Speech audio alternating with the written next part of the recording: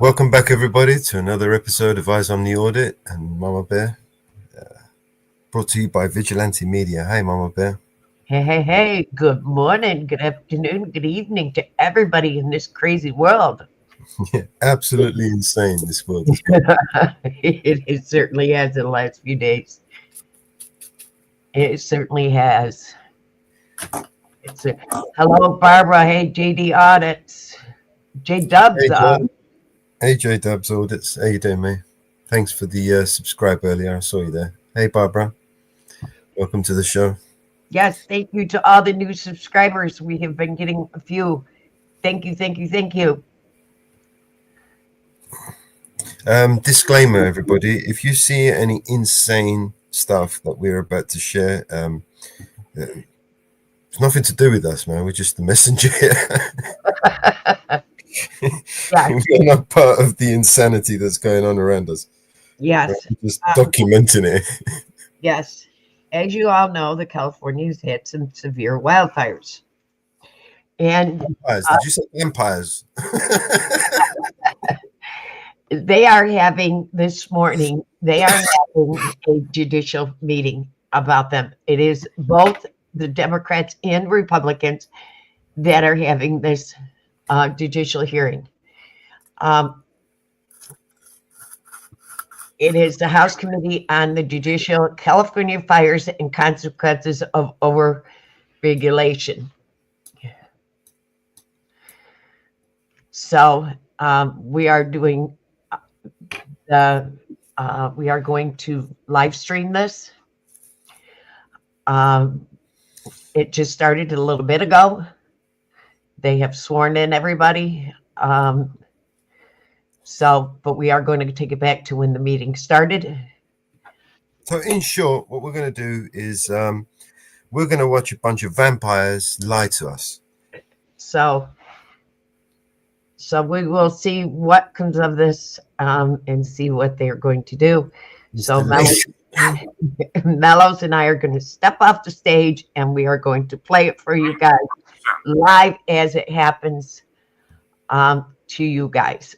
Well, it'll be a few minute delay, I suppose, because we're going to play it back to the beginning, right? Yes, it'll be a couple minutes delay, and then we'll catch up on break. So I'm going to remove we will be here, but we are going to let this play so that you guys see what is transpiring and what they are saying. All right, let's full screen this. Hang on. And then give me a second, guys. Let me just full screen. Volume. There you go. I'm going to mute up as well. Subcommittee will come to order. Without objection, the chair is authorized to declare recess at any time. We welcome everyone to today's hearing on California fires and the consequences of overregulation. We have a lot of members that will be waving on today. Without objection, Mr. McClintock, Mr. Kiley, Mr. Biggs, Mr. Liu, Mr. Swalwell, Ms. Kamler Dove, and Mr. Moskowitz will be permitted to participate in today's hearing for the purposes of questioning the witnesses. If a member yields them time for that purpose, I will now recognize myself for an opening statement. Earlier this year, Southern California was hit with tragedy as fires, exasperated by strong Santa Ana winds, engulfed large sections of Los Angeles.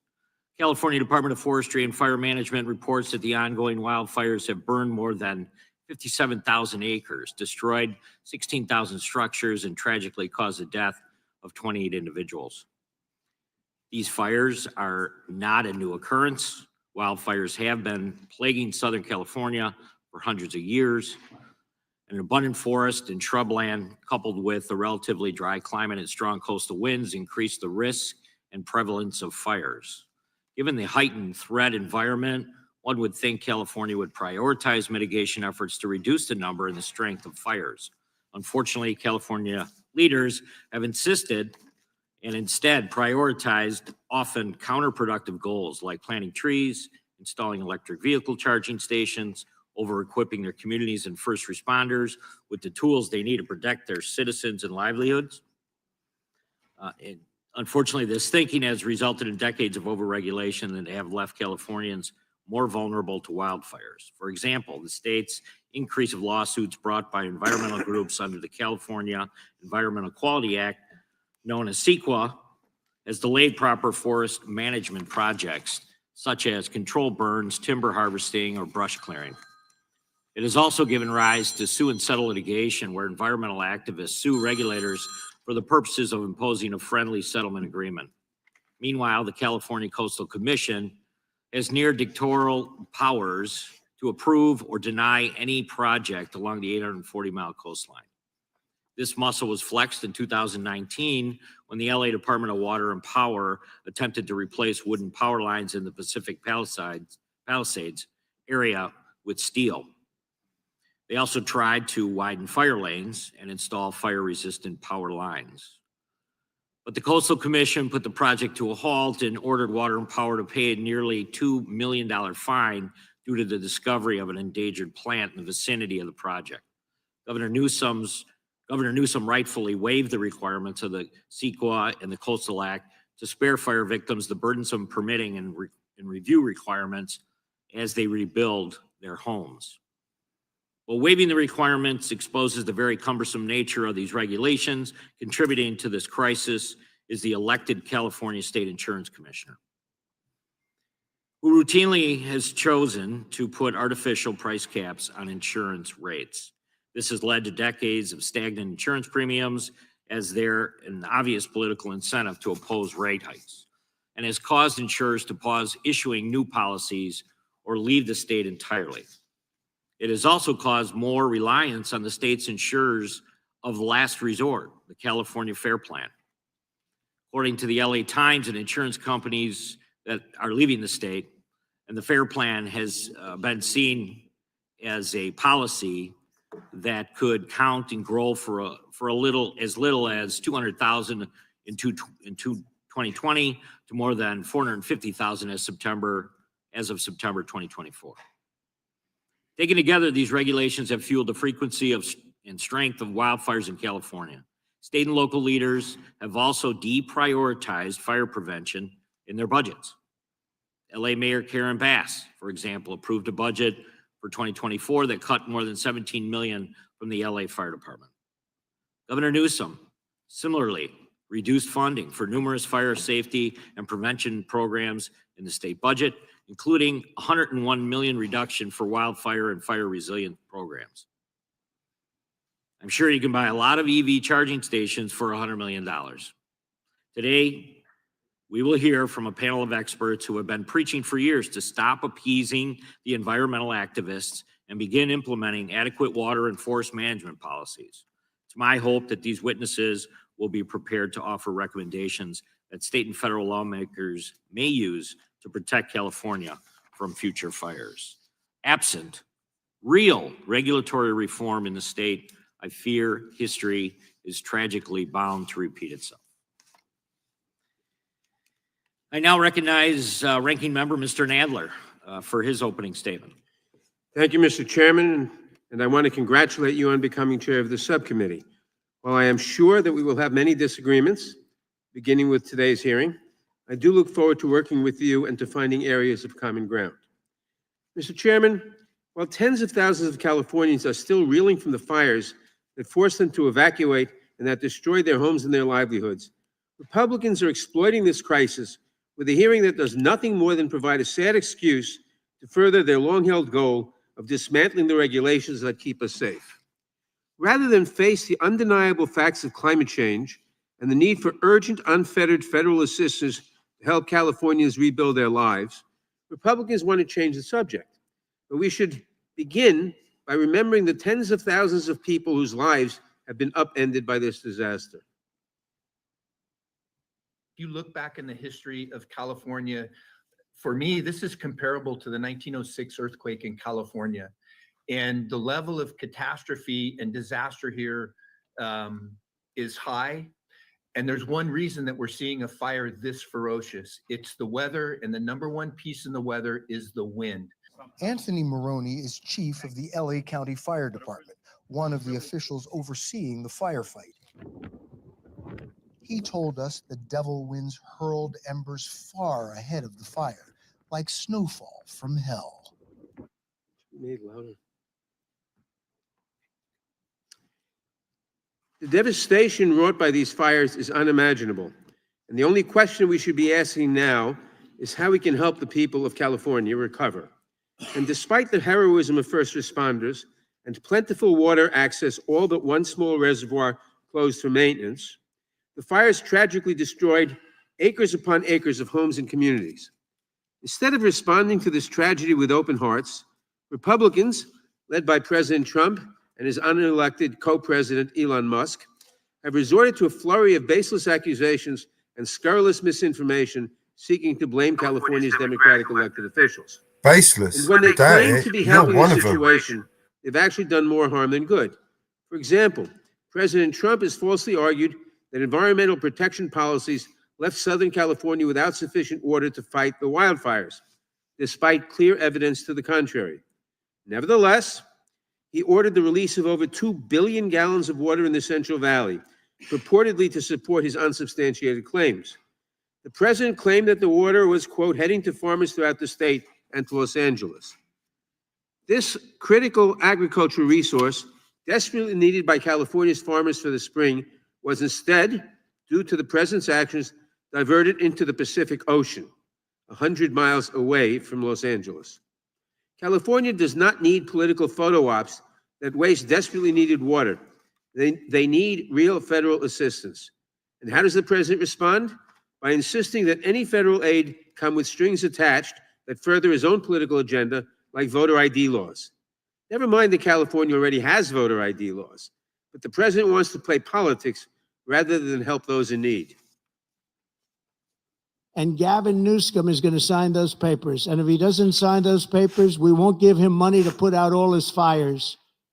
And if we don't give him the money to put out his fires, he's got problems. He's a lousy governor. So I said, Gavin, will you sign? It took him like a month and a half or 2 months, and then he decided for political reasons.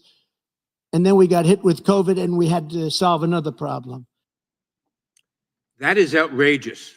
And it is outrageous that Republicans in Congress, including Speaker Johnson, have indicated that they are open to placing conditions on disaster aid, especially ones that have nothing to do with wildfires.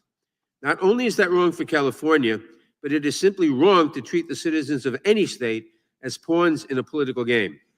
Natural disasters tragically affect millions of Americans across the country each year. As FEMA's website explains, its purpose is, quote, to help people before, during, and after disasters, unquote. To help people, all people. It is not there to help just the Republicans or just the Democrats or to promote partisan objectives. It has always been and should always remain strictly neutral in its work. Members should be careful before they consider attaching political strings to the federal funds needed to recover from natural disasters. If it can happen to California, it can happen to your state too. In 2024 alone, the states my colleagues across the aisle represent collectively had 122 extreme weather events that necessitated FEMA assistance. 122 extreme weather events made worse and made more frequent by the realities of climate change that the majority still will not acknowledge. Imagine if then President Biden had conditioned necessary FEMA disaster recovery funds on strings that bear no relation to the disasters their constituents are still recovering from. They would have been outraged, justifiably. But today, they remain silent.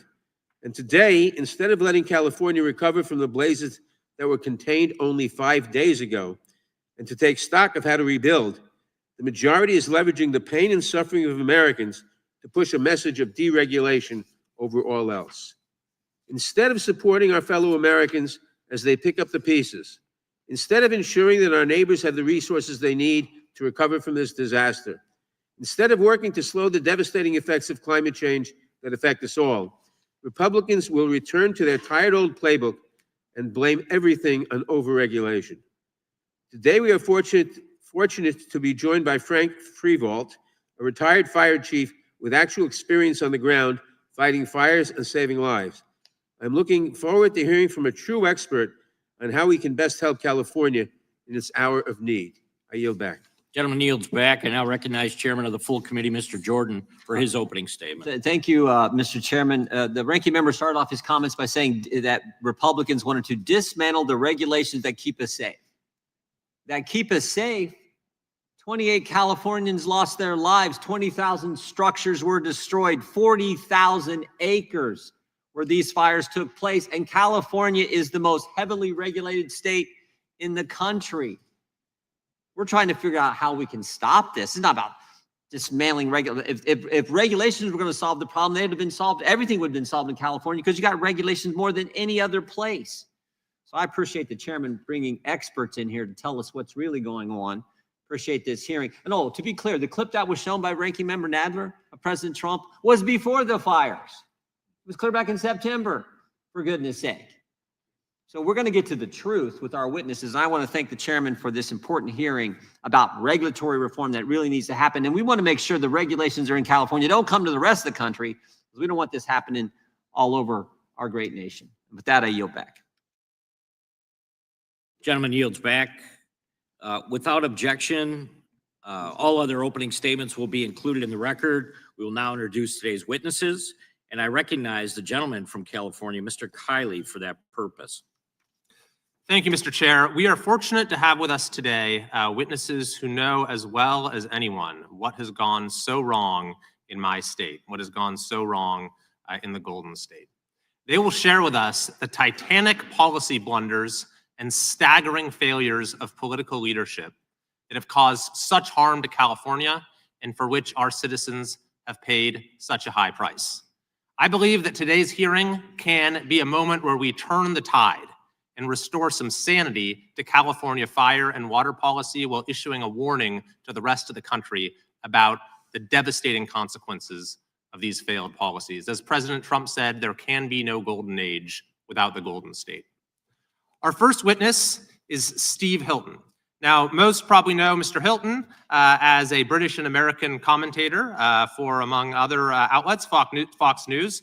But he actually, back in 2010 to 2012, was the director of strategy for British Prime Minister David Cameron. And he has now brought his unique mix of brilliant strategy, passion, and a common sense approach to policy to found a nonprofit organization called Golden Together, which focuses on fixing the problems that are causing a mass exodus of people from the state of California. That mass exodus, by the way, is measurable. For 5 straight years, California has ranked #1 in the country in outbound U-Haul rentals. The greatest state in the country, most beautiful state in the country, has become the most popular state to leave. Mr. Hilton's testimony will cover the failures in leadership that have led to the lack of preparation for the fires in Los Angeles.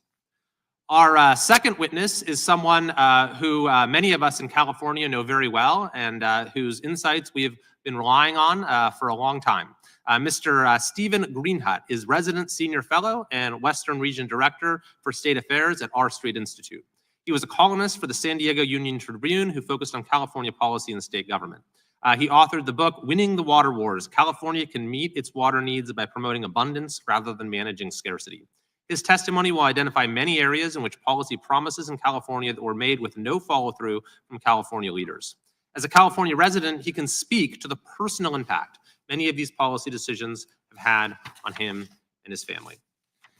And finally, Mr. Edward Ring, who is perhaps as knowledgeable about water and fire policy in California as just about anyone. Dr. Ring is the Director of Water and Energy Policy for the California Policy Center. He has a deep tactical knowledge of the poor decision-making of environmentalist California policymakers. He will speak directly to the prolonged environmental review process and the meddling of environmental groups that prevents proper fire mitigation and water management from happening in California. And lest anyone think that the purpose of this hearing is simply to identify problems rather than present solutions, I'd encourage you to check out Dr. Ring's written testimony in which he has literally dozens and dozens of concrete policy changes that California could make right now to improve the situation. Thank you, Mr. Chair, for convening this important hearing, and I yield back. Gentleman yields back. I now recognize the ranking member, Mr. Nadler, to introduce the Democrat witness. Thank you. Before I introduce our witness, I must take strong exception to what Mr. Kiley said when he said California was the most beautiful state in the Union. Obviously, New York is the most beautiful state in the Union. Chief Frevo has served since 1979 with special district, city, county, state, and federal fire agencies in roles from firefighter to fire chief. He holds an MS from Oklahoma State University in Fire and Emergency Management Administration, and currently serves as director of the Wildland Urban Interface Fire Institute at Cal Poly San Luis Obispo. Frank is an SME for the Gordon and Betty Moore Foundation Wildfire Advisory Council, and previously served as a senior policy advisor to the Western Fire Chiefs Association, with an emphasis on the development of resilient wildland urban interface communities.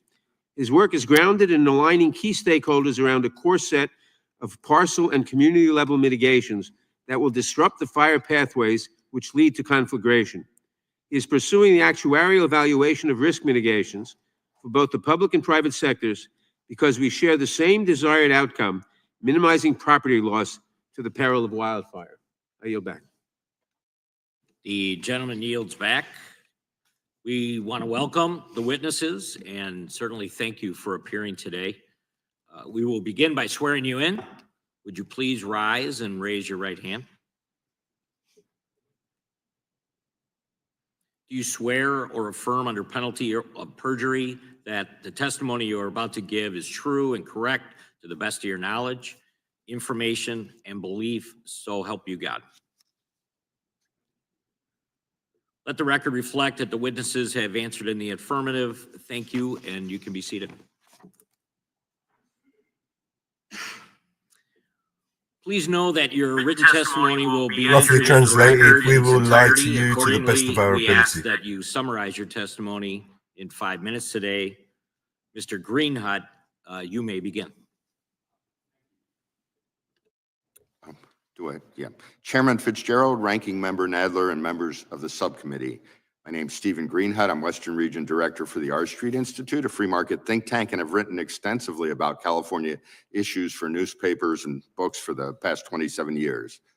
I love the state and want to see it prosper. One of the common themes in my writing has been the state's commitment These are the to expanding witnesses, right? bureaucracy and regulation without much regard for whether the new programs accomplish their stated goals. But the Los Angeles wildfires have exposed festering regulatory hurdles that have exacerbated the crisis. Many are years in the making, maddeningly complex, and not given to quick solutions. It's a confluence of bad policy involving brush clearance, water, insurance, firefighting, housing, and climate change. California has created a tangled web of regulation that renders this once innovative state incapable of accomplishing anything efficiently, even environmental protection. Consider California's extensive climate change agenda. Instead of building a resilient system that handles whatever Mother Nature throws our way, our state constantly uses it as an excuse for inaction on nuts and bolts issues. By the way, uncontrolled wildfires undermine whatever progress we're making in reducing carbon dioxide emissions. University of Chicago research found that the 2020 wildfires emitted close to double the state's emissions reductions achieved over 16 years. The governor has agreed that we need to step up brush clearance, but very little happens. The California Environmental Quality Act, CEQA, and other laws require environmental impact reports for clearance projects and 2 to 3 approvals for controlled burns. They can take years. The state could, for instance, consider using more funds from the Greenhouse Gas Reduction Fund to pay for this, rather than prioritizing a high-speed rail system that's unlikely to do much about the climate. It's always an issue of priorities. The wildfires have also highlighted California's counterproductive insurance regulations. I've been writing for years about the coming insurance catastrophe. It can take many months, close to a year, for insurers to wade through the process of hearings, rate reviews, and opposition to such hikes by consumer attorney interveners who earn large fees for their efforts. The problem goes back to Proposition 103, the 1988 ballot initiative that instituted the prior approval system for rate increases and rolled back rates. It created a price control system.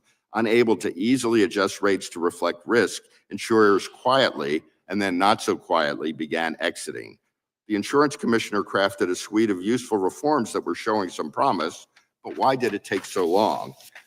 With this catastrophic wildfire, it remains to be seen whether these changes will be enough to stop the continued exodus of insurers. Many homeowners in the LA area didn't have coverage or were relying on the state-created insurer of last resort, the FAIR Plan, and there's much talk of that bare-bones system facing possible insolvency. Rather than addressing the insurance emergency, the governor and lawmakers found time for a performative special legislative session about so-called oil industry price gouging. Again, it's about priorities. Water policy is a tangential issue related to wildfires, but California has built little new water infrastructure since the 70s, when the population was roughly half what it is today. The state passed a major water bond a decade ago, but we've seen little progress on building traditional infrastructure projects. The California Coastal Commission in 2022 even rejected a privately funded desalination plan in Huntington Beach over concerns about plankton. More water would not have stopped the wildfires, but additional water resources would bolster firefighting efforts and mitigate some of the effects of drought seasons. Instead of building the basic water infrastructure prioritized under the Pat Brown administration, recent administrations have focused almost solely on conservation and rationing. Yet approximately 50% of California's water flows to the Pacific, 40% is used for agriculture, and 10% is for urban uses. Limiting swimming pools and car washing is no solution. We've seen criticisms about an inadequate number of firefighters.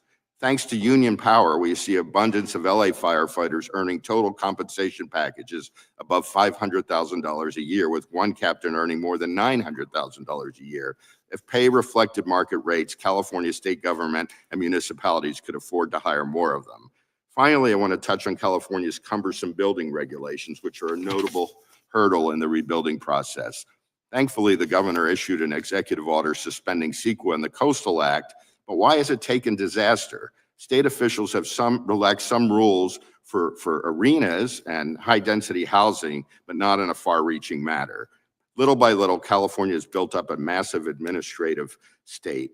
I'm hoping the heartbreaking nature of the wildfires will finally cause state officials to rethink this failed approach. Thank you for your time. You may begin.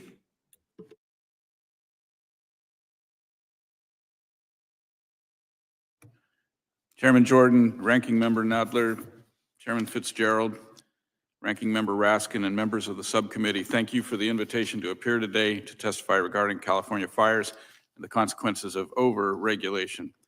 My name is Edward Ring, and I'm the Director of Energy and Water Policy for the California Policy Center, a nonpartisan public policy research institute.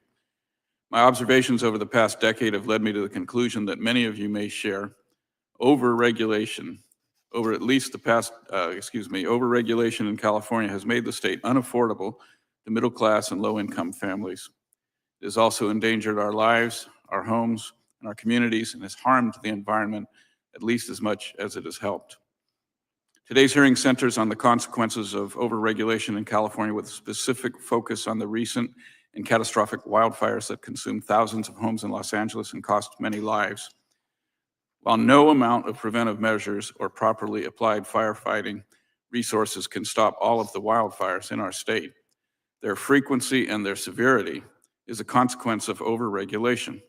The regulations most damaging to our forests are, ironically, justified by misguided environmentalist values. Because of environmentalist regulations and litigation, pursuant to the California Environmental Quality Act, the California Endangered Species Act, and their federal equivalents, California's annual timber harvest is down to 1.5 billion board feet a year, 25% of what it was as recently as the 1980s. These and other environmental laws have nearly killed our logging industry while also making it much harder to do prescribed burns or graze. These forests are dried out, unhealthy, because there are now at least 3 times as many trees, at least 3 times as many trees per acre than the natural density, competing for limited light, water, and soil nutrients. There is an alternative. For example, in 2020, the Creek Fire burned 380,000 acres in the Central Sierra Mountains, but 20,000 acres in the middle of that fire, the watershed around Shaver Lake, didn't burn at all. That's because for several decades, the owners practiced what they call total ecosystem management. They used prescribed burns, mechanical thinning, grazing, and selective logging to manage their forest. Wildlife biologists who were on site claimed that species counts in the area actually exceed levels found in forests where state regulations have banned logging. These practices need to be extended to all wildland in California, and in the wildland-urban interface, Los Angeles in particular, the Santa Monica Mountains Conservancy ought to completely reprioritize their actions to first ensure reducing fire risk. California is only 5% urbanized, and that is where 94% of our state's population lives.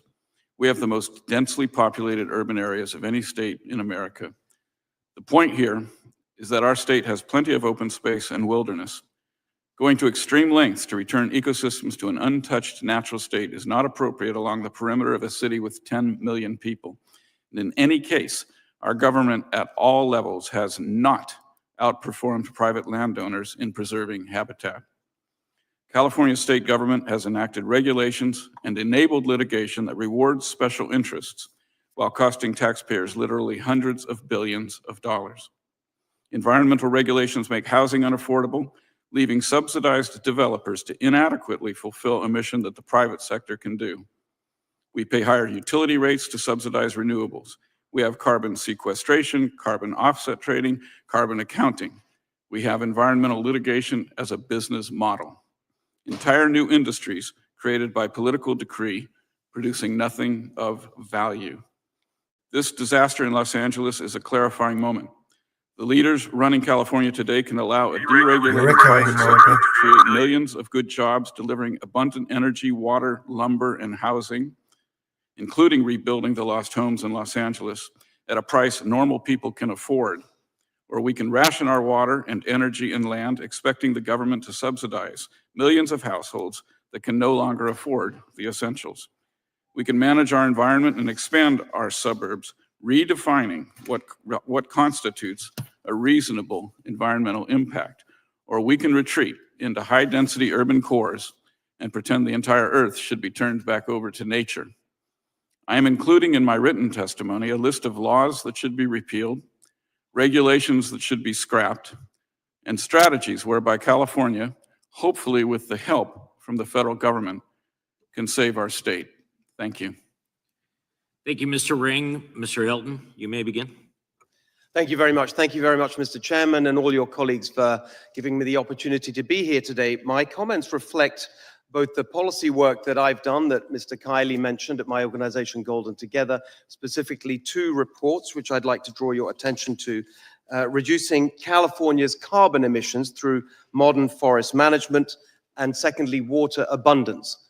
But my comments also reflect more recent conversations with firefighters in Los Angeles, retired firefighters across the state, and the victims of this disaster. And I have to say to the ranking member, those victims will be offended by the remarks we just heard, which were frankly outrageous and offensive, preposterously claiming that the regulations keep us safe. It is the regulations that put Californians in danger, as we have all been highlighting.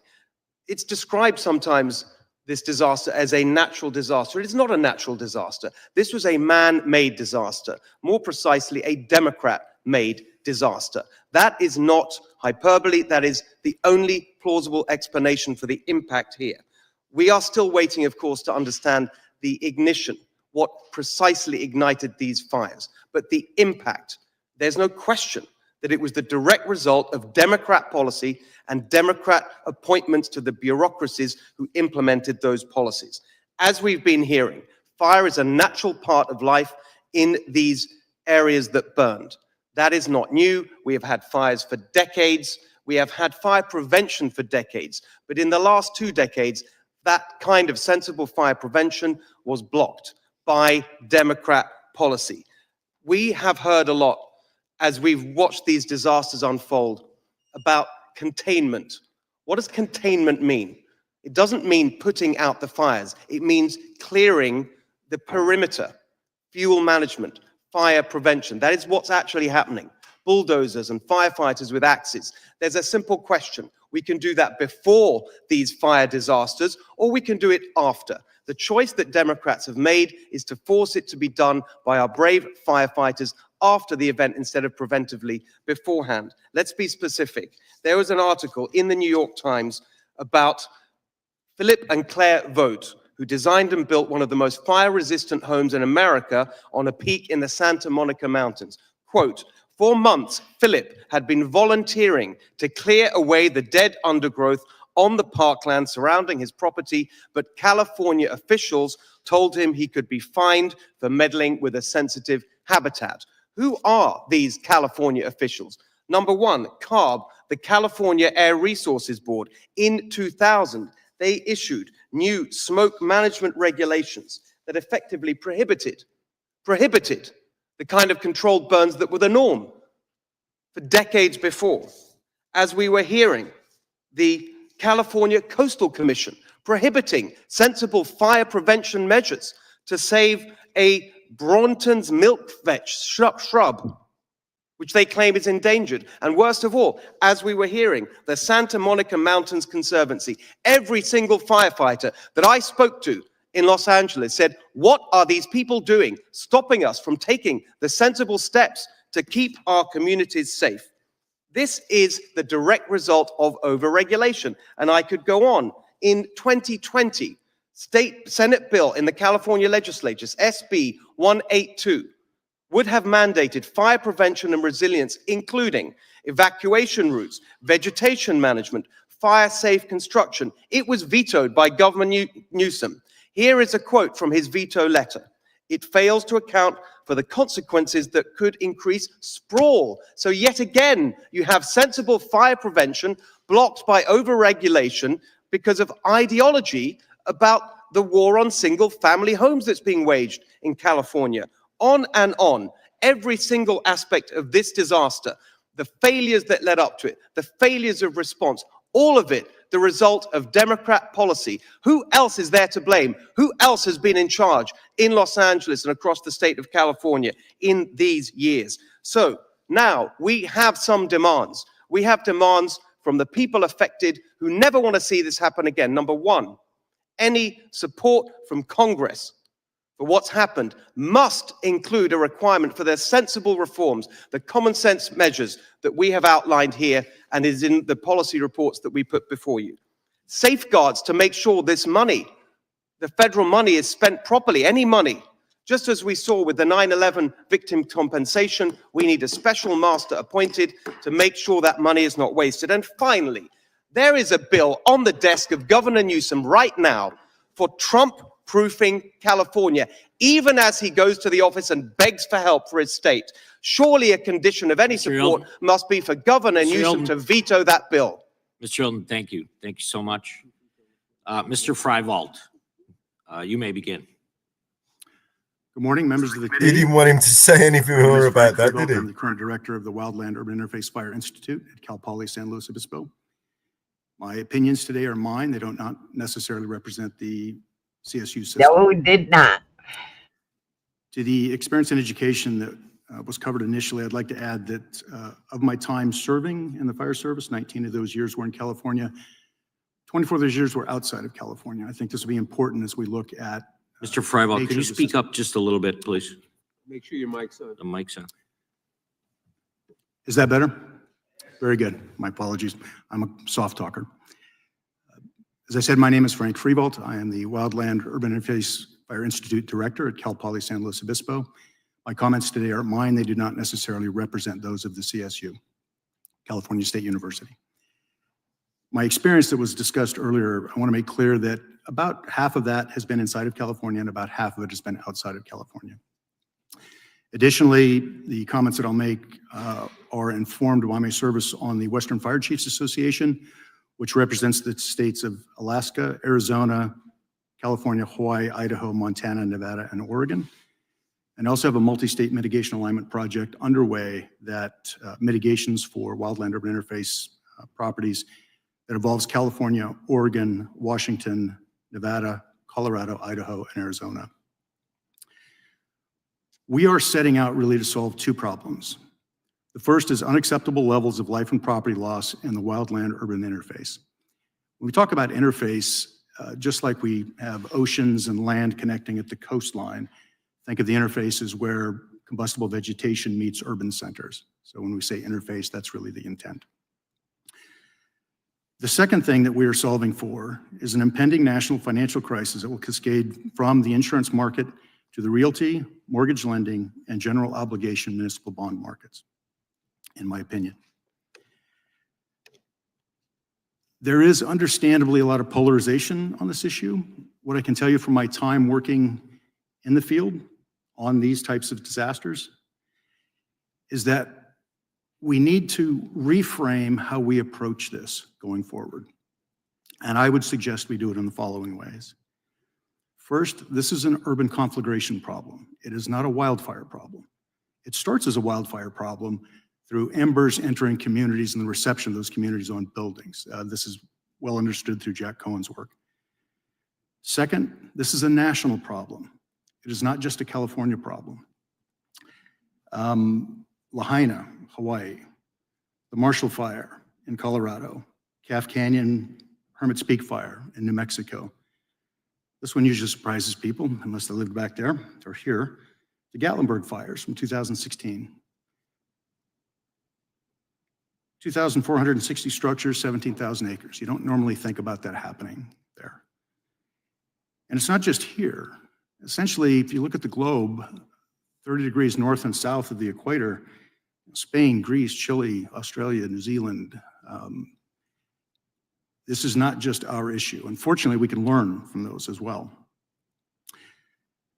Another reframing is that while climate accelerated this issue, that's really just two of the three primary issues. One is an accumulation of fuel since roughly 1910 due to national policy that made sense at the time, led to unintended consequences. And the second is continued development into fire-dependent landscapes. These landscapes have a return interval that needs to be met.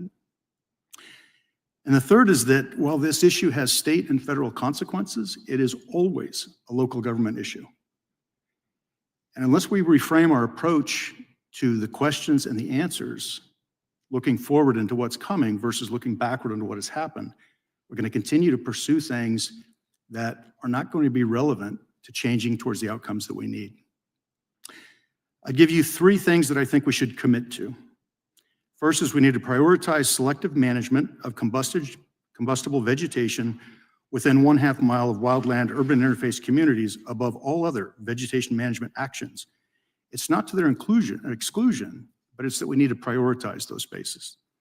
The second is that we need to retroactively harden existing structures in wildland urban interface communities through evidence-based mitigations and create and maintain defensible space around those structures. And to clarify, mitigations mean the various actions that you can take to make these structures less receptive, first and foremost, to embers, and later to structure spread.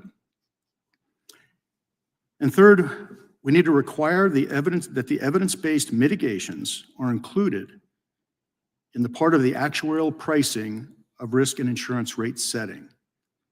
We know enough now about those relative contributions to the disruption of fire pathways to understand their value. And I'll end with the first time I understood we had a serious disconnect is I had some property owners that passed our defensible space inspection brilliantly and had a non-renewal before the week was up.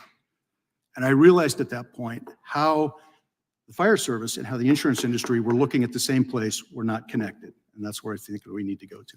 Thank you. Thank you, Mr. Freibald. We'll now proceed under the 5-minute rule with questions. The chair I recognize myself for a number of questions starting out. The tragedy of recent fires in Los Angeles will undoubtedly made worse by some of the policies that make it impossible for California to manage longstanding fire risks inherent to the state. So, Mr. Ring, let me start with you. Why do you think there is such a resistance to these common sense approaches that many have just heard about this morning, and certainly have been hearing about since the fires happened in LA? I can't think of a harder question to answer. I find it inexplicable I do think that some of the motivation for the litigation, for example, that we see against sensible wildland management comes as an economic motive. Again, the regulatory and legal environment, because of these laws, are such that it's very easy to file a lawsuit to try to break any project that's going to develop land or manage wildland. So I think a lot of it would have to do with that. I also think that there is a preoccupation with climate change that sort of diverts people from looking at, I think, what Steve referred to as the nuts and bolts. If you're truly concerned about climate change, you should be wanting to, you would be wanting to pursue sensible policies with more urgency, not less. So I think it's partly ideology, and I think it's partly some perverse incentives caused by the legal environment that we've created. So what could the federal government do? What kind of steps could we take to ensure that all states, including California, have less roadblocks to mitigate? An act of Congress could, for example, make losers pay in frivolous lawsuits that have to do with environmental issues. I think that would be a reform that would cut across every law or regulation that's being exploited currently. Whereas if you, for example, reform the Endangered Species Act, which is also necessary, and reforming NEPA is also necessary. But if you also assign a responsibility to litigants that file frivolous lawsuits, you would take care of every regulation that's being exploited in that manner. Do you think there's anything that we're seeing and experiencing with the fires in California that would lead you to maybe scrutinize some of the statutes at the state level in other states that also experience forest fires, wildfires that California just experienced? That makes sense, that there is a state to look towards to maybe fine tune what's going on in California. Well, I can say that in California, it would probably be helpful to take away the waivers that permit California to enact all kinds of laws that go well in excess of federal regulations. As far as an example of a state that's managing their wildlands more responsibly, I can't answer that with specific knowledge, but I think that in the southeastern United States, a lot of forest management is done in a way that makes a lot more sense. Very good. Thank you. Mr. Greenhut, let me ask you, many states require that state insurance commissioner has to approve a rate increase before it takes effect. The fast rate approvals are a crucial component of healthy state insurance markets. Many of us that served in state legislature worked in that area.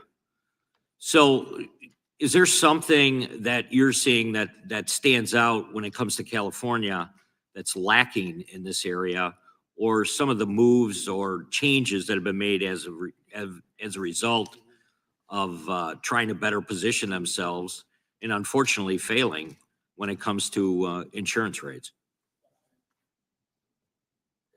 There are about 12 states with prior approval systems, and California's is the strictest. You pointed out in your opening that, well, for one thing, it made the insurance commissioner an elected position. There aren't a lot of insurance commissioners, often are looking to higher office, who want to be the person who approved a major rate hike. And the problem is this has been going on for years. We're not able to just adjust the rates and their process. There are things that could be done within the Prop 103 process. We could speed up the rate approval process, and California is notoriously slow for that. And it's supposed to, by the initiative, these rate reviews are supposed to take place within 60 to 180 days, and the average is somewhere like 293 days. And then, there's one example. We have these interveners who are consumer attorneys, and one of their consumer watchdog is one of them, and their predecessor group wrote the initiative, and they earn substantial fees, essentially opposing any sort of rate increase. And that, that just drags it out.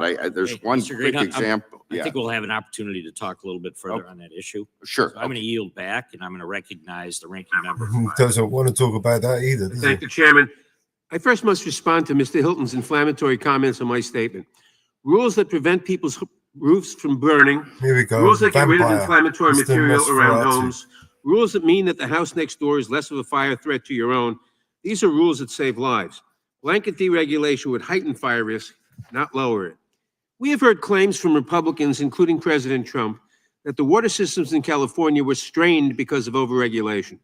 But with the exception of one small reservoir that was down for scheduled maintenance, the reservoirs were full when the fire started. According to some estimates, when the Palisades fire started, there were 3 million gallons of water stored locally. But the demand to fight the fires was 4 times greater than the system had ever encountered. The widespread and simultaneous use of hydrants across the affected area did cause water pressure to drop, but as experts have explained, quote, hydrants are designed for fighting fires at 1 or 2 houses at a time, not hundreds. As one expert in the field observed, quote, we have really no lack of water. What we have is an infrastructure that is not made to fight cataclysmic fires, biblical-sized fires. Director Freevolt, for these large-scale urban fires like ones in Eaton and Palisades, would you say that these are once-in-a-career fires? Thank you for the question. Initially, when I started, maybe. But we can look at, you have plenty of access to the history and records and severity of wildland urban interface fire institutes or incidents. They're certainly on a rise. But I would also mention that to date, our largest acreage, life and property losses actually occurred a long time ago. First one was, at least it was recorded in this way, 1871 in Peshtigo, Wisconsin. That was burned somewhere between 1.5 million to 2.4 million acres. Between 1,200 to 2,500 people were killed. It jumped Green Bay. 16 towns were burned in that process. Thank you. I have one other question. After large fires like these, we should be doing everything we can to help people in need, not pointing fingers and trying to blame elected leaders. You said made a that, number of Matt. recommendations, but what would be most helpful to the people of California during this difficult time? Well, right now we need to focus on the recovery part, for sure. As we move forward, I'll go back to the 3 concurrent integrated actions that I mentioned in my opening statement. We have to prioritize selective management of fuel treatment immediately around wildland urban interface communities. We need to retroactively harden the existing inventory of structures. And we need to require evidence-based mitigations to be included in the pricing of risk. Thank you. I now yield the balance of my time to the gentleman from California, Mr. Liu, who can speak to the devastation and the need for disaster relief funds. Thank you, Ranking Member Natalie, for using your time. Thank you, Chairman Fitzgerald, for letting me attend. Mr. Hilton, are you a firefighter? I'm not a firefighter. Mr. Ring, are you a firefighter? Mr. Ring, it's about just a this yes issue. or no question. Mr. Ring, are you a firefighter? No. All right, Mr. Green, are you a firefighter? I'm not a firefighter. The Are you a firefighter? The northern part of my district was evacuated. I've talked to numerous firefighters. I've visited the intensive damage. I've had multiple briefings from firefighters, first responders, and fire chiefs. This is what they told me. The reason these fires in Southern California spread so quickly, caused so much damage, was because of Santa Ana winds that reached unprecedented gusts of 100 miles per hour.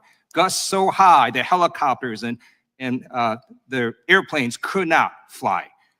Also because of very low relative humidity and the driest conditions in California history. None of the firefighters said it was about overregulation or homeless people or the Delta spelt fish or the timber harvest or voter ID laws. So shame on anyone who is exploiting the pain and suffering of disaster victims to jam through partisan ideological policies. We should give disaster aid to these disaster victims now without conditions, just like we treat every other disaster victim across America. We just gave aid this past December to South Carolina, Florida, Oklahoma. The Democrats say, hey, we want you to do better on climate change policies in your state. No, we just gave that aid because these are Americans who are suffering. So do not exploit them. I yield back. Gentleman yields back. Ranking member has a unanimous consent request. Thank you, Mr. Chairman. Since the majority is having this hearing on California fires without the participation of members who represent the Palisades and Eaton, I seek unanimous consent to enter statements from That was actually a Representatives good attack, that Chu one. and Sherman into the record. Without objection, we now recognize the gentleman from North Carolina, Mr. Harris.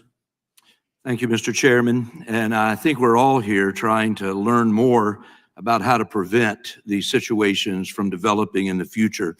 And I want to just, first of all, thank all of you for being on the panel today and sharing. And I want to address a question to Mr. Stephen Greenhut, if I may. Recently, areas in my own home state of North Carolina that were devastated by Hurricane Helene are now dealing with wildfires ourselves. Unfortunately, in the last couple of weeks, the aftermath of the storm's destruction has been providing fuel for these fires. And I want to talk for a moment about the concept of utilizing controlled burns to mitigate wildfires. I know there are prescribed burn projects that happen in my district, and I think it's important that they continue. But it's my understanding that implementing prescribed burns has become more difficult due to the regulations in California. And Mr. Greenhut, are there significant barriers that exist in California to exercising these prescribed burns? And if so, what are they? Yeah, the California Environmental Quality Act, which continues to come up, CEQA, it just imposes enormous hurdles and delays to doing any sort of project. So when we had these horrific wildfires up in Paradise in Butte County, after the fires, it took 2 years before the county was even able to let out contracts for brush clearance. There was a previous fire where it took 18 months, I believe, to get a CEQA approval to do some brush clearance, and the community was destroyed shortly thereafter. So CEQA was a huge hurdle for everything. And one of the points about CEQA, we hear a lot that, we need these regulations to protect the environment. But the CEQA delays and lawsuit process doesn't help the environment. I was just looking up 49% of lawsuits, CEQA lawsuits, are public projects. And many of them are environmental projects, including parks, university housing, renewable energy. 80% of them are infill projects, which are, a lot of people in California say we need more of those to deal with climate change. And yet the lawsuits target those projects. And 64% of the lawsuits are from associations such as unions which don't have a history of environmental activism. So in other words, they use them to secure wage concessions. So is this helping the environment? And if we're slowing prescribed burns and brush clearance, and we've done very little, we're supposed to do about, according to CAL FIRE, about 1 million acres of clearance a year on federal and state land.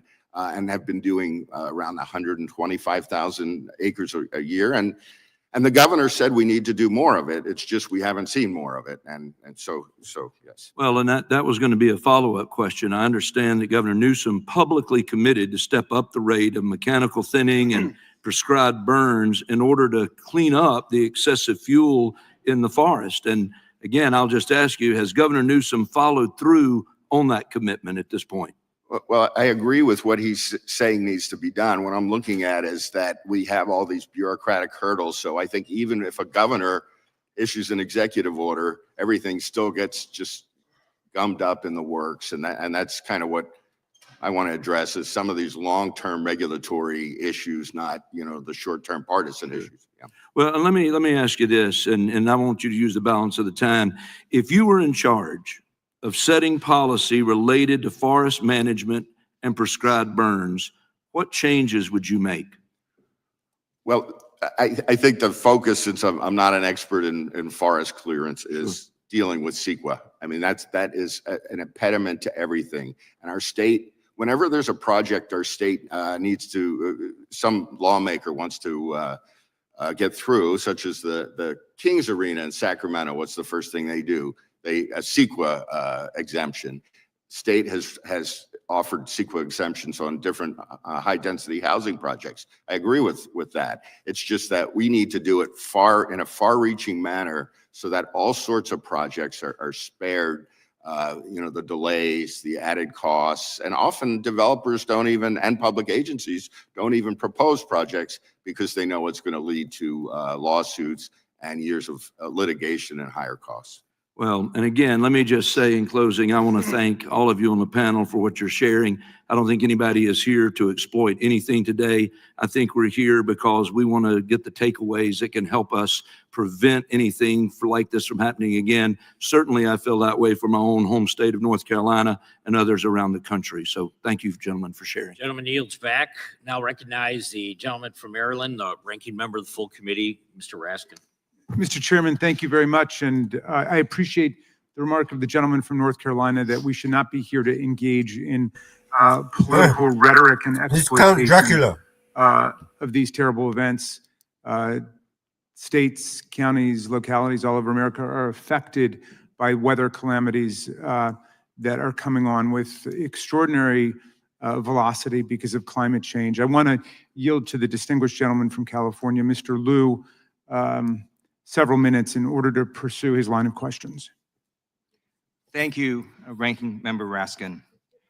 So the majority's witnesses, Mr. Hilton, Mr. Ring, and Mr. Greenhut, are not firefighters. But thank goodness we do have a firefighter on this panel today, Mr. Freevold, who not only was a firefighter, he was a fire chief. And he, in his testimony, talks about that this is not a traditional wildfire. This is a wildland-urban conflagration. And I'm going to show you a little bit a firefighter, Mr. Liu. But I just want to explain, when you solve for the wrong problem, not only do you not get the solution, you can cause harm. So Donald Trump has it in his mind that somehow there's a spigot in Northern California. He's going to open a valve and dump water to Southern California. Here are the facts.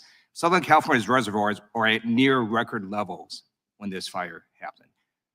Didn't matter because Donald Trump then ordered the Army Corps of Engineers to release over 2 billion gallons of water that almost flooded farmland, if not for the local water districts that pushed back. But guess what? This water was saved for the farmers for the summer season when they needed the water. And so the president wasted all this water that isn't even reaching Southern California. It's going to evaporate for a PR stunt. So this was a harmful, ludicrous action to solve for the wrong problem. And so I want to show a video now of what was happening in the Eaton fire that wiped out Altadena. Just watch this 15-second video.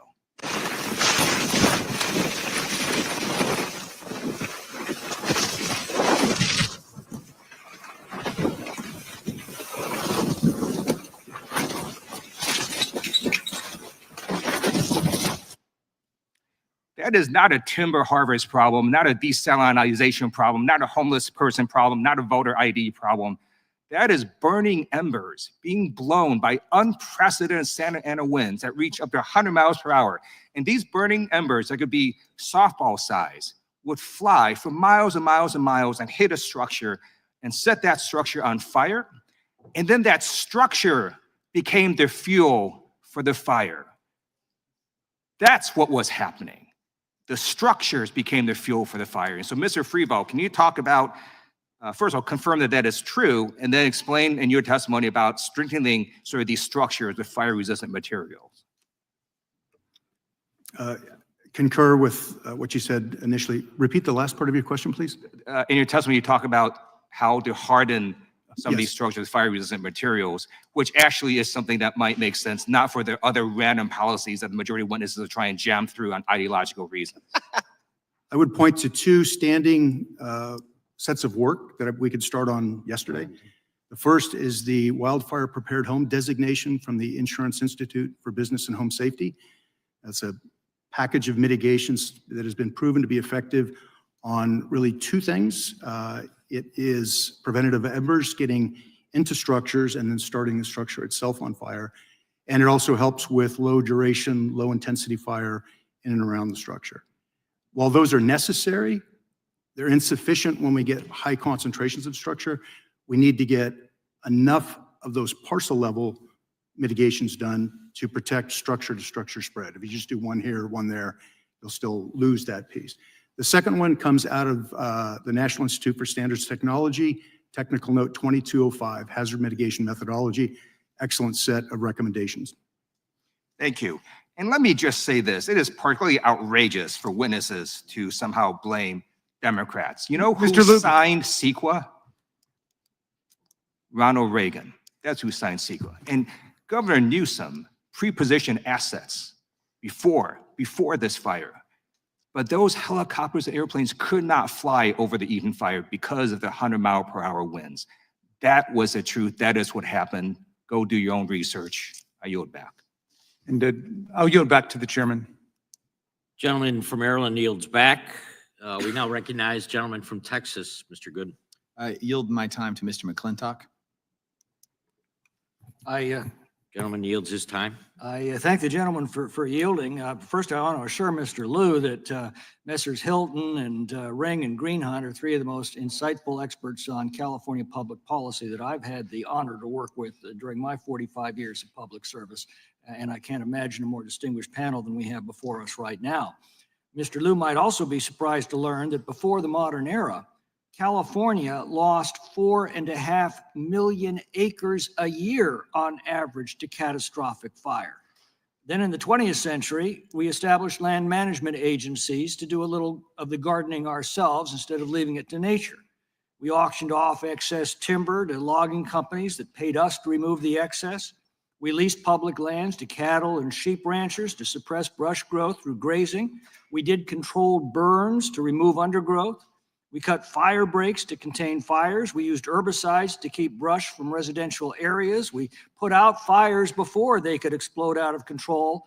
And our fire losses declined from 4.5 million acres a year on average to just 250,000 acres a year throughout the 20th century. But we don't do those practices anymore. Our fire losses are now back up to an average of 1.5 million acres in 2020, 4.5 million acres. Mr. Greenhut, what happened? Thanks, Congressman. It just seems like an ideological shift. We've moved towards land preservation at all costs.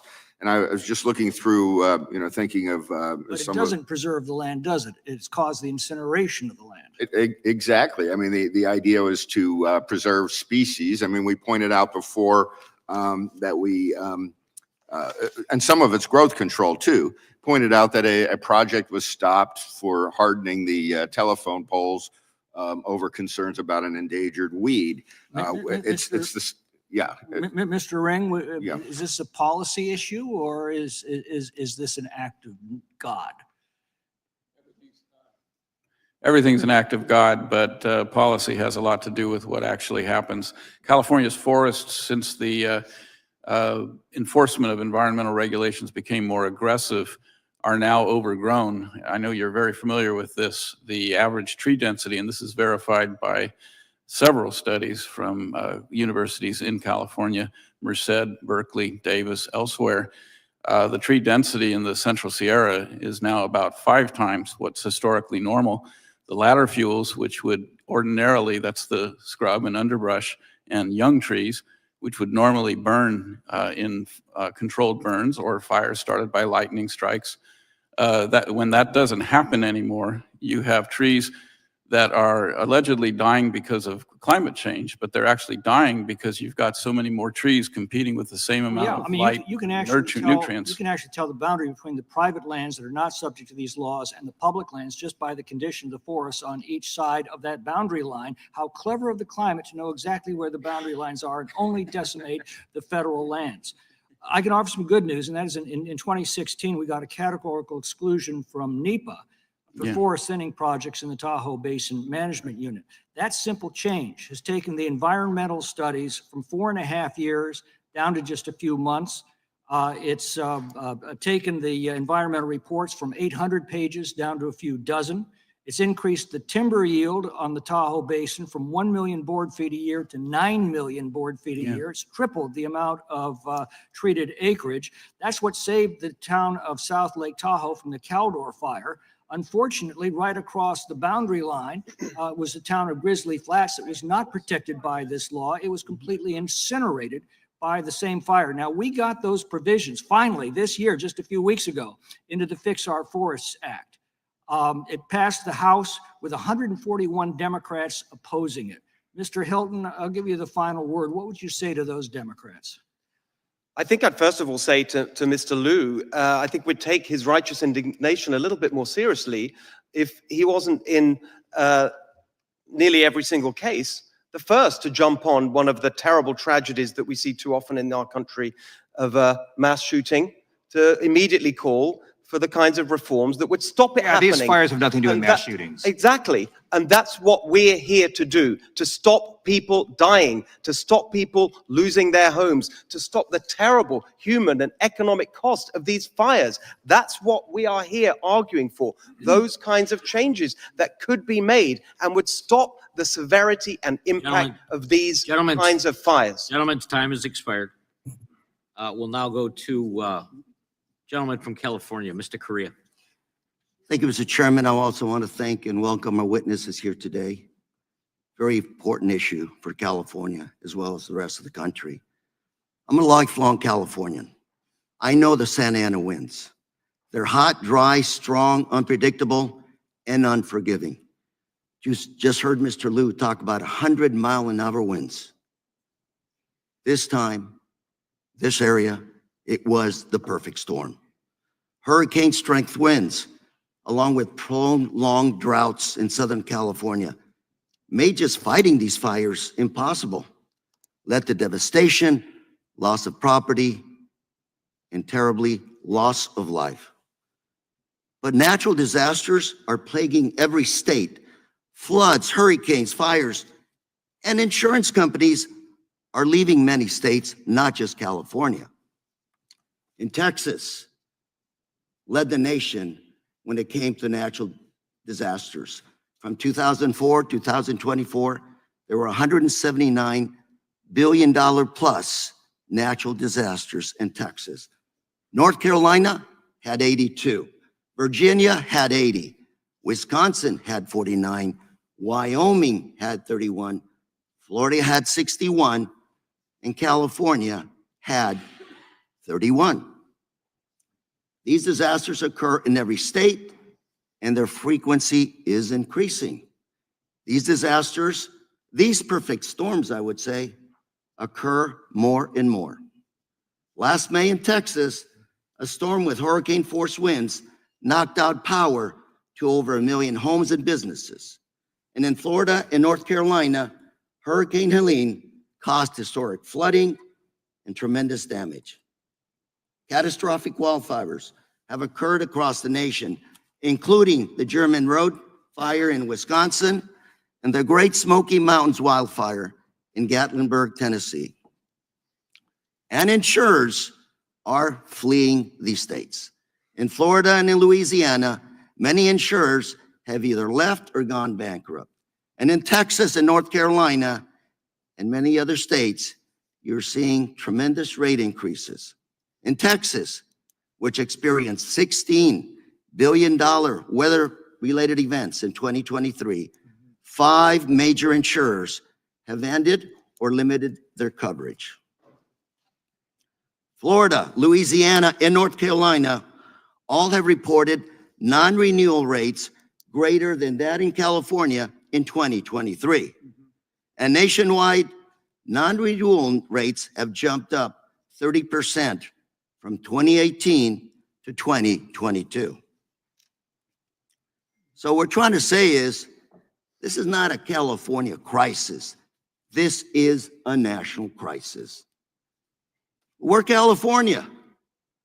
Everybody likes to bash us. We are the center of the universe, that I'd say. We're the center of high tech, biotech, and we are the center of the entertainment industry. And by the way, we're the number 5 economy in the world. I hope that doesn't bring us any tariffs. We're also home to 70% of the venture capital in the US. And of course, home to 40 million people. Let's be clear. Disaster aid should never be preconditioned on political agendas. All of us here have voted for aid for other states when they needed it. And we do learn from every disaster in California. Right now, California has dedicated billions of dollars, nearly doubling the amount we spent in 2019 to address the causes of forest fires. And CAL FIRE and others have worked on over 1 million acres to reduce these activities that would lead to fires. California, we're doing our job. It's just the situations have been impossible. We're all Americans. And I hope all of us remember that when it comes to disaster relief. When one American suffers, the rest of us need to show up and help. That's what we do best. Mr. Chair, I'm out of time. I yield. Gentleman yields back. Now recognize the gentlewoman from Wyoming, Hageman. Ms. Hageman. Thank you, Mr. Chairman. Climate change and global warming are the scapegoats for the Democrats and radical environmentalists to deflect attention from their failed policies and the destruction caused by their own actions. In 2001, under Bill Clinton, the Forest Service adopted the roadless rule, which was designed to deny access, management, and use to 58.5 million acres of National Forest Service lands. We warned at the time that this rule would cause catastrophic forest fires, reduce the amount of water available for communities for farming and other uses, and also result in catastrophic pine beetle outbreaks, which is in fact exactly what has occurred.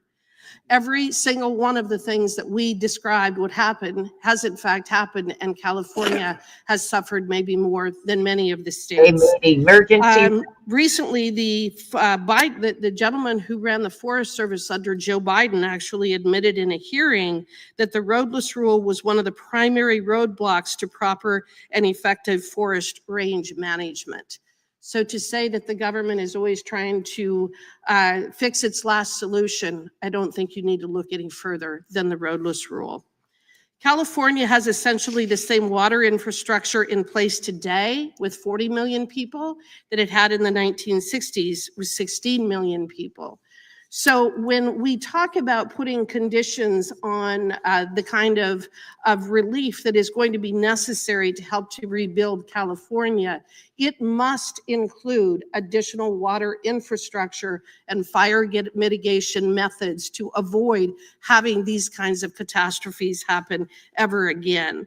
I have an article that I have just recently pulled up. It stated that Newsom vetoed a bill to enhance fire mitigation so he could grab the land for affordable housing. This was a bill that was introduced in 2020, SB 182. It was authored by then State Senator Hannah Beth Jackson, a Democrat from Santa Barbara, whose district had just suffered the Thomas Fire. This bill sought to increase local planning requirements and guidelines for permitting development in certain fire hazard severity zones. But what happened to that bill? It passed through both the Senate and the House. It was actually a very good bill. What happened? Mr. Newsom vetoed it. Why did he veto it? Because it did not comport with his idea of getting rid of single-family homes and pushing people into multifamily homes. And in his veto letter, he actually stated, wildfire resilience must become a more consistent part of land use and development decisions. However, whenever a politician uses the word however, you know they're going in the opposite direction, don't you? However, it must be done while meeting our housing needs. And for him, he wanted the money and the attention and the policy to focus on multifamily homes, not in protecting and hardening the resources available for the existing homes. So call me a bit skeptical when I hear the folks on the other side jump up and down and scream and yell about the fact that they've been doing everything necessary to try to harden and try to address these catastrophes when the exact opposite is in fact true. These catastrophes that we have seen over the last couple of months did not need to happen. This is not about climate change. This is not about global warming. This is about bad land use decisions, bad policies, and restrictions of being able to actually make the kinds of changes that must be made. Mr. Ring, while you were being questioned earlier, you mentioned the need for ESA reform and penalties for frivolous lawsuits, but I don't think that you had sufficient time to explain what you were referring to. Would you please explain what you were talking about? Well, Steve has talked about this as well, and it applies to almost any kind of development or land use decision in California. There are laws, and it's not just CEQA, it's the California Air Quality Management, the CARB is a agency, and the Coastal Commission, which came up. But there's countless laws and regulations that provide grounds for lawsuits. One of the things that might be a very meaningful reform to CEQA would be to take away standing to third-party attorneys that truly have used CEQA as a business model and restrict CEQA lawsuits to district attorneys and the state attorney general. And by the way, when CEQA was signed by Governor Reagan in 1970, it was a 2-page document that could be filed within weeks. And now it's an 800-page document that Mr. Ring, the takes years. gentleman's time has expired. Thank you. Thank you for your testimony. We're not going to go to Mr. Correa for a UC. Mr. Chairman, I'd like to submit some documents for the record. Yeah, without objection. First one, Progressive Insurance becomes the latest insurer to flee Texas, October 19, 2024. Second one, 15 states facing imminent insurance crisis, October 4th, 2024. Third one, insurance crisis that started in Florida and California is now spreading. Your state could be next, July 2nd, 2024. Fourth one, California isn't the only place where insurers are dropping homeowners, January 18th, 2025. Fifth one, letter from Congressman Costa to Secretary Hesgreth, dated February 1st, 2025, concerning unplanned water releases. And the sixth one, a letter from members of the California delegation to the Chairman Fitzgerald and Ranking Member Nadler, dated February 5th, 2025, supporting California's insurance regulation. Thank you. Without objection, the chair now recognizes the gentlewoman from Vermont, Ms. Ballant. Thank you, Mr. Chair. The scale of this disaster is really almost impossible to comprehend. We've got 29 people who are dead. We've got 16,000 structures that were destroyed, so many Californians injured. And while these devastating fires were raging on, Republicans' first reaction was to blame the wildfires on, quote, DEI. So I'd like every witness to answer this simple question, yes or no, starting with Mr. Greenhut. Do you believe that people in Los Angeles died because the fire chief is a lesbian? Yes or no? Do you believe? No. Okay. Mr. Ring, do you believe people in Los Angeles died because the fire chief is a lesbian? No. Great. Mr. I don't know because your name is now upside down. Mr. Hilton, do you believe that people in Los Angeles died because the fire chief is a lesbian? No. Mr. Freevolt, do you believe that the people of Los Angeles died because the fire chief is a lesbian? No. Great. So glad we established that. But I want to remind everyone that while fires raged through Main Street and Palisades, Elon Musk said that DEI means people die in reference to the Los Angeles Fire Department's response. And my House colleagues seem to agree. This here is a tweet from Representative Marjorie Taylor Greene posted on her official social media. It says, how's your DEI mayor of Los Angeles working out for you? So it's become crystal clear that the phrase DEI is used in place of much more offensive terms to talk about people of color, to talk about women, queer people in this country. It's sickening, and they're literally saying this while people were dying. So obviously, this has nothing to do with the families who lost everything. It does not do anything for the communities that were destroyed. It's an absolutely wrong way to deal when you have a natural disaster. And I know, because the last 2 summers in Vermont, we've had catastrophic flooding. What people need in this moment is leadership. Americans need us to get the resources that they need out to them immediately. America does not need a president that is hell-bent on dismantling our federal emergency management system or conditioning aid to California to profit off of a community's devastation. All this talk of DEI is a complete and utter distraction from the fact that we need a plan, an actual plan to help the people of California who lost everything. At this point, I'm going to yield back the balance of my time to the gentle lady from California, Ms. Kamala Gradov. Thank you, Congresswoman, for yielding me your time. And thank you, Mr. Chair, for allowing me to be here. You know, I love California, and I don't like people shading my state.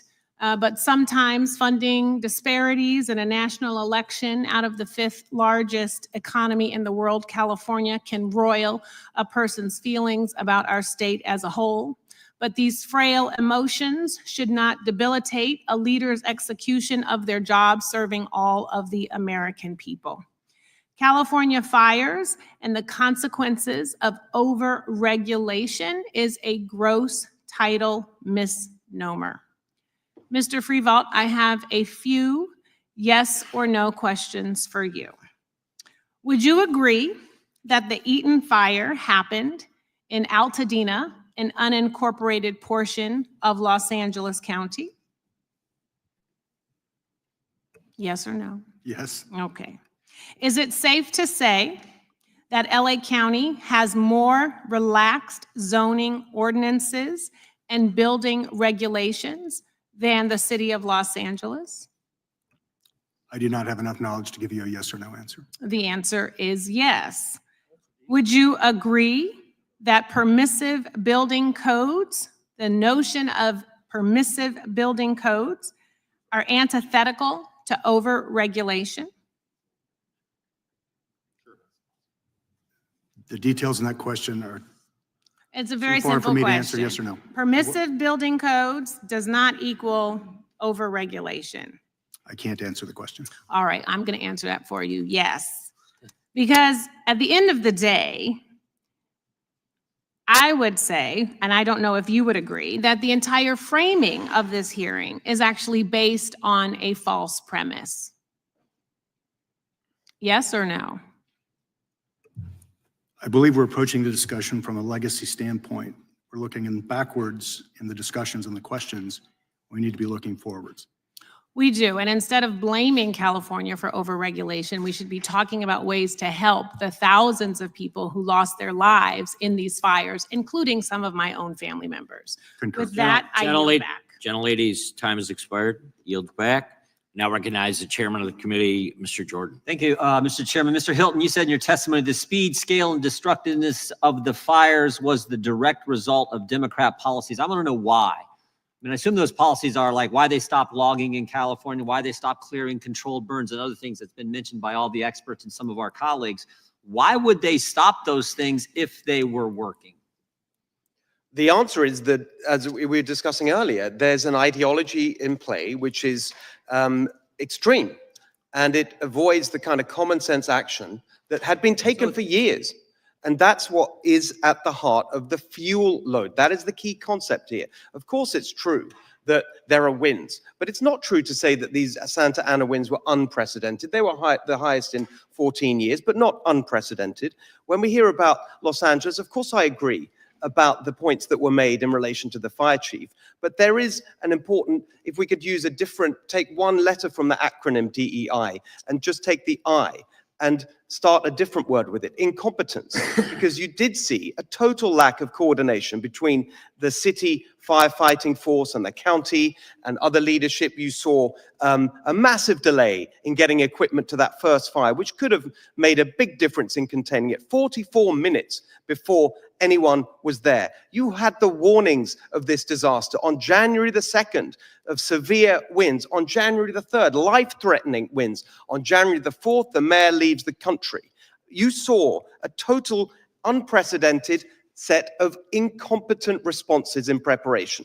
The policy failures, we've outlined them. The brush clearance was stopped And so the fuel load was higher, and that meant that this conflagration spread so much quicker than it need have been. A point that Mr. Nadler made about the reservoir, we need to address this. He talked about a small reservoir. No, it was 117 million gallons. It was built in the 1960s precisely for the purposes of dealing with wildfires. That's why it was built. It was offline for 1 year. Why was it offline for a year? Because it was in action to comply with federal regulation about the covers, a small tear in the cover, and they empty the reservoir for a year. These are serious points. I hear all the time, we mustn't politicize, mustn't make it political. I agree with that, but it is about policy. It is about policy choices that were made that led up to the scale and severity and impact of that. On insurance as well, I hear this talk about Florida. No, it's a different reason we had a crisis in Florida with insurance. It's about scam, frivolous lawsuits, which has been addressed by the governor. In California, one of the reasons that insurance costs are so high is because it costs 4 or 5 times as much to build the exact same floor plan for a building in California as it does in neighboring states. Why? Because of the building codes, because of the CEQA legislation. Exactly as my colleague was saying, we need to end the private right of action under CEQA. That would make a huge difference. You can help with that. We are all here to stop this kind of thing happening again. And there are practical, common sense things we can do, which all of us have laid out. I'm going to yield my time to the gentleman from California, the remainder of my time. Thank you very much. And in response to the gentlewoman from Vermont, I think the issue here is that, for example, there was one firefighter turned whistleblower who said that LA will only purchase from vendors that support DEI, resulting in the fire department having to go with a vendor that will have to pay twice as much, or the shipment may take twice as long because of that requirement. And so I think the point is that a public safety organization should be singularly focused on public safety, and this is not the place for ideology or social engineering. Mr. Hilton, one of the things that was appalling to many of us in the middle of the fires was that our governor, Gavin Newsom, set up a political website that was devoted to promoting himself and defending his record and trying to deflect blame, and a rapid response organization designed to attack people and call any criticism of his record misinformation. So I do think it's important to set the record straight. This is a story from Capital Public Radio from a few years ago. Now, is Cap Radio, is that the local Fox News affiliate or something? Mr. I don't think it is. Yeah, it's the NPR affiliate. It's NPR. Right? Not known to be a right-leaning conservative outlet.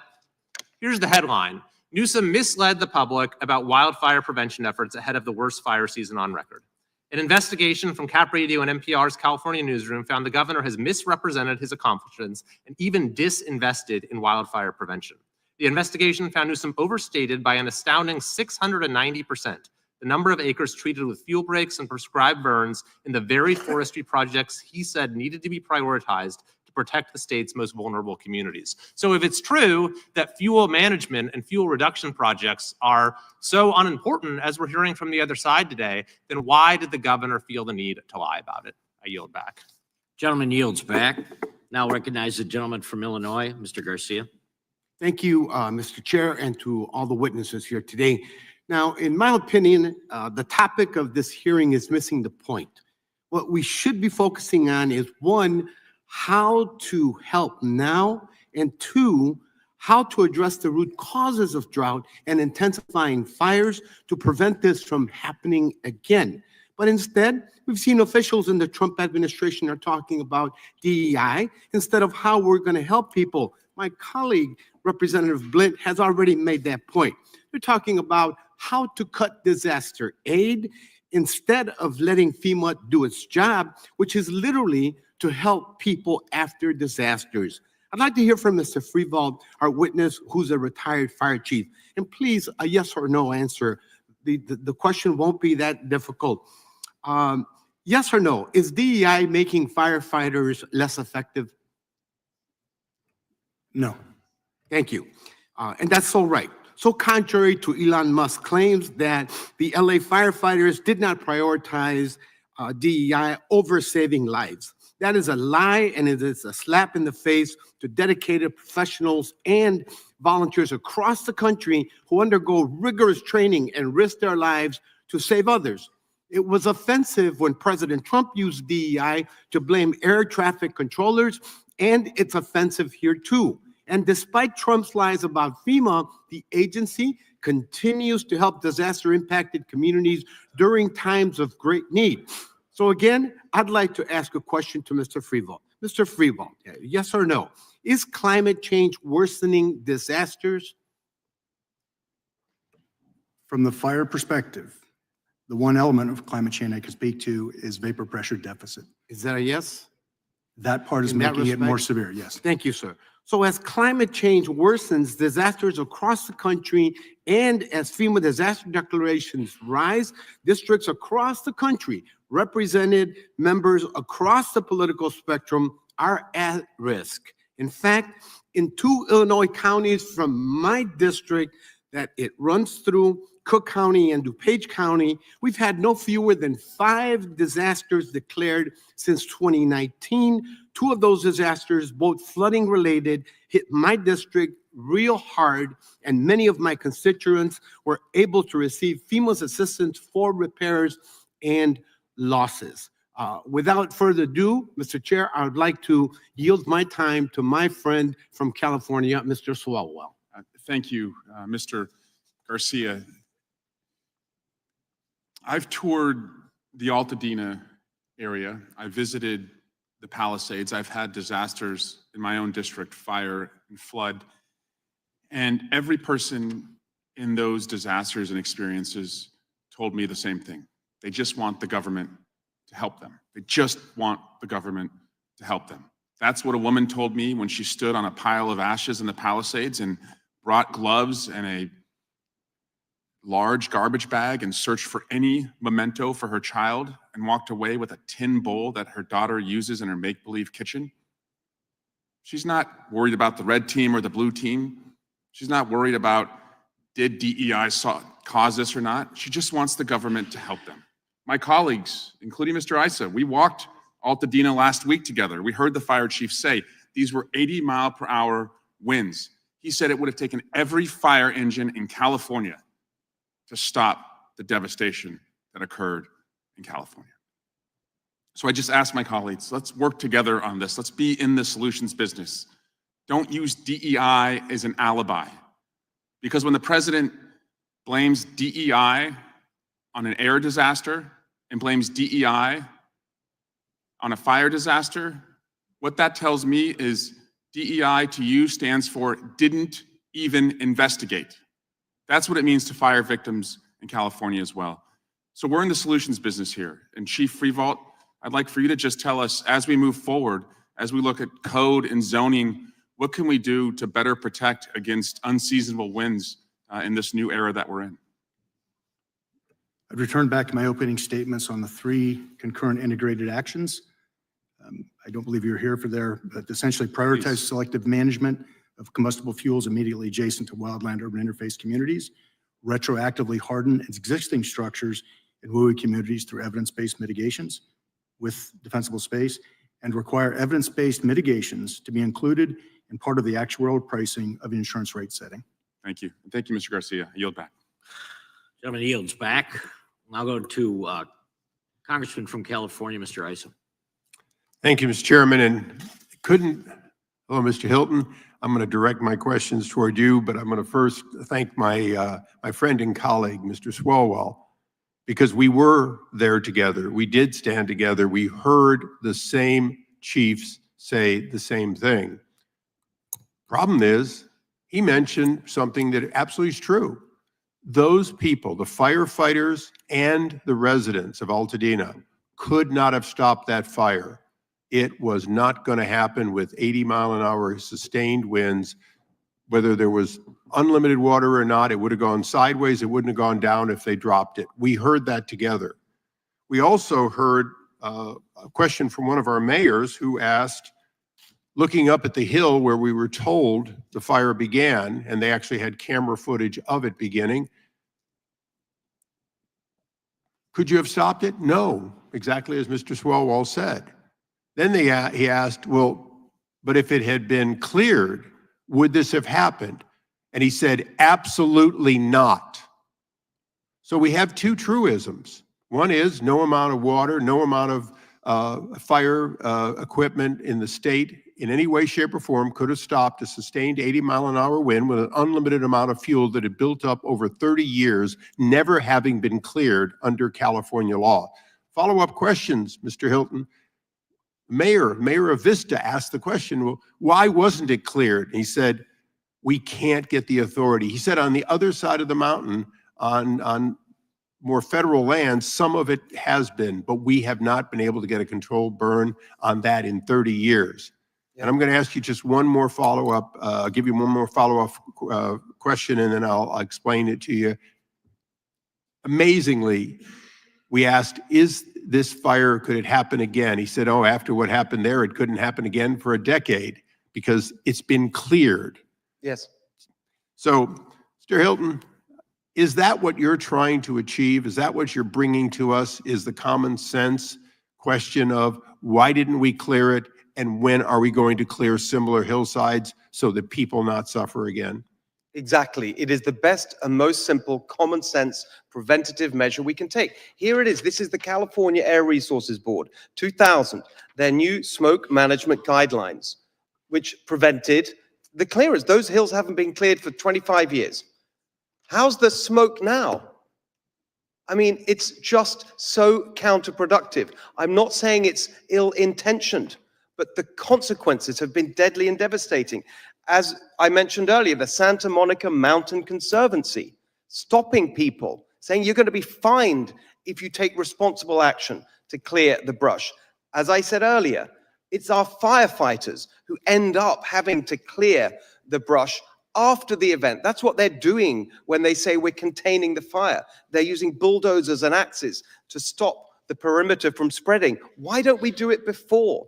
And then we can prevent this loss of life. I agree with Mr. Swalwell. We need solutions. I totally agree. That's why my organization, Golden Together, we published a document, Rescue, Reform, Rebuild, with specific recommendations for how we can stop it happening again. Even on the question of firefighting, we can learn from other countries who do this better, using technology to spot fires much more early so they can be extinguished earlier, so they don't spread and turn into these kinds of conflicts. And if I can call on my colleague, Mr. Swalwell, again, last month I introduced H.R. 71, and oddly enough, what you see behind me is the amount of pages of green tape wrapped bureaucracy we would eliminate if H.R. 731 passes. Yes, that's 5 feet of single line printing that we would eliminate.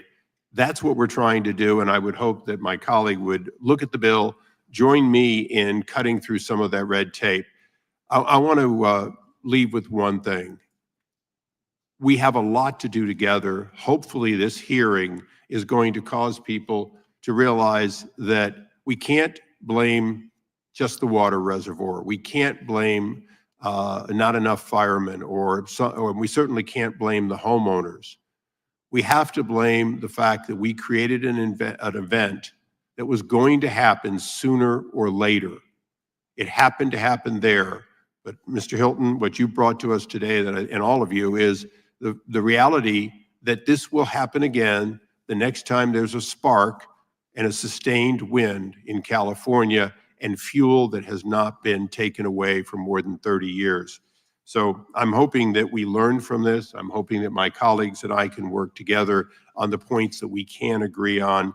And I want to thank the witnesses for bringing up the fact that this was preventable.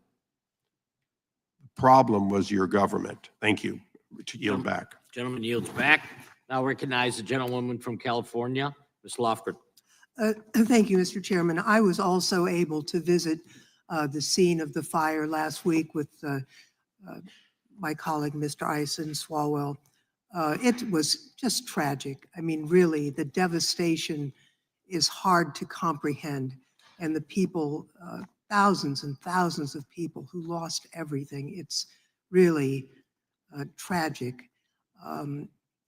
We need to work together to make sure that we do our very best to prevent something like that from ever happening again. But I do think it's important that we have the facts in front of us. For example, under the state's leadership, the number of CAL FIRE personnel nearly doubled from 2019 to the present. The state has now invested $2 billion in managing and reducing fuel load in forests. And in fact, the prescribed fire activity has more than doubled from 2021 to 2023. So I'd like to ask unanimous consent to put a fact sheet into the record, Mr. Chairman. Without objection. I understand that our street has connections to there have been representatives from insurance companies, nothing illegal or wrong about that. But what's being proposed is really, in the insurance area, something that is, I don't think workable. I mean, Florida tried it and didn't work. The premiums are 2.5 times as high in Florida as they are in California. And, but there is a problem with insurance in California and across the United States that we don't have an answer to. And I would ask unanimous consent to put that information in the record, Mr. Chairman. Without objection. I would just like to know, looking at the mountains in back of the fire in Altadena, you talk about forest, that wasn't a forest. It was a chaparral, it was scrub. And one of the things that happens in California is we go from, the rivers to the drought. In 2023, Los Angeles County got 200% of average rainfall. I mean, it just soaked the place. And the vegetation took off. The next year, 2024, was the second driest year in history in LA County. So all that vegetation that got, spurred by the rain dried to a tinder. It was a tinderbox. One of the things that the fire chief told us when we visited last week is they want to do prescribed burns when it's wet. It's just about to rain because they don't want, in New Mexico, they had a conflagration because a prescribed burn took off. It hasn't done that kind of rain in LA except for this week from last April. I mean, there was no rain at all. They couldn't do a prescribed burn in those hillsides. They're too steep to do, to put bulldozers in. That's impossible. So I'm just wondering, Mr. Prevost, I mean, as a fire chief, what do you do in a situation like that? I mean, I grew up with the mission that only you can prevent forest fires, right? Smokey the Bear told us that, and we didn't realize when we did that we were building up this fuel load that needed to, I mean, it's a tinderbox. It needs to be removed, but it's going to take a while to sort through the accumulation of that fire. What do you do in a situation like in Altadena where you have that chaparral, it's dry as a tinder, and it's not wet, you can't burn it? What do you do, Mr. Prevost? This is why I keep coming back to, we need to rethink the problem. This is not a wildfire problem. When we have embers that will travel miles, fire breaks won't accomplish what you're looking for. We will have fires and ignitions in the conditions we have now long before any of the policy discussions we're going to have, the current ones we're having, are going to have an effect. We must, as fast as possible, deal with the ignitability of the structures in these fire-dependent landscapes. If this is really about dropping losses of property and life in those settings, if that's what we're setting out to do, with laser focus, we have to mitigate those structures and do it at a density that will keep the structures from becoming the fuel type. You've heard it from everybody. Those conditions, you cannot stop the fire spread. Those conditions are going to get worse. They're not going to plateau. So this discussion about fire breaks and, and the idea of treating acres, millions of acres, we need to get there. But to your point, they're called prescribed fires for a reason. There's a prescription, which means there are parameters that you do them in. If you don't do them in the right way, you do have things like the Peshtigo fire or the Hermit's Peak fire. So we absolutely need to harden the structures first. Gentlewoman's time has expired. Now recognize the gentleman from Washington, Mr. Baumgartner. Well, thank you, Mr. Chair, and to the members of the committee and to our distinguished panelists here. I was able to visit the fires last week, saw that immense destruction. Also have some personal background here. My father was 40 years a professor of forestry My uncle was a smoke jumper. My other uncle laid out more timber sales than anyone in Oregon history. And I worked 2 summers on fire science research teams. And frankly, we have way too much fuel load in our western forests, given 100 years of fire suppression. I'd like to get to the solutions. So I'm going to show a short video from some folks in Northeast Washington that can go in and do the kind of forest management that we need to reduce these fuel loads. This is from Vaughan Timber. What they do is they can take very small diameter trees and still get some value out of them and clean up the forest. So this is what the solution would look like if we could play the video. Hello there. My name is Dwayne Vaughan with Vaughan Brothers Lumber in Colville, Washington. We are surrounded by the Colville National Forest here. We've been working on it for over 50 years. We're doing a lot of fuels reduction and thinning. We want to show that, how that works here and how it may show in other areas. And we really appreciate people that want to come up and see what we're doing, how we're doing it, and why it works, and what needs to be done yet to make it work even better or on a larger scale. We've got projects that are big up here called A to Z. We could handle more than double that. So we could thin more acres. Technology is the key here. If you had to do it by hand, it would take you a week to do an acre. With these machines, they can do 20 acres a day, which is economy of scale. And you got to have that critical mass because we have so many acres that need to be treated, even here, but on all forest in the West. So this fuels reduction work is very important to our forest, but all the forest. Unfortunately, quite the tragedy happened down in California with the LA fires.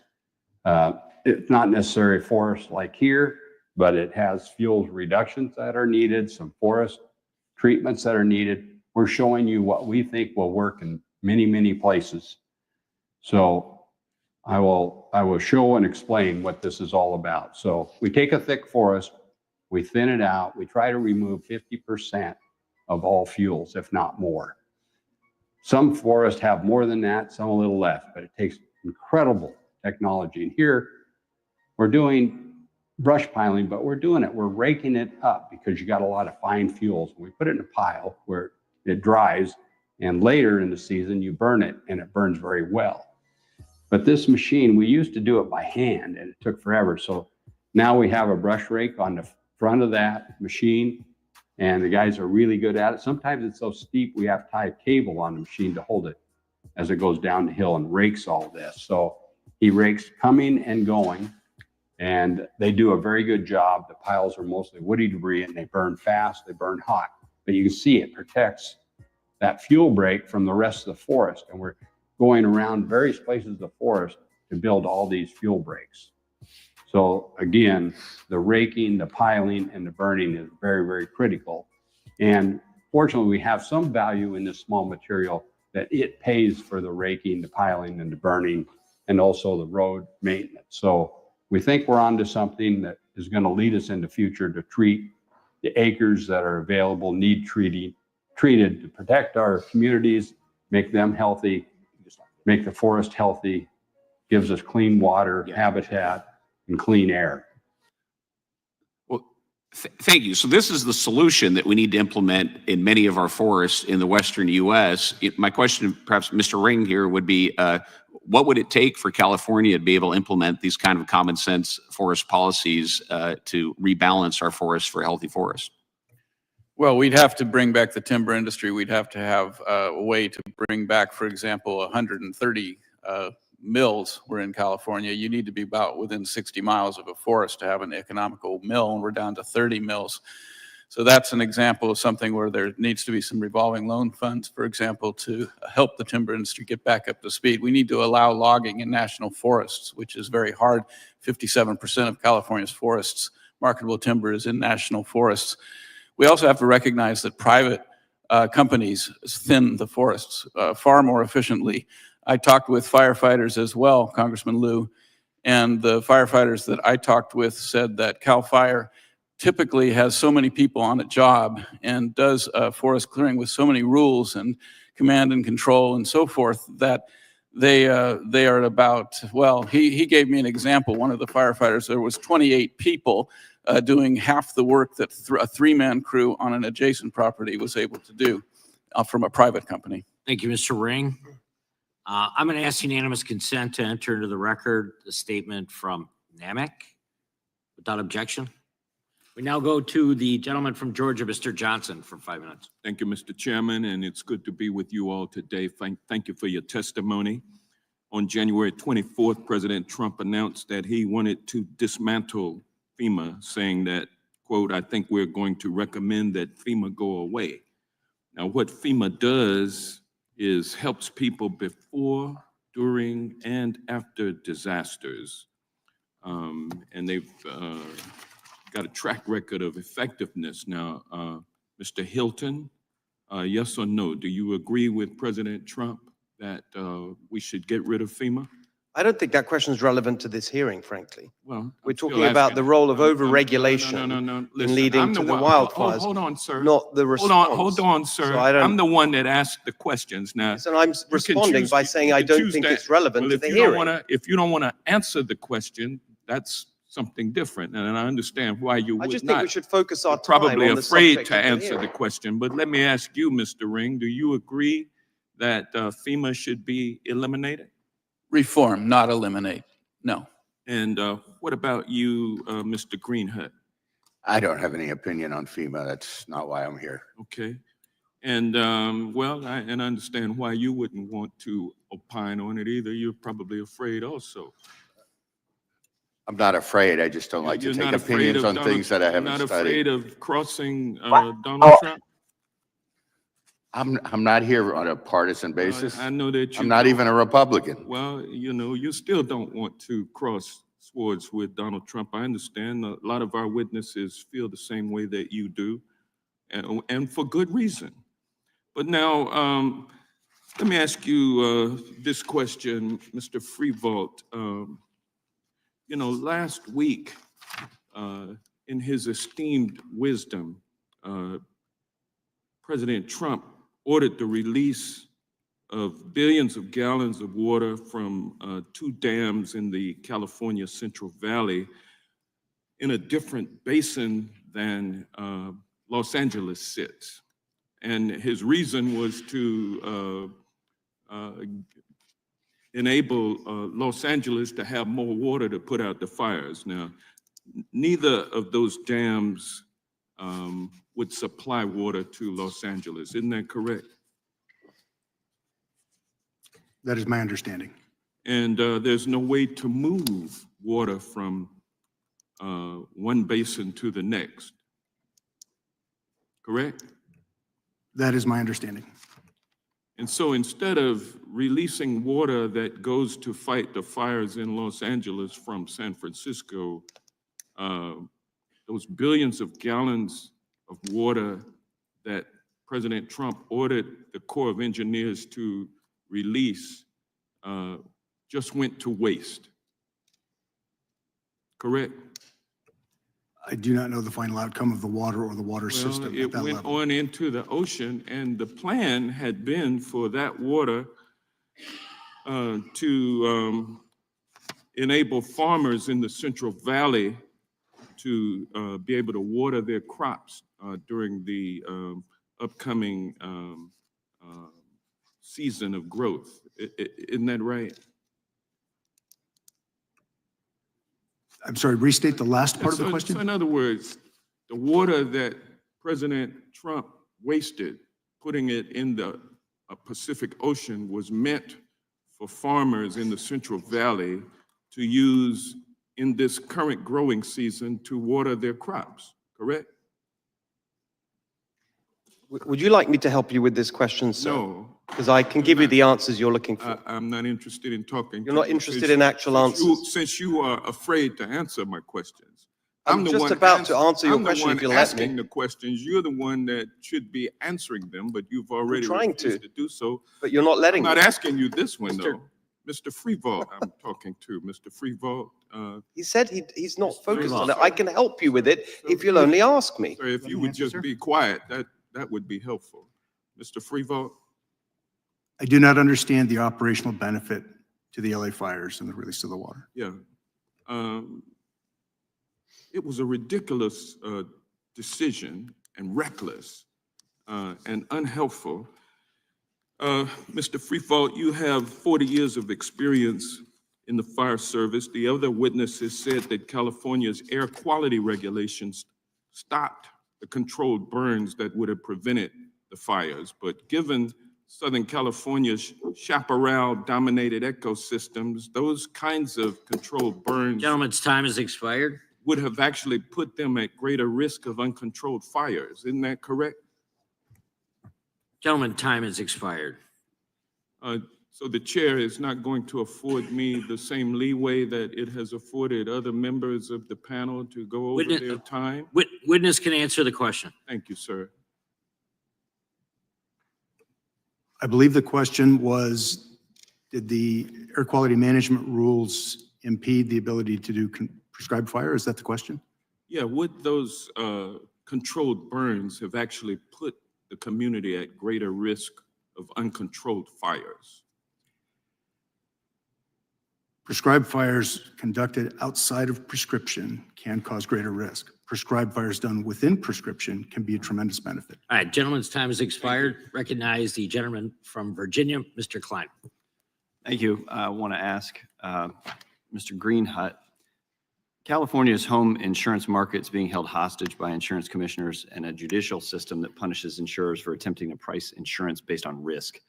For example, in 2014, State Farm requested a rate increase of 6.9%, which was opposed by the insurance commissioner and an advocacy group. Initially, State Farm was told that instead of a rate increase, they were to retrospectively reduce rates by 7% and rebate their customers $100 million in excess premiums. After years of litigation, the courts ruled that State Farm didn't have to pay back the excessive premiums, but they were ordered to pay $2.2 million to the consumer group for their legal fees. And my understanding is this is allowing outside interveners, as it were, to challenge proposed insurance rate increases and being paid expenses for doing so. Is it reasonable to expect insurance companies to operate in an environment that required them to pay off their challengers even when they win in court? Well, imagine this started in 2016 and it was resolved, a year or two ago.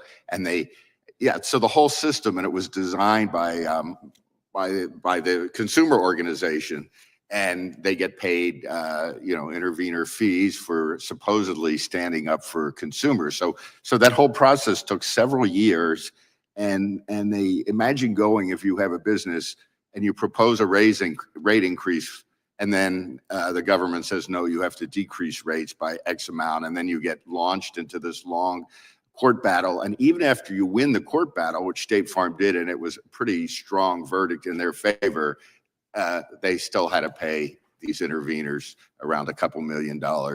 And now under Prop 103, there are things that the state could do without going back to the initiative process to look more closely at how these interveners are paid and make sure that they contribute substantially to the process. A lot of this is languages in Prop 103. We need to enforce that language as it exists. So there are things that could be done about that intervener process without going back to the ballot. It sounds like, once again, California way of thinking. But to that end, let me yield the remainder of my time to my colleague from California, Mr. Kiley. Thank you very much. One of the problems with making climate change the sole focus of these discussions is that it leads to a sense of fatalism, like there's nothing we can do, or it leads to measures that are absurdly misaligned to the nature of the problem. So, for example, in 2020, in the midst of the worst fire season of California history, just unimaginable suffering, the governor, Gavin Newsom, came up with a grand solution, which was to ban gas-powered cars. This is actually what he did. His reasoning was, look, the cars cause emissions, which cause climate change, which cause the fires. Therefore, we just need to ban the cars. And in fact, followed up with a ban on trucks, on trains, even on lawnmowers and leaf blowers. So, Mr. Ring, in your opinion, what is the more effective strategy when it comes to fire prevention? Is it banning cars and leaf blowers, or is it reducing fuel through things like prescribed burns and strategic tree removal? Well, the answer to me is obvious. You're not going to have any sort of short-term impact, certainly, or even long-term impact if the rest of the world doesn't do the same thing with respect to whatever the theories may hold with respect to greenhouse gas and climate change. But what you can do is bring back logging, bring back grazing, and also mechanical thinning, which would be effective in the chaparral and on the steep hillsides. You can do mechanical thinning and you can do grazing. There's equipment that can do that nowadays. And of course, grazing, they've been able to do that for millennia. So bringing back logging, thinning, grazing, and prescribed burns is the solution. And a lot of that can be done commercially, which would actually generate tax revenue and good jobs instead of costing hundreds of billions of dollars. And by the way, which is more effective at reducing or limiting emissions? Those sort of fire prevention measures or banning certain consumer goods? Well, I think banning consumer goods has almost no impact on emissions compared to being able to properly manage our forests and wildlands. And in fact, wasn't there a study showing, and Mr. Greenhut, I think you can speak to this, that in the 2020 fires, the emissions that were let out there was twice as much as any savings California had for what was it, the previous 16 years. So we're undermining any gains we're making in every wildfire. That's right. I'll just close by pointing to an example that was brought up earlier. My district was hit by one of the most devastating fires in state history, where hundreds of people lost their homes in Grizzly Flats. And that fire might not have happened or been as severe as it had been if it had not been for delays through CEQA and NEPA with a forest management project that had dragged on for years and years and years. On the other hand, the fire was limited from going into South Tahoe because of the categorical exclusion that Mr. McClintock spoke of in the Christmas Valley. So you had the fire that might not have started if we'd done our job properly, but because we had this narrow form of relief, at least we're able to stop it from spreading even further. I think that is the recipe for how we can reform these policies and restore some common sense going forward. I yield back. Gentleman yields back. That concludes today's hearing. We thank our witnesses for appearing before the committee today. Without objection, all members will have 5 legislative days to submit additional written questions for the witnesses or additional materials. For the record, without objection, the hearing is adjourned.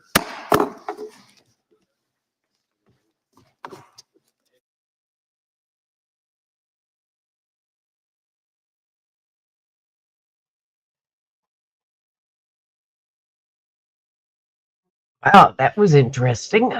Right. So we stop for a short recess, right? Or is that it? They have adjourned. Yeah. They've adjourned. Okay. They have adjourned. All right. Well, let's stick something else on while we wait for their. Let's see. What else can we find? What other interesting crapola are they talking about today? I've got something. This one's an interesting one.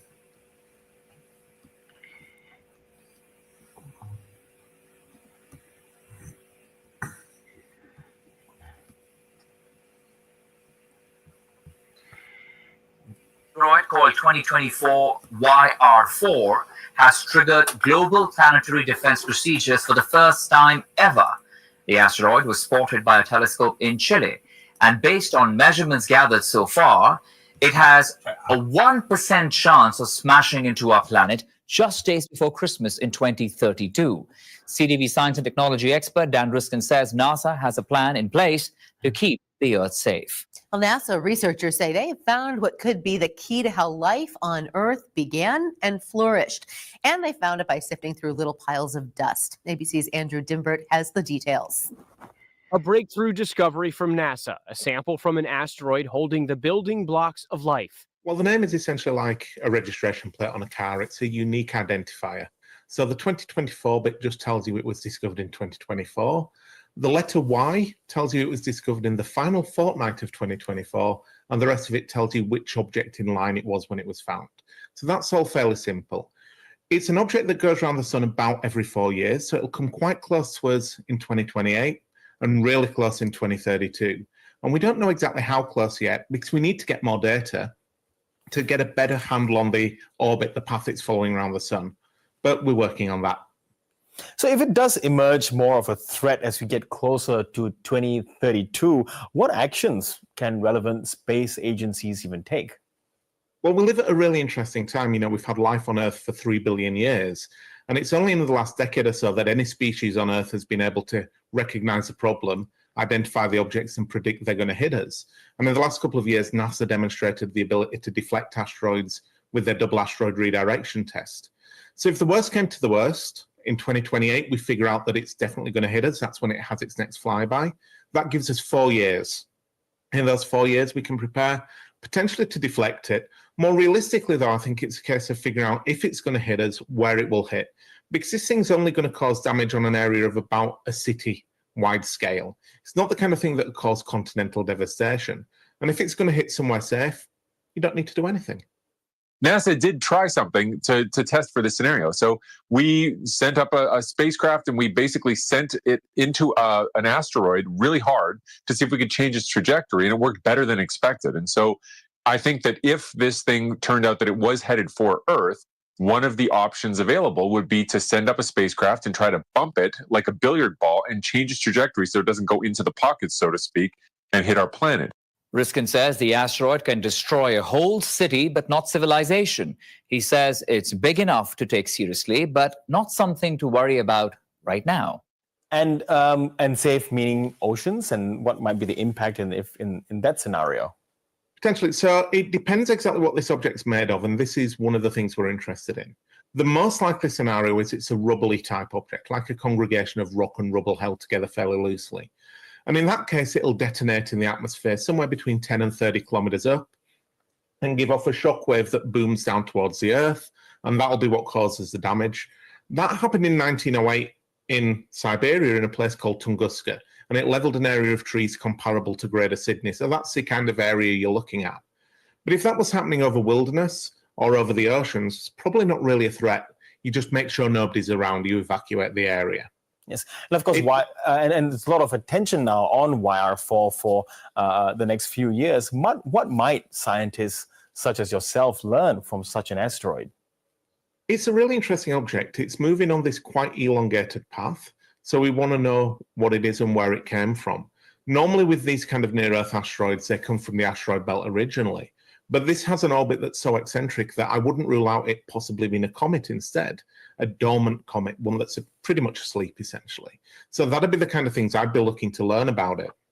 But more critically, we really want to know what it's made of and whether it really is going to hit us. At the minute, the latest numbers from NASA are 1 in 67. That's the likelihood. But in 2028, it will either be a definite hit or a definite miss. And then 2032 will come along and we get to watch the show. Yeah, and if it is a dormant comet, like you say it could possibly be, what makes a dormant comet reactivate, I suppose? Well, you can get comets reactivated if something cracks the surface, if something hit it, for example. So NASA attempt to deflect it, they make a crater, they expose icy material that has been buried.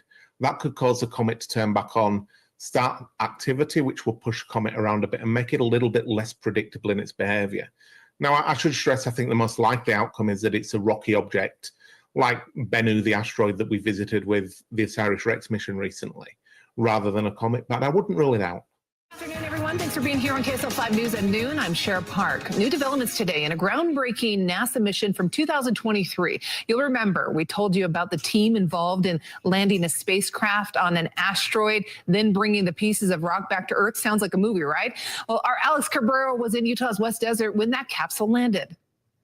Yeah, this is the first time an American team brought back samples from an asteroid to here on Earth. I can't even think of the math and the science involved in doing that, but every single calculation worked, and now the real research begins. And like Alex said, researchers have been working ever since. Now NASA is giving us a better look into the epic scientific discovery. Researchers found amino acids and nitrogen in the form of ammonia. Scientists say it's the strongest evidence that asteroids may be the reason that life developed here. This is telling us that not just the water, but some of the building blocks of life actually were seeded onto Earth and other planets. And while this breakthrough might help solve why we're here, it raises other questions. How did life on Earth originate? And also, what is the likelihood that there is life elsewhere in our solar system? Andrew Dimbert, ABC News, New York. News specialist Brian Carlson is live at what NASA discovered from these samples with that information. So, Brian, okay, what did they learn? Well, Sheriff, if you're into space and the origins of life on Earth, there's a lot to unpack. But the two biggest takeaways from these asteroid samples supported scientists' theory that asteroids crashing through space likely created the building blocks for our solar system. However, they also found that they probably got some of their previous theories about Earth wrong, and that was a surprise. Possibly unpacking the origins of life is what's emerging from the OSIRIS-REx space capsule. And the OSIRIS-REx mission is already rewriting the textbooks on what we understand about the ingredients thought to be necessary for the emergence of life in our solar system. Launched in 2016, OSIRIS-REx traveled more than 200 million miles into space to the asteroid Bennu, where it collected a small amount of rocks and dust from the surface, then landed back on Earth in 2023 in Utah's West Desert. Team members carrying that SRC in. Now, over a year of examining less than 1% of the sample, scientists in a conference call Wednesday sharing they found 14 of the 20 amino acids that life on Earth used to make proteins, essentially the building blocks of life. This all supports the theory that asteroids like Bennu were among the sources that delivered water and chemical building blocks for life. But what they didn't expect was finding a huge range of salt minerals as well, and more evidence debunking a theory that building blocks of our early solar system was predominantly one-sided, often referring to them as left-handed versus right-handed. But that's not what we found. We found equal mixtures of the left and right-handed forms in these samples. So what does that mean? Well, if you look at this whole situation, they say that it shows them that the origins of life are still a mystery. Now, the good news is they have a lot of time to figure it out. They plan to have the majority of those samples taken from the capsule frozen so they can look them again in 50 years when technology improves. Live in Salt Lake City, Brian Carlson, KSL5 News. Yeah, I can imagine our technology needs to catch up with what they can really test and do and figure out from these samples. Very, very cool, Brian. Thank you for that report. Interesting.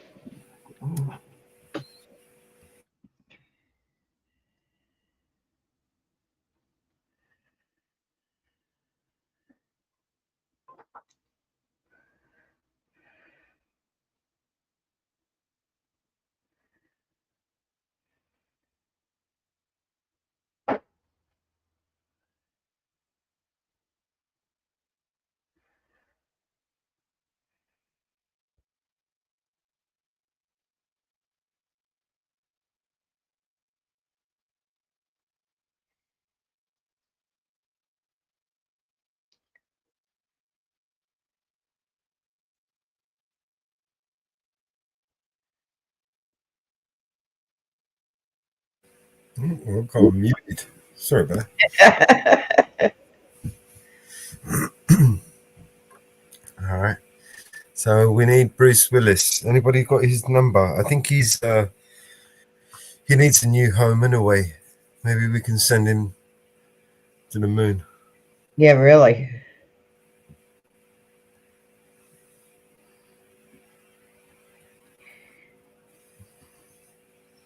Right. I didn't see Karen Bass. I was kind of hoping Karen Bass would be there to get grilled. Yeah, no, she won't show up.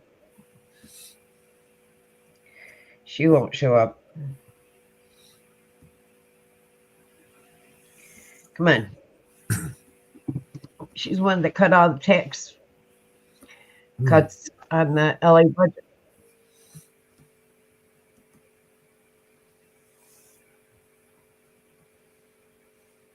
She's one that cut all the tax off the fire department budget.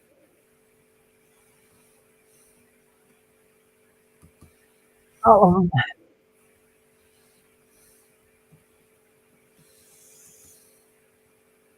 a lot of the budget went to other bullshit.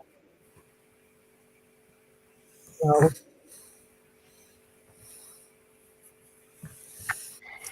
and now they've got the Olympics coming to LA. We'll see how much gets regulated over to the Olympics. So, Apparently there's a flood in South Australia. yeah, I see Greece also had earthquake.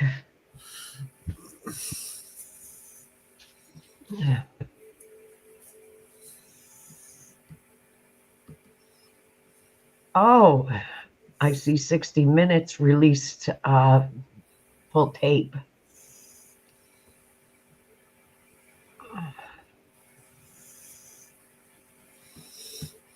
Of their interview with Harris.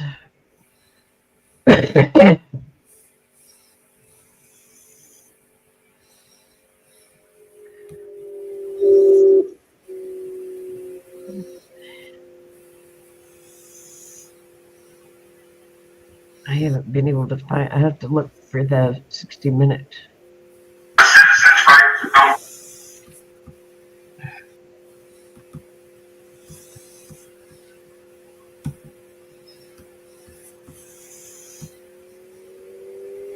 Don't know what this one's about. It's a Long Island audit. It says judges have too much power, and I absolutely agree.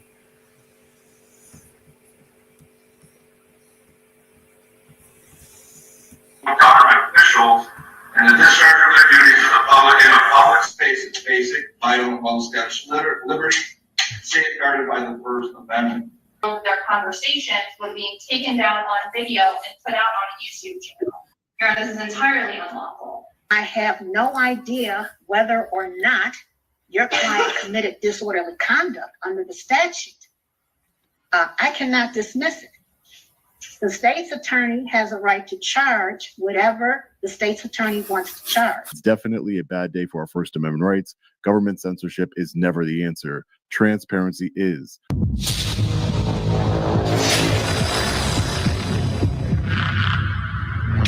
Hey, what's up, guys? Long Island Audit here, back again with another video. On February 4th, 2025, I received a court order from federal judge Maria Valdez ordering me to take down the Berwyn City Administrator Ruth Ciaba Green's video deposition from my channel. If I didn't comply, I would have been and still might be sanctioned. This Sunday, February 9th at 10 a.m. Eastern Standard Time, I will be releasing a video where I will be going over the judge's order and Ruth's lawyer's motion in detail. Trust me, you won't want to miss it. It's definitely a bad day for our First Amendment rights. Government censorship is never the answer. Transparency is. We have taken losses in this case before and ultimately have won. Let's take a look back at how a Cook County judge denied my motion to dismiss the baseless and unlawful criminal charges against me. Her reasoning is unbelievable. Let's get into it. Okay, so I have had an opportunity to read both of the motion to dismiss that was presented to me on behalf of Sean Paul Reyes, on behalf of his attorney, Mr. Jinks. And I also have had an opportunity to review the response that was submitted by the state's attorney, Ms. Dunbar. I asked Mr. Reyes' attorney if he wanted an opportunity to file a written reply to the response that was given by the state's attorney. He has declined to do so. He has notified me that he and his team is ready to proceed for hearing today on the motion to dismiss. So I will go ahead and proceed. In counsel, you can go ahead and use the podium. Okay, go ahead, Mr. Jinks, and you may proceed. So on the date in question, my client, Mr. Reyes, entered the Berwyn City Hall building. He's an independent gentleman who travels around the country promoting government and transparency with public officials. On that date, he entered the Berwyn City Hall, and on the front of the building, there's a sign, no cameras or recording devices without prior approval, per statute 720 ILCS 5, Article 14. Now this, after he entered the building, he entered a public area. He never went anywhere that was off limits to the public. He was in public areas at all times. And he also has a First Amendment right to film. There's a fundamental right. This is well-established law. And when he did have individuals who were village administrators, one being the complaining witness, approach him and ask him to stop recording.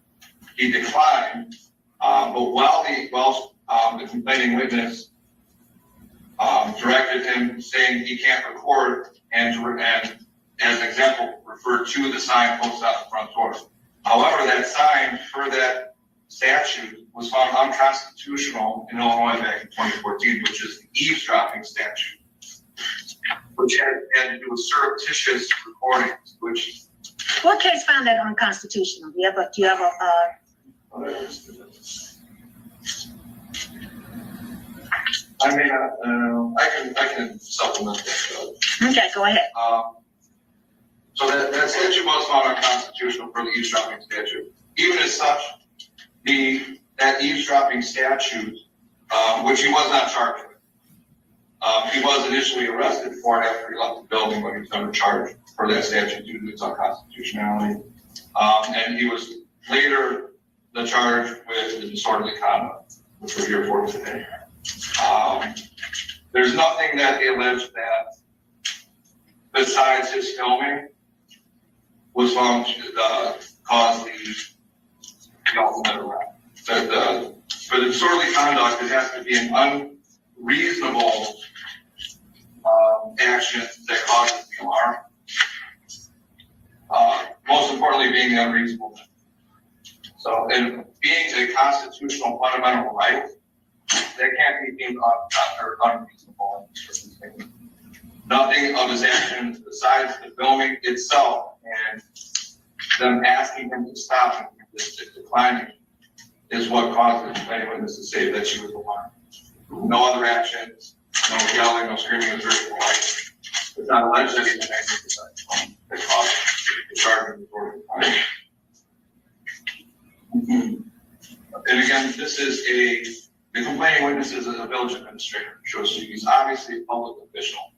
And the cases I cited, ACLU versus Alvarez, 7th Circuit case from 2012, affirmed a First Circuit case, Lake v. Kunin, 655 Federal 3rd 78. The Alvarez case from the 7th Circuit affirmed the position taken in the Flake case, where Boston police officers were being filmed by a citizen, the same way this was. And that First Circuit held that a citizen's right to film government officials and the discharge of their duties in a public space is basic, vital, and well-established liberty, safeguarded by the First Amendment. It's not disputed that the complaining witness in this case is a public official, that she's a village administrator of Berlin. It's not alleged that Mr. Reyes entered anywhere that wasn't public. He was in the public hallway of the town hall. It's obviously a public place. And he was filming a public administrator in the action of her duty.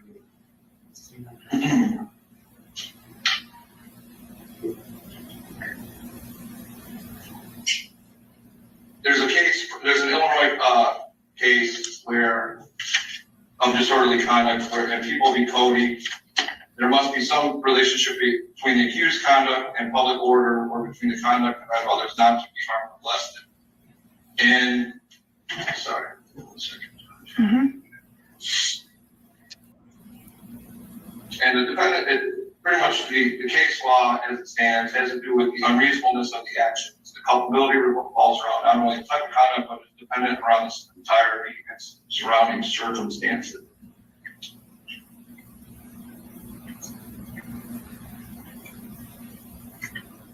And People v. Ferguson, 255 Illinois Appellate Court 3rd 601, a 1991 case. The defendant in that case was charged with disorderly conduct. There's nothing more I do see it. The defendant in that case was charged with disorderly conduct. He was in a common areas apartment complex, and they accused him of peeping in a window of a woman undressing in her apartment. They charged him with disorderly conduct. However, the court said that his conduct was not unreasonable because he was in a public place, somewhere he was permitted to be, and that he didn't do anything wrong being in a public place, simply viewing something from that public place. Even though the woman wasn't dressing in her apartment, he had a right to be there, so it can't be deemed unreasonable. Even though it was alleged that he was staring at a window, the burden is on her to close her window. In public, Judge, there's no expectation of privacy. This is well-established law.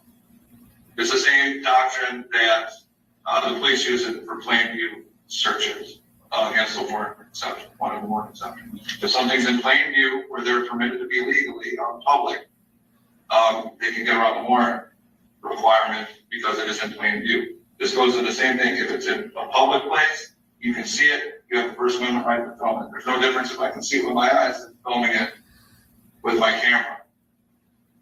Being in a public building, filming a public administrator in the action in the act of fulfilling her duties as a public official, he completely has the right to do it. He didn't.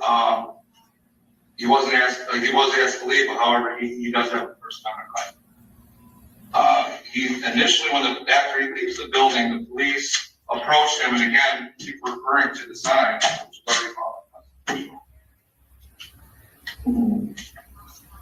They initially arrested him for that, and then I believe that they kind of bumped it down to the sort of comment pretty much to protect themselves from a false arrest lawsuit. So I think that, and that's my opinion, that appears to be what they're doing, especially since she is a representative administrator for the city.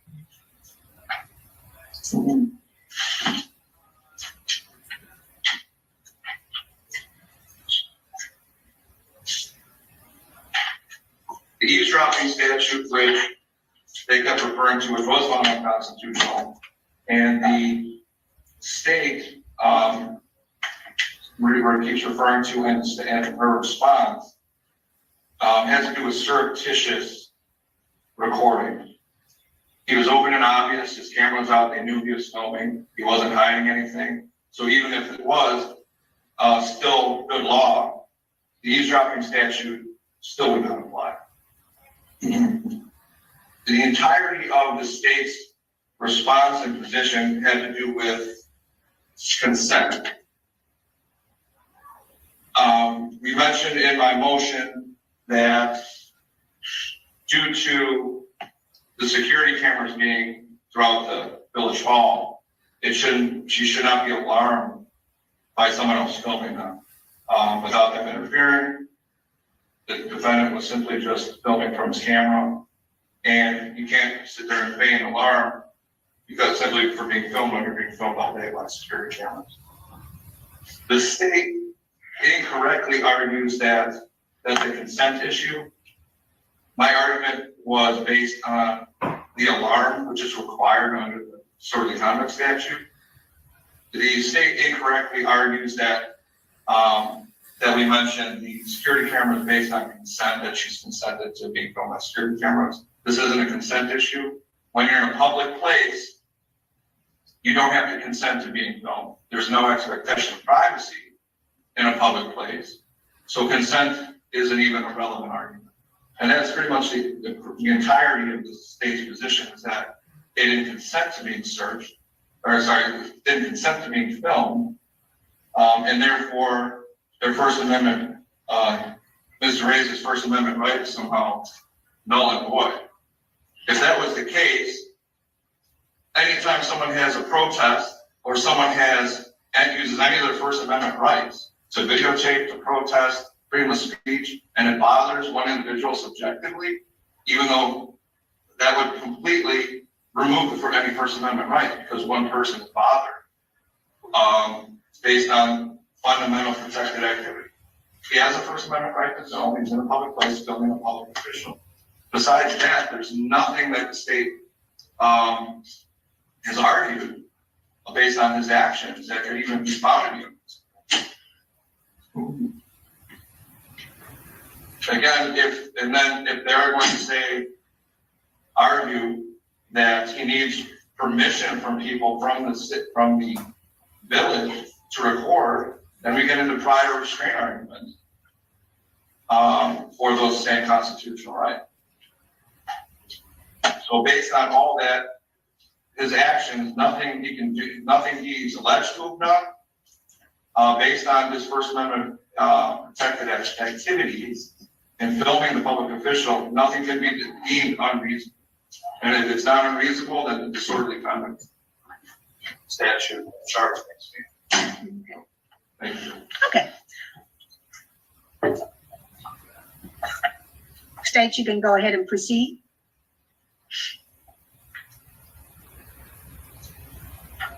Thank you, Your Honor.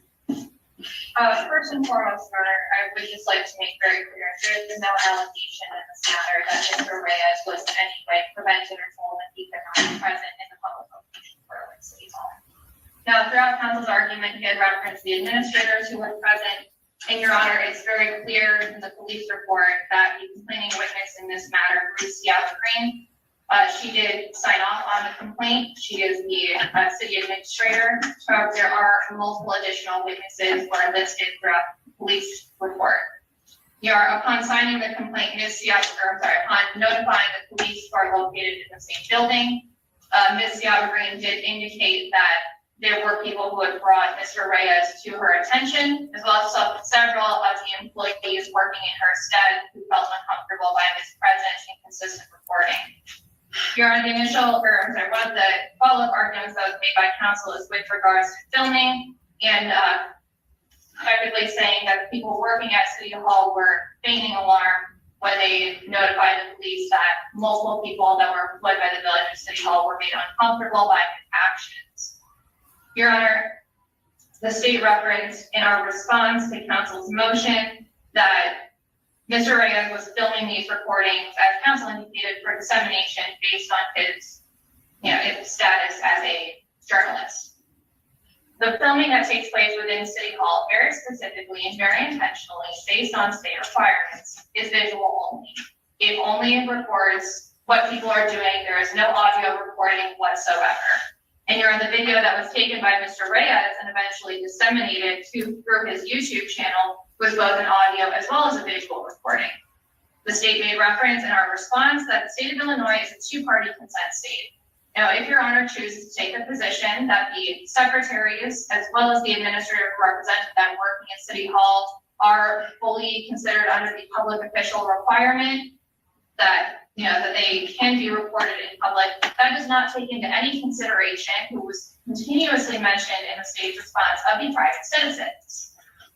Because this is a public building, there are private citizens located within Berwyn City Hall. There were multiple people that were on the phone with city administrators, and by Mr. Reyes being present in both audio and visually recording these people, he was recording their private conversations that were being had.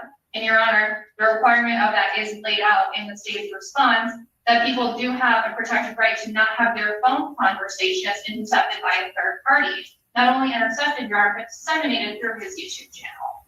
And again, with Illinois being a dual-party consent state, there was no indication that people even knew that they were being recorded, let alone that their conversations were being taken down on video and put out on a YouTube channel. Your Honor, this is entirely unlawful. And based on that, he was asked really to stop recording. He wasn't told that he couldn't file when he went into file. He wasn't told that he couldn't be there. He was merely asked to stop recording, and he refused. Now, Your Honor, in response to Mr. James's statement regarding feigning alarm,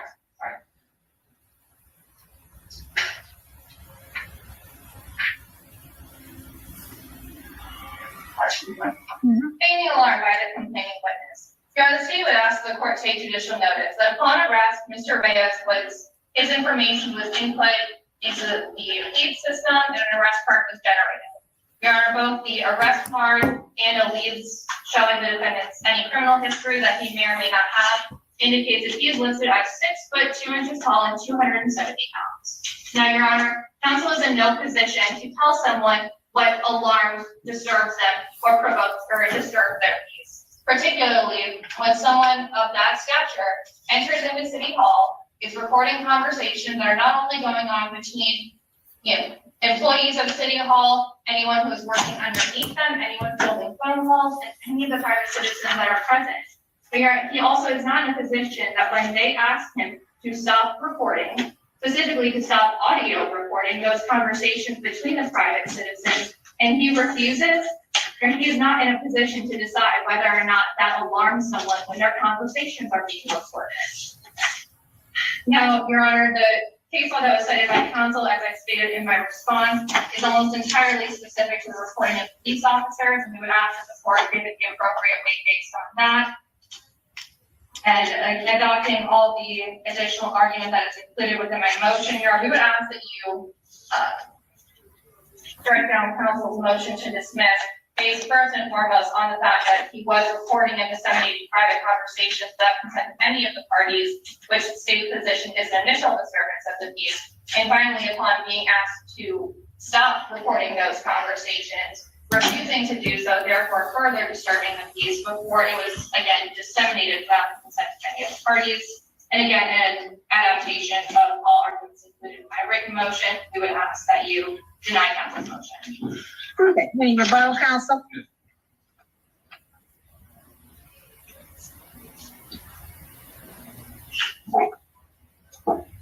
So the state continues to mention private citizens that were being recorded. It's not relevant whether there's private citizens being recorded or not. This is a public space. There is no expectation of privacy in a public space. The complaining witness is not a private citizen. So arguing that a private citizen who's not even a complaining witness is somehow alarmed isn't even relevant in this argument because none of them signed the complaint. They have nothing to do with this. And the state alleging that some of them made complaints doesn't matter. Even if the alarm by the complaining witness was real, even if she actually was alarmed, it still does not take away the fact that she's a public official in a public place with no expectation of privacy, being filmed by Mr. Reyes, which he has a First Amendment right to do. Even if one individual is actually alarmed, Mr. Reyes' conduct was not unreasonable, and that's the standard under the sort of conduct. Were his actions unreasonable, objectively unreasonable, that would cause the alarm. You can see she's really triggered. Look at her face. Guilty under the sort of conduct. Doesn't matter if she was actually alarmed. Oh, yeah, she is. If that was the standard, it's a slippery slope to remove fundamental right. The First Amendment right would be gone in any protest, any filming of anyone, simply because one subjective person is alarmed. Again, he's not alleged to have yelled. He's not alleged to have approached her in a threatening manner. The only conduct by Mr. Reyes that is alleged to have caused alarm is simply filming and being asked to stop him and saying no. Doesn't matter how big he is. Simply filming does not somehow impose a threat objectively on the complaining witness. The state also mentioned that Illinois is a two-party consent state. Again, she's arguing the unconstitutional law for eavesdropping. Eavesdropping has to be done surreptitiously, not out in the open. It has to do with secretly recording conversations between people. Hold on for a minute, people I'm hearing noise. Go ahead, counsel. The eavesdropping in Illinois has to do with surreptitiously recording private conversations. It cannot be assumed to be a private conversation when you're out in public. Being out in public, again, has no expectation of privacy, which anyone out having a conversation, the people next to you can hear it. If you're in public, you can record it. You can see it, you can record it, you can hear it, you can record it. As long as it's not done surreptitiously in a private conversation. So the eavesdropping statute that the state continues to argue is irrelevant as well. This would be the same relative to an attorney having a conversation with a client in public. We know that privilege is they're waived, and they can't use that privilege if there's somebody nearby they can hear it because you're not in a private setting. This would go back to the same type of situation where if you're in public, there's no expectation of privacy. That is the biggest, strongest argument in favor of Mr. Reyes. Again, this is well-established law. There's a fundamental right and simply cannot just be taken away. You simply cannot take away someone's First Amendment rights to film simply because one person is alarmed. Even if that alarm is, even though if they're actually alarmed, it still doesn't matter because it has to be done on the objective unreasonableness of the person's action. And a fundamental right cannot in and of itself be deemed unreasonable. Thank you. Okay, thank you, counsel. Okay, as I stated before, I did read both of the motion to dismiss and the response in its entirety. Squeaky voice. And bad. I understand. This is bad. Yeah. The defendant's counsel's arguments. She doesn't want The to. thing is, nothing. Mr. Reyes was not charged with violating the statute regarding no recording devices. He was charged with disorderly conduct, which is a very fact-driven. Because he was recording, you ignorant fucking stupid idiot. I have lots of questions. Want to explain why. I can't ask you any of those questions, counsel, because your client has a right to remain silent. You all don't have to do anything but show up and watch. It's the state's burden when this case goes to trial, and it looks like it's definitely going to trial, to show that under She's already the disorderly prejudged it. conduct You hear statute that? here in Illinois, that your client committed was disorderly conduct beyond a reasonable doubt. That's their burden. I have not heard any testimony from any of the witnesses, the police officers. I have no idea what they are going to say. Your client doesn't have to say anything. He pleaded not guilty, I I thought. have not heard anything, and I have no idea whether or not your client committed disorderly conduct under the statute. I cannot dismiss it. The state's attorney has a right to charge whatever the state's attorney wants to charge. I have had cases before where they were charged, the defendant was charged with the wrong thing. They have to show beyond a reasonable doubt under the statute that your client committed disorderly conduct. And that is a question of fact. So based on that, your motion to dismiss is going to be denied. And I think we should go ahead and set this for trial. All right, fellow patriots, as you can see, we have had bizarre rulings in this case before that violate our constitutional rights. And in this case, we ultimately won. So I'm hopeful we will win again. I can promise you I will do everything in my power to fight for all of our First Amendment rights. See you Sunday. As always, stay safe. God bless. I'll see you in the next one. Long Island Audit. Peace. Wow. Okay. We have some hot debates going on in the House and in the Senate.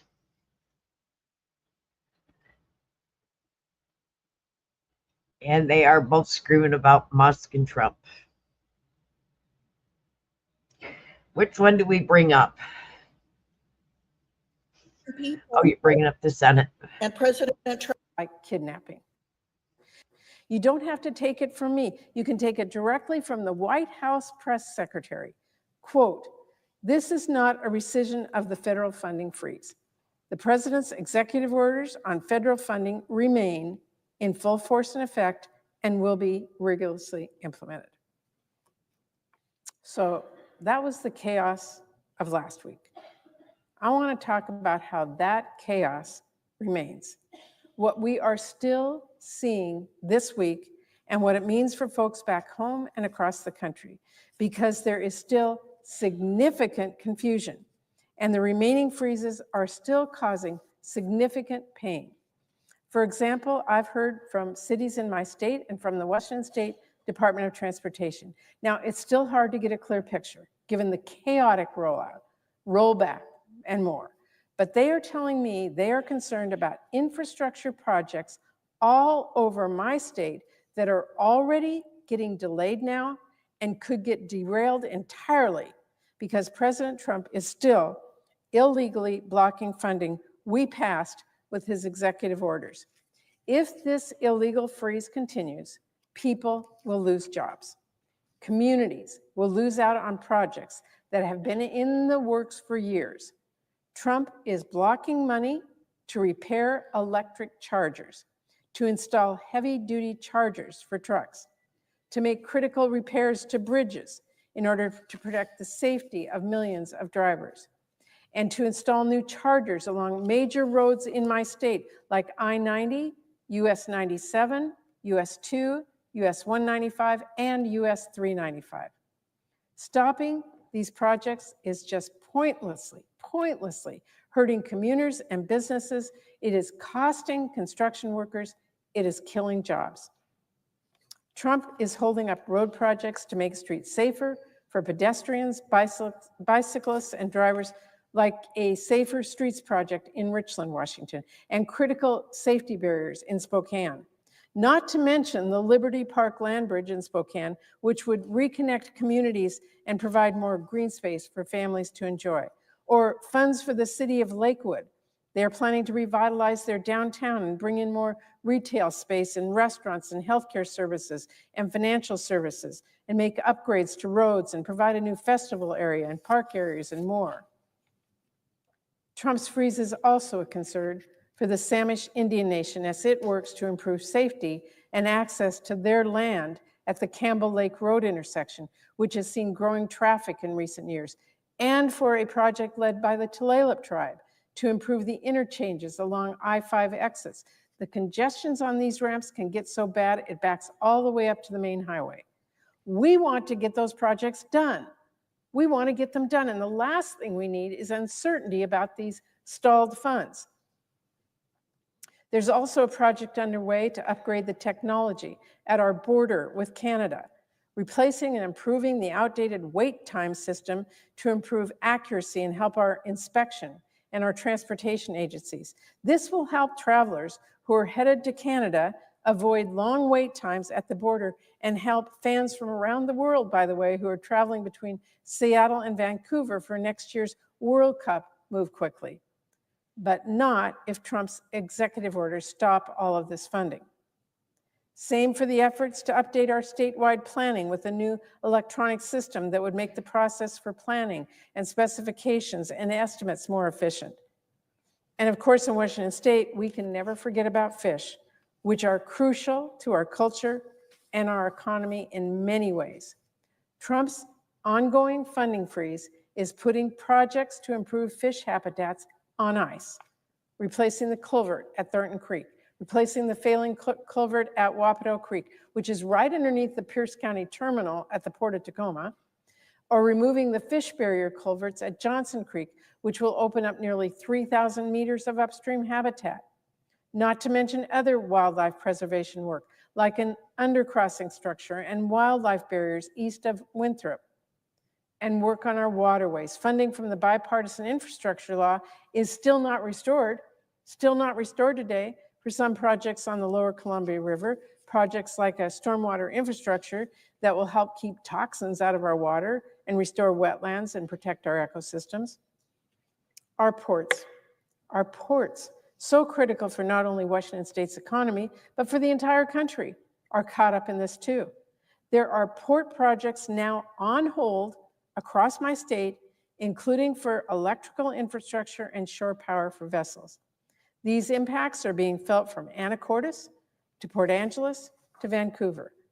Frozen funding is hurting working families in Washington and across the country, and it is making our economy less competitive.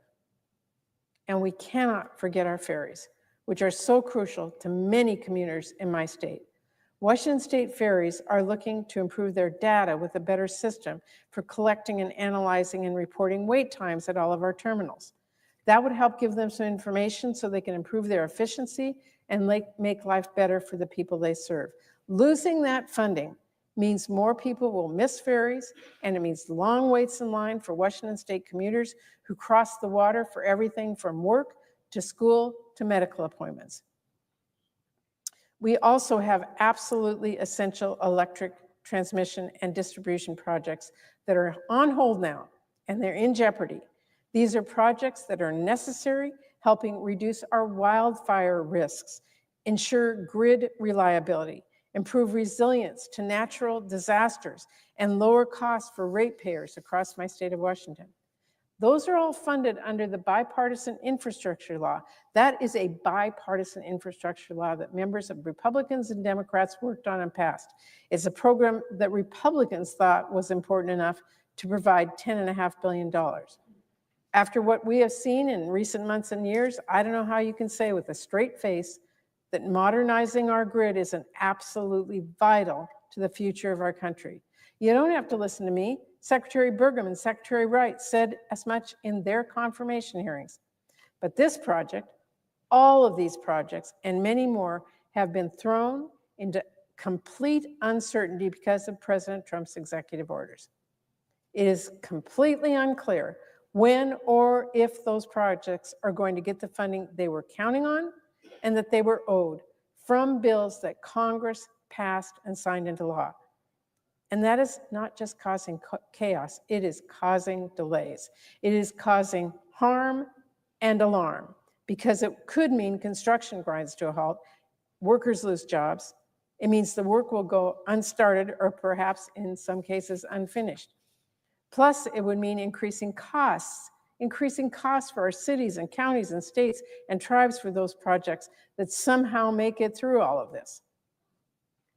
And while there are many more infrastructure projects in my state I haven't touched on, not to mention the other projects across the entire country, there are so many other projects and organizations and people who are being harmed right now by President Trump's reckless funding freeze. I know there are medical researchers still worried their work will somehow be considered woke, when in reality, it is actually pretty darn important that we do understand the roots of health disparities. Things like why the maternal death rate is so much higher for Black or Native American women. Yet now researchers are being told their research is at risk of being defunded if they are examining issues of equity or barriers to care, or even if they are specifically studying females. And there are hospitals in my state and across the country who are worried that some of these programs, which are appropriately focused on someone's gender or race, are in jeopardy. For example, I'll give you a good example.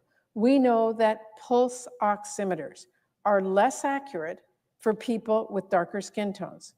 Making sure that these clinical measurements are accurate will save a life, and it has life and death consequences for patients. We know women have much higher rates of autoimmune disorders than men. We need to look at why that is. We need to invest in training the next generation of scientists, including from diverse backgrounds. Studies actually show us that diversity in the scientific workforce leads to greater innovation and productivity. But there is a serious concern that life-saving work is going to get caught up in President Trump's sweeping, illegal executive orders. Another impact of Trump's actions, the National Park Service has rescinded all of its employment offers for our summer seasonal staff. Now that doesn't just mean people are going to be facing longer wait lines or dirtier bathrooms, they will. It could mean park closures throughout this entire summer. It will mean delayed responses to emergencies, making people less safe. And outside our national parks, Trump is also freezing regional cleanup efforts, things like stopping illegal dumping and improving air quality in our communities. And Mr. President, let's talk about foreign assistance. Because for decades now, there has been widespread bipartisan understanding that promoting stability abroad, promoting democracy, improving health, strengthening trade, building partnerships is crucial to US leadership. But Trump's executive orders put all of that at risk by illegally freezing funds. I have heard from organizations that operate all over the world about how they were unable to deliver the life-saving aid that millions of people rely on due to these stop work orders. That meant millions of doses of life-saving drugs sat unused on shelves.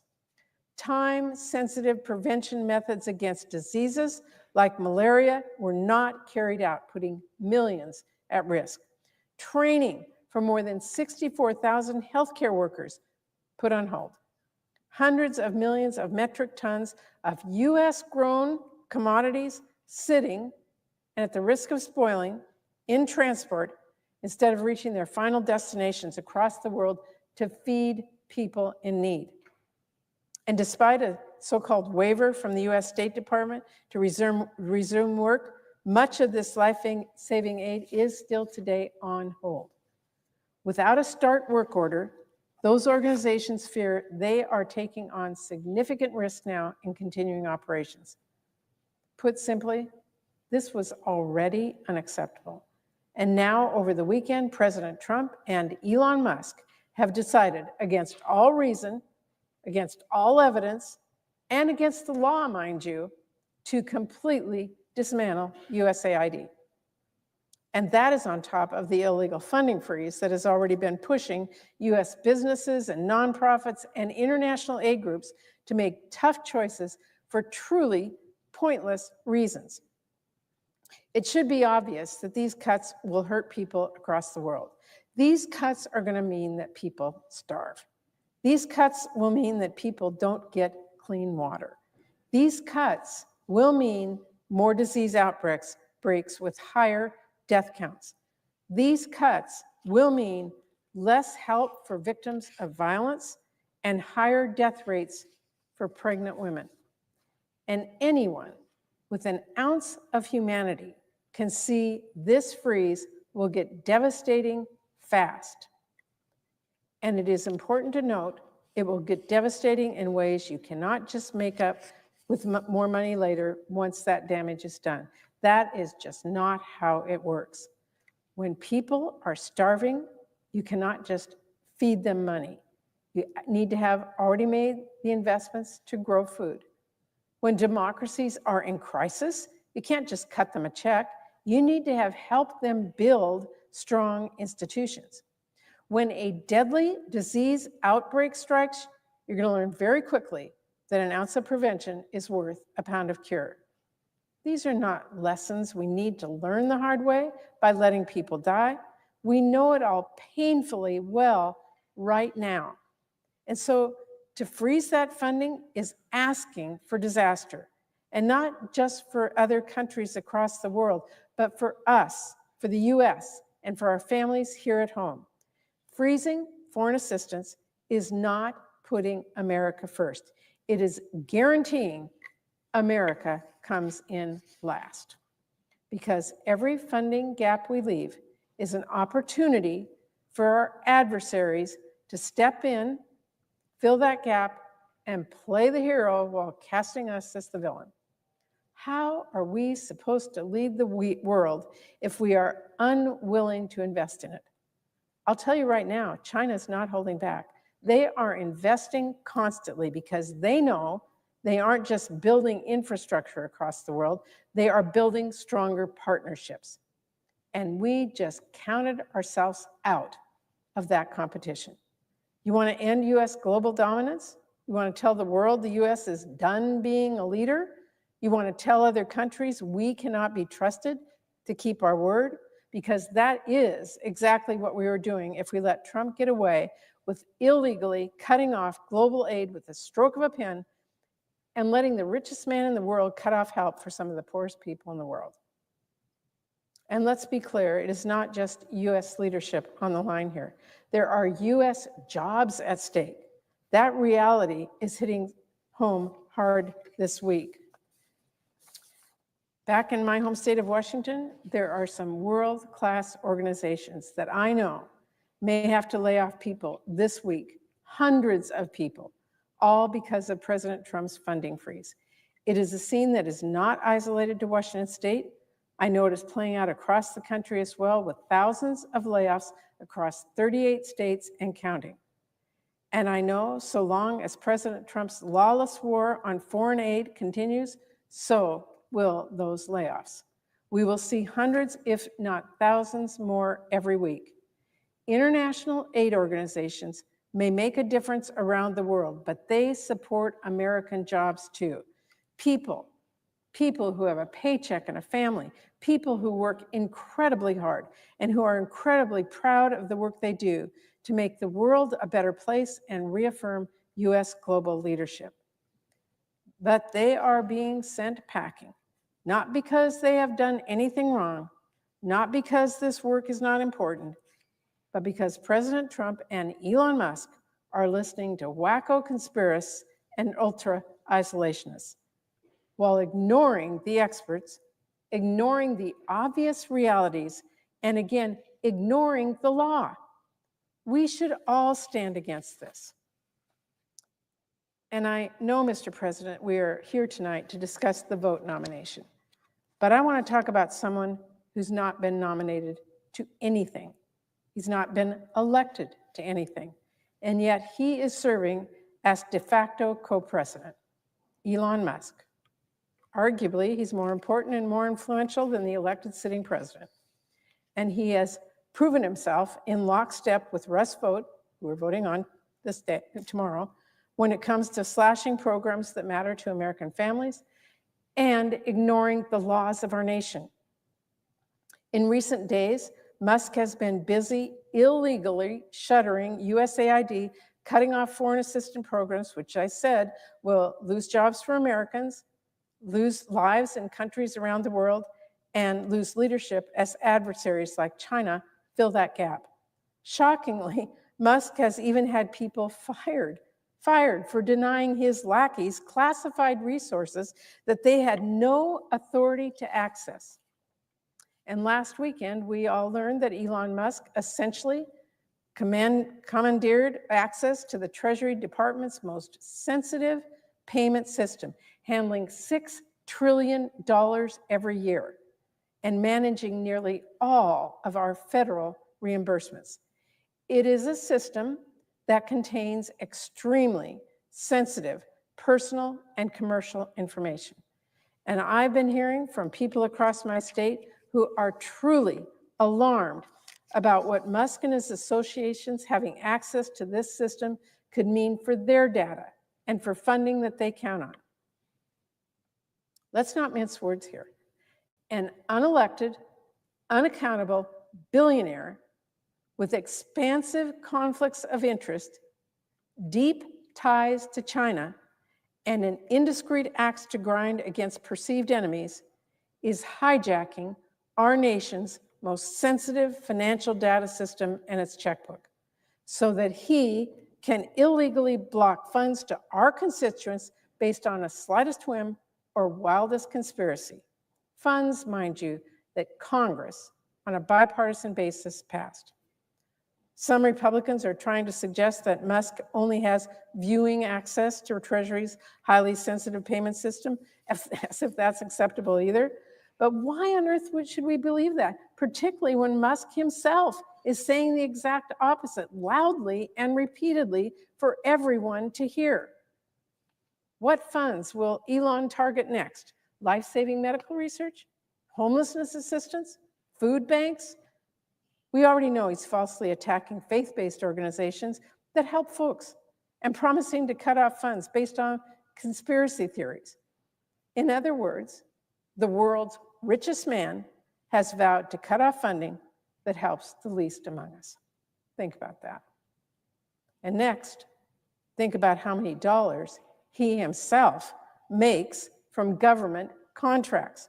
I mean, seriously, the richest man in the world with countless government contracts, ties to our adversaries, is taking over the Treasury in the name of fighting corruption? The irony is almost as rich as Musk himself. And let me underscore, Mr. President, just how dangerous this is, because now that Trump has handed over Treasury's checkbook, what if Elon decides he doesn't like how Rivian is getting federal funds to build an EV manufacturing facility? So what next? All Elon has to do is say, oh, they're woke, and he can convince Trump to illegally cut off those funds. Is that how this works now? Maybe Elon will decide he doesn't like Blue Origin and not SpaceX to get a contract, so he wants to gum up the works on their payments. Is that how this works? Maybe Elon decides he wants to get into electronic healthcare systems, and maybe he wants to punish hospital systems that don't take him up on whatever he is selling. Private corporations and competitors need to take note. The potential for abuse and corruption by Elon, especially considering his track record, is pretty much limitless. And it is not just Treasury. Musk and his henchmen are launching a full-scale invasion of sensitive data systems across government. We are talking about the Small Business Administration. We are talking about NOAA. We are talking about Medicare. The reporting is now clear. They are not just looking either. They are directly making changes to some of those critical systems. This is not Silicon Valley where you can just move fast and break things. When you break things here, people don't get their health care. They don't get their Social Security check. They don't get crucial warnings and life-saving information. And anyone who thinks, well, that surely won't happen, has not been paying attention. Because just this week, Elon Musk and Donald Trump put Americans in danger. We have citizens in dangerous corners of the world who were suddenly locked out of their emails, and they were cut off from an app that is meant to help address threats like kidnapping.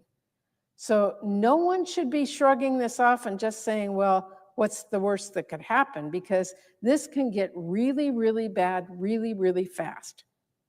And if anyone is thinking, well, it's okay, we have guardrails, we have laws, make no mistake, even though Trump and Musk have absolutely zero legal authority to hold up any federal payments that are law, this has not stopped them so far. As we've seen, they're already halting other funds illegally. They're already firing government watchdogs and officials left and right, regardless of our laws.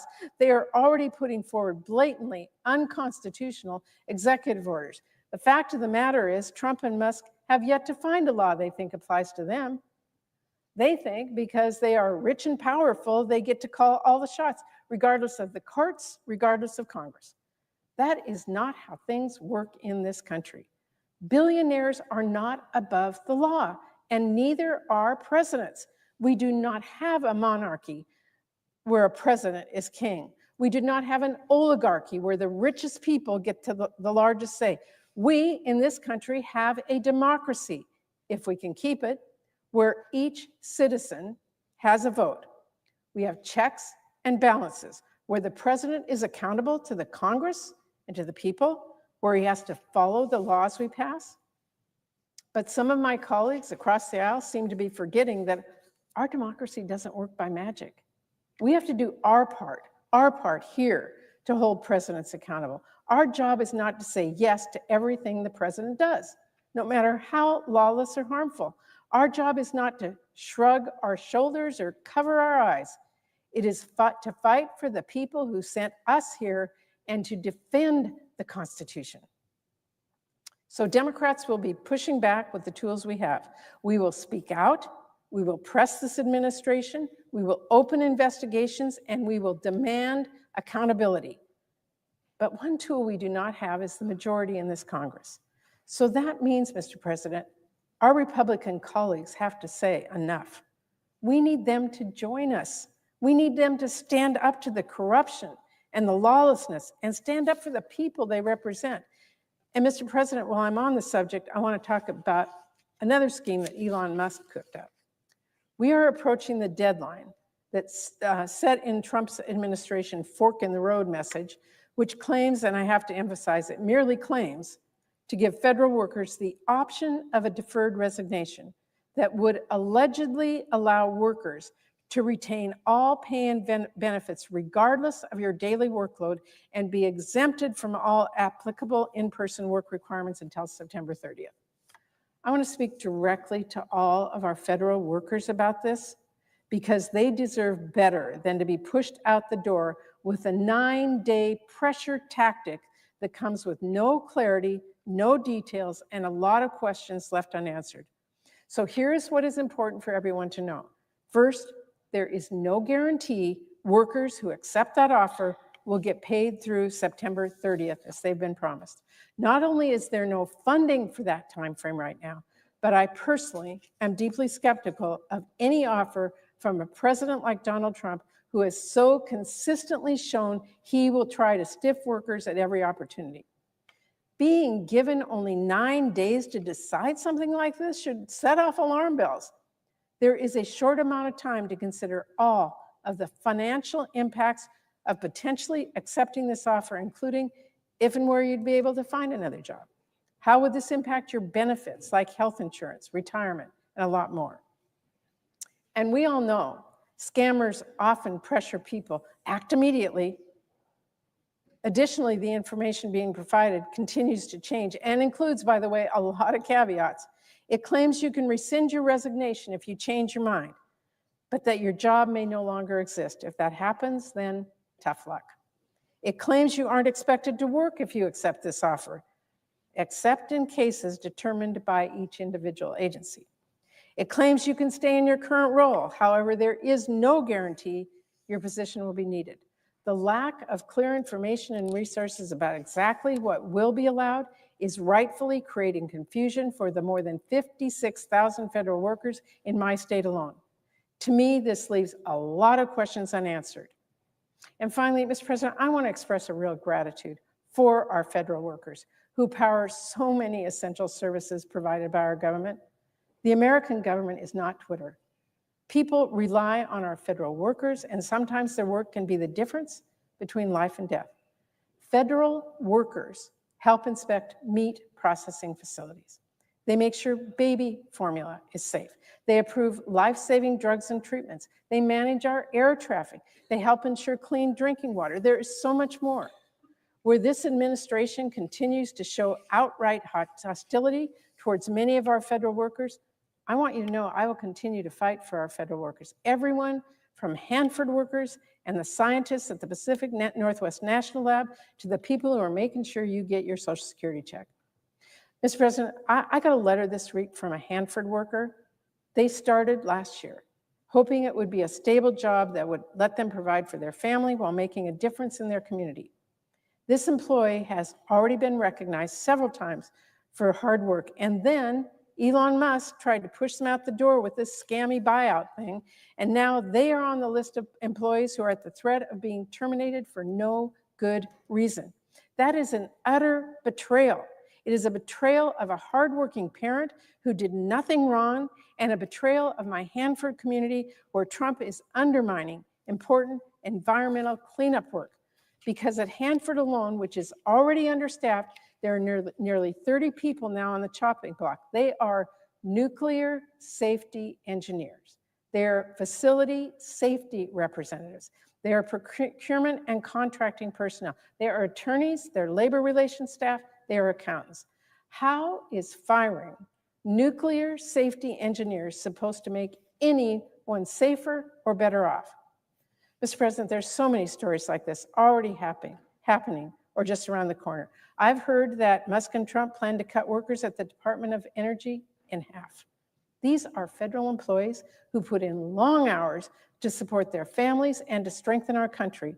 And for all their years of service, for all their sacrifice, Elon Musk is showing them the door and saying, don't let it hit you on the way out. This is wrong and it's ungrateful. And for God's sake, we're talking about nuclear security here. Why on earth would anyone think it's a good idea to cut corners?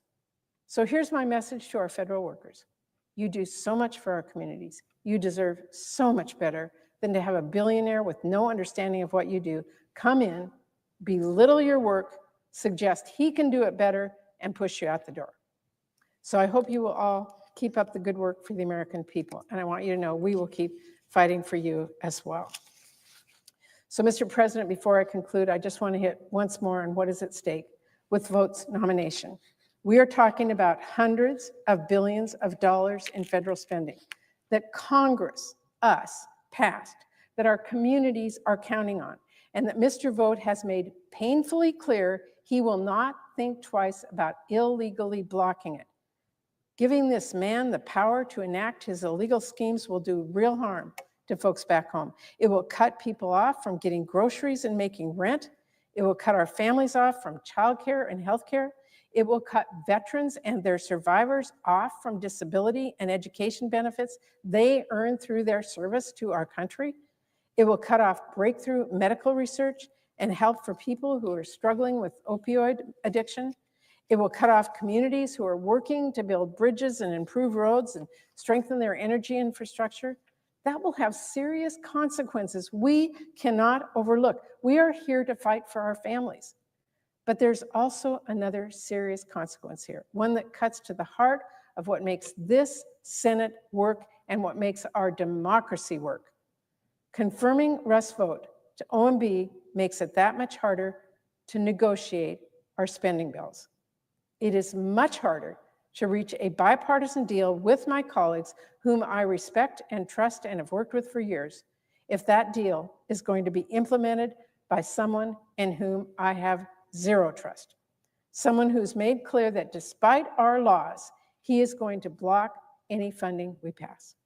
Why should any senator vote to confirm someone who has made it perfectly clear he will undermine their authority to help their constituents? Mr. President, as I have said, our system of checks and balances does not work on its own.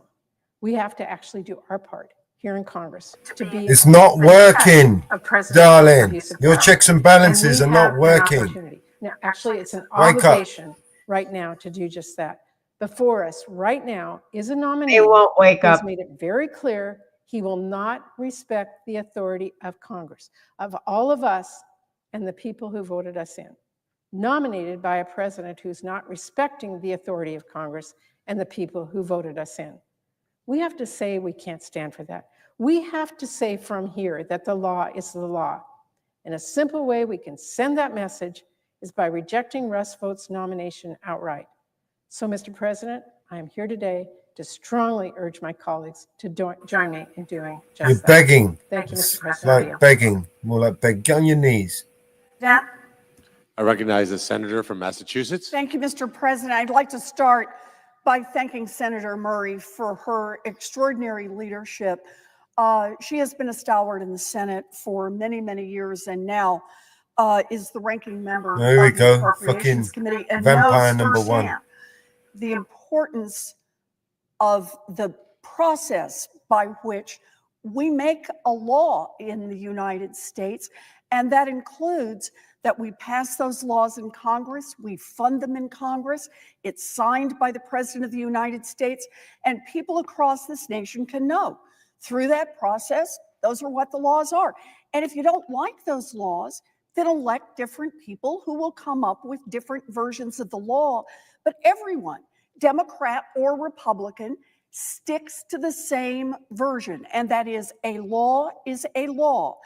The President of the United States or his co-president, Elon Musk, do not have the right simply to go back on the laws and say, oh, we picked that one, and that one to enforce, and that one no, and maybe that one half time. That is not how the process works.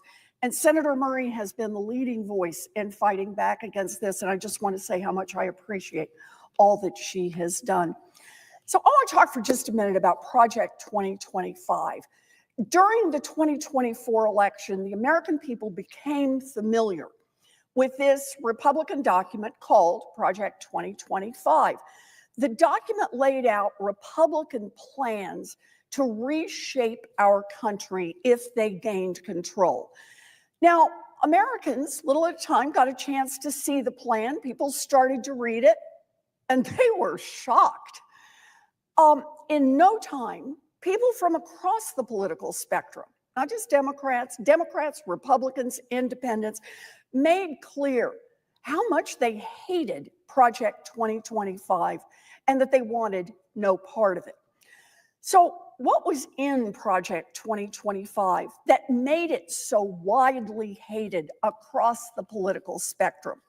A few things: firing civil servants, weaponizing the Department of Justice and the Federal Bureau of Investigations, unleashing force onto protesters and targeting political opponents, restricting abortion nationwide, ripping retirement and health care benefits from seniors, dismantling public education, and biggest and best, funding tax cuts for the rich by raising taxes on America's middle class. And I want to be clear, the big document, those are just the top lines. So Donald Trump's response was to swear over and over and over again that he had nothing to do with those plans.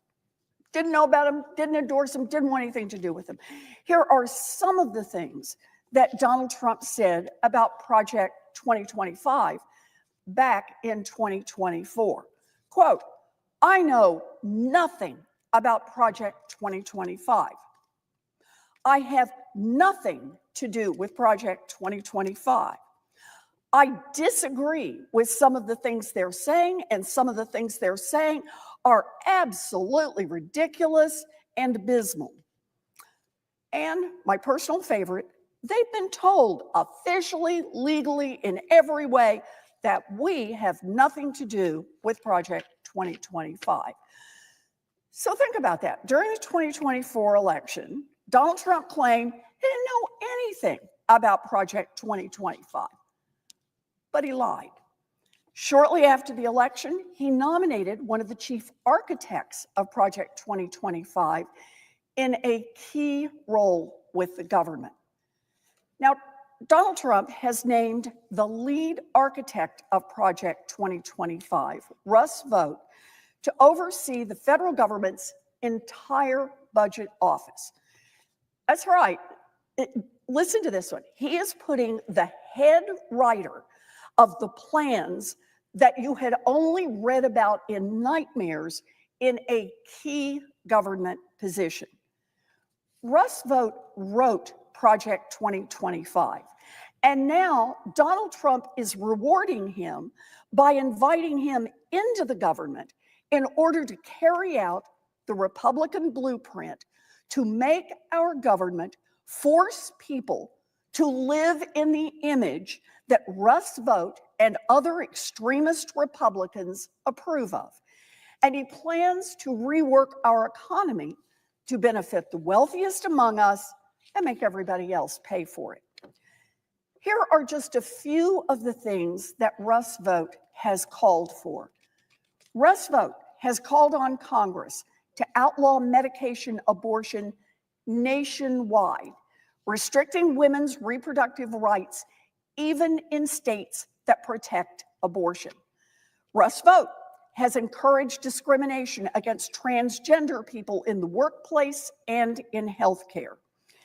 In his first stint as OA, tried the use of federal funding for diversity and equity training in a letter to federal agencies. The Project 2025 playbook calls for eliminating almost every civil rights office in the federal government. And Russ Vought has said he intends to put federal workers, quote, in trauma and destroy the merit-based system for civil servants so that he can fill the government with right-wing extremists. I'm going to pause here for a minute to see if Senator Gillibrand wants to speak. Thank you, Senator Warren, for your unbelievable tenacity and clear-eyed and thoughtful remarks. I yield the balance of my post-cloture debate time on the Vought nomination to Senator Schumer. Duly noted. Thank you again, Senator Warren. Let's keep in mind, so Russ Vought has called for outlawing abortion, medication abortion, nationwide. Doesn't matter whether or not you live in a state that says, no, we are going to protect abortion. Russ Vought wants to find a way to make sure it's shut down everywhere. He wants to encourage discrimination against transgender people. He thinks that getting rid of civil rights is the way to go for the American government. And he says he wants to put federal workers in trauma and destroy the merit-based system for civil servants so he can fill up our government with right-wing extremists. Now, we are already seeing firsthand the devastating effects of Russ Vought's plan for America. Russ Vought was the puppet master behind the funding shutdown that threw this country into chaos last week. You know, I saw this in Massachusetts. Parents didn't know if their toddler's daycare would be open. Seniors didn't know if the hot meal that they were expecting from Meals on Wheels would grind to a halt. No one knew if the nursing homes funded by Medicaid would be able to pay their workers. And that was just the tip of the iceberg for Russ Vought. If he is confirmed, you can absolutely bet on Russ Vought pulling out the rug from working people over and over and over again. And quite frankly, we don't know where he will stop. This is where they've started, 3 weeks in, and this is where they've started. So will Russ Vought, Elon Musk, and Donald Trump stop when they've ripped abortion rights away from every single woman in America? Will he stop when he's abolished the Department of Education and fired 180,000 teachers from their jobs? Will he stop when he has privatized Medicare and when seniors can't afford to go see the doctor? Will he stop when he's done stealing from middle-class families in order to fund tax breaks for the wealthiest households? Yep, by the way, that is in his blueprint too. Tax hikes for the middle class, tax breaks for the rich. Or will he stop when he crashes the economy? Get that tax Take it from me, with these kind of plans, crashing the economy is no longer a stretch. Russ Vote's Project 2025 proposals will lead to higher inflation, higher interest rates, and weaker economic growth. Project 2025 would seriously threaten another recession. Look, already, families all across this country are feeling the pressure from high grocery prices, while Donald Trump and his administration just turn their backs on working families. American families cannot afford for Russ Vote to be in charge. We don't know how far Russ Vote's extremism will go, but we can't afford to wait and find out. Americans voted for each and every one of us right here in the United States Senate to fight for them, and they do not expect us to roll over and play dead. It is our sworn duty to stop dangerous people like Russ Vote before he destroys our freedom, our economy, and the stability of every working family in this nation. And so I urge every senator to vote no on his nomination. I also want to take this chance to share some of the stories I've been hearing from my constituents, the people of Massachusetts. The impacts of Donald Trump's and Russ Vote's policies are affecting people in the Commonwealth of Massachusetts and all across this country. I am here to fight for the people of Massachusetts, and I'm here to share their stories.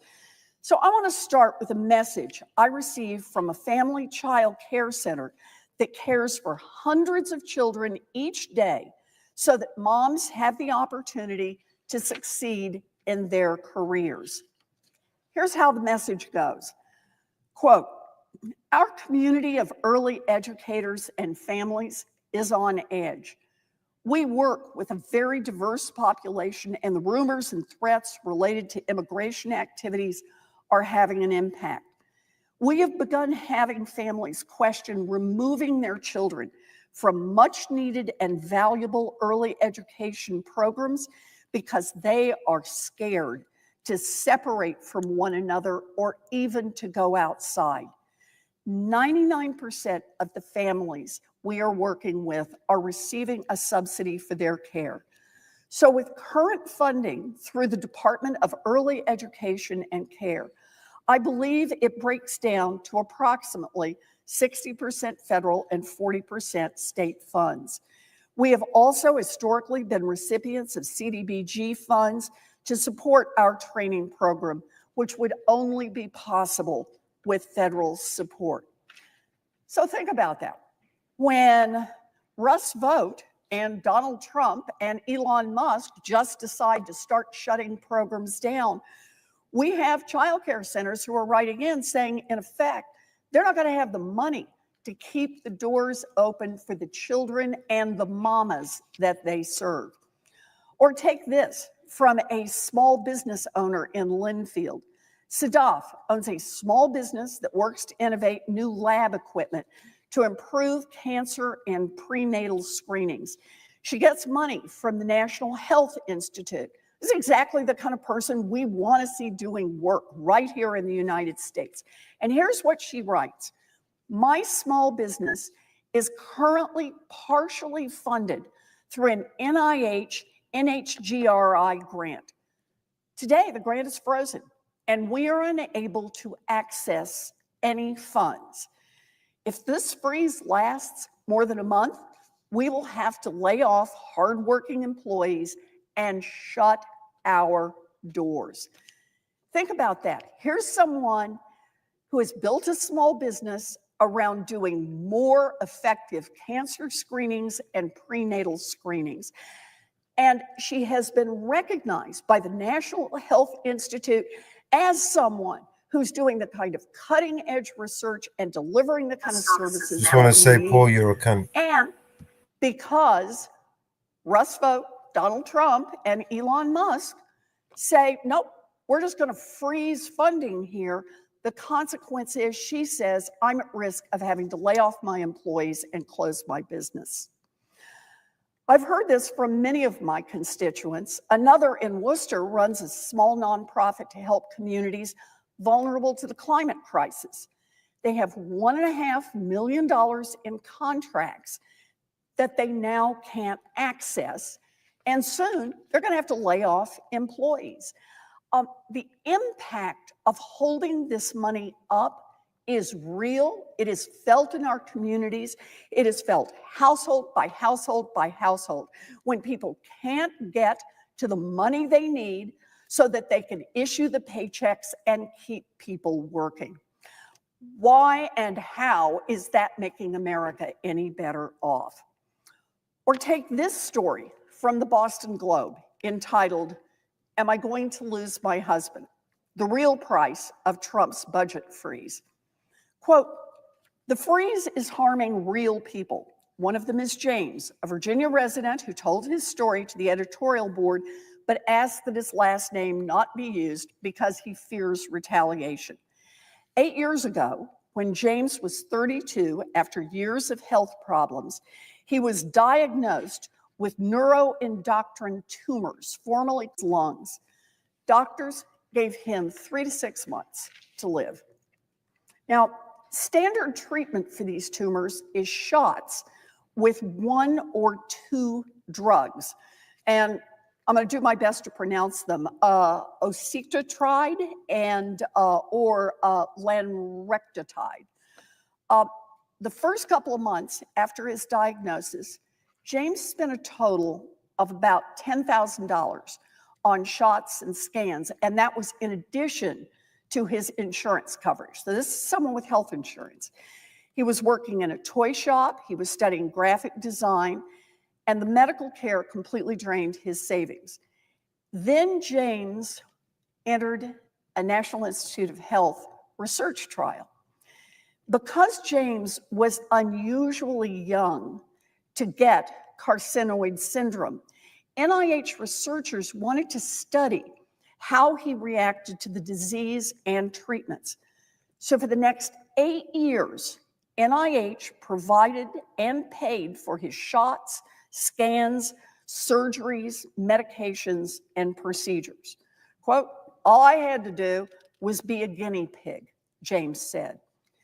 As of December, he was getting a shot of lanrectitide, which can cost thousands of dollars. And he was getting this shot every 3 weeks to keep his tumors from growing.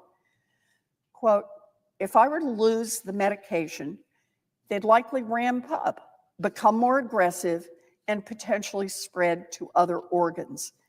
It could be a death sentence," James said. The disruption started when it became clear Donald Trump might win the presidential election. In October and November, NIH began recommending that if patients could get some medications, anti-nausea medication or painkillers, from other doctors, they should, because the federal agency feared budget cuts. In December, after Trump's election, James said his doctor told him NIH could no longer provide lanrectitide, but he was still part of the research protocol, so he would get yearly scans, and the NIH would conduct and pay for any necessary surgeries. In other words, they wanted to continue to be able to study him. In December, James started experiencing aphasia and memory loss, and a scan found spots on his brain. He's still undergoing diagnostic tests. NIH had treatment protocol prepared for if the cancer did spread to his brain. Once Trump took office in January, however, James was told the research was frozen indefinitely and he won't be getting any NIH care until that changes. James is continuing treatment with a Medicare insurance plan provided by Kaiser Permanente, and he qualified for financial assistance grant through May. But he worries that the Trump administration will end that financial assistance.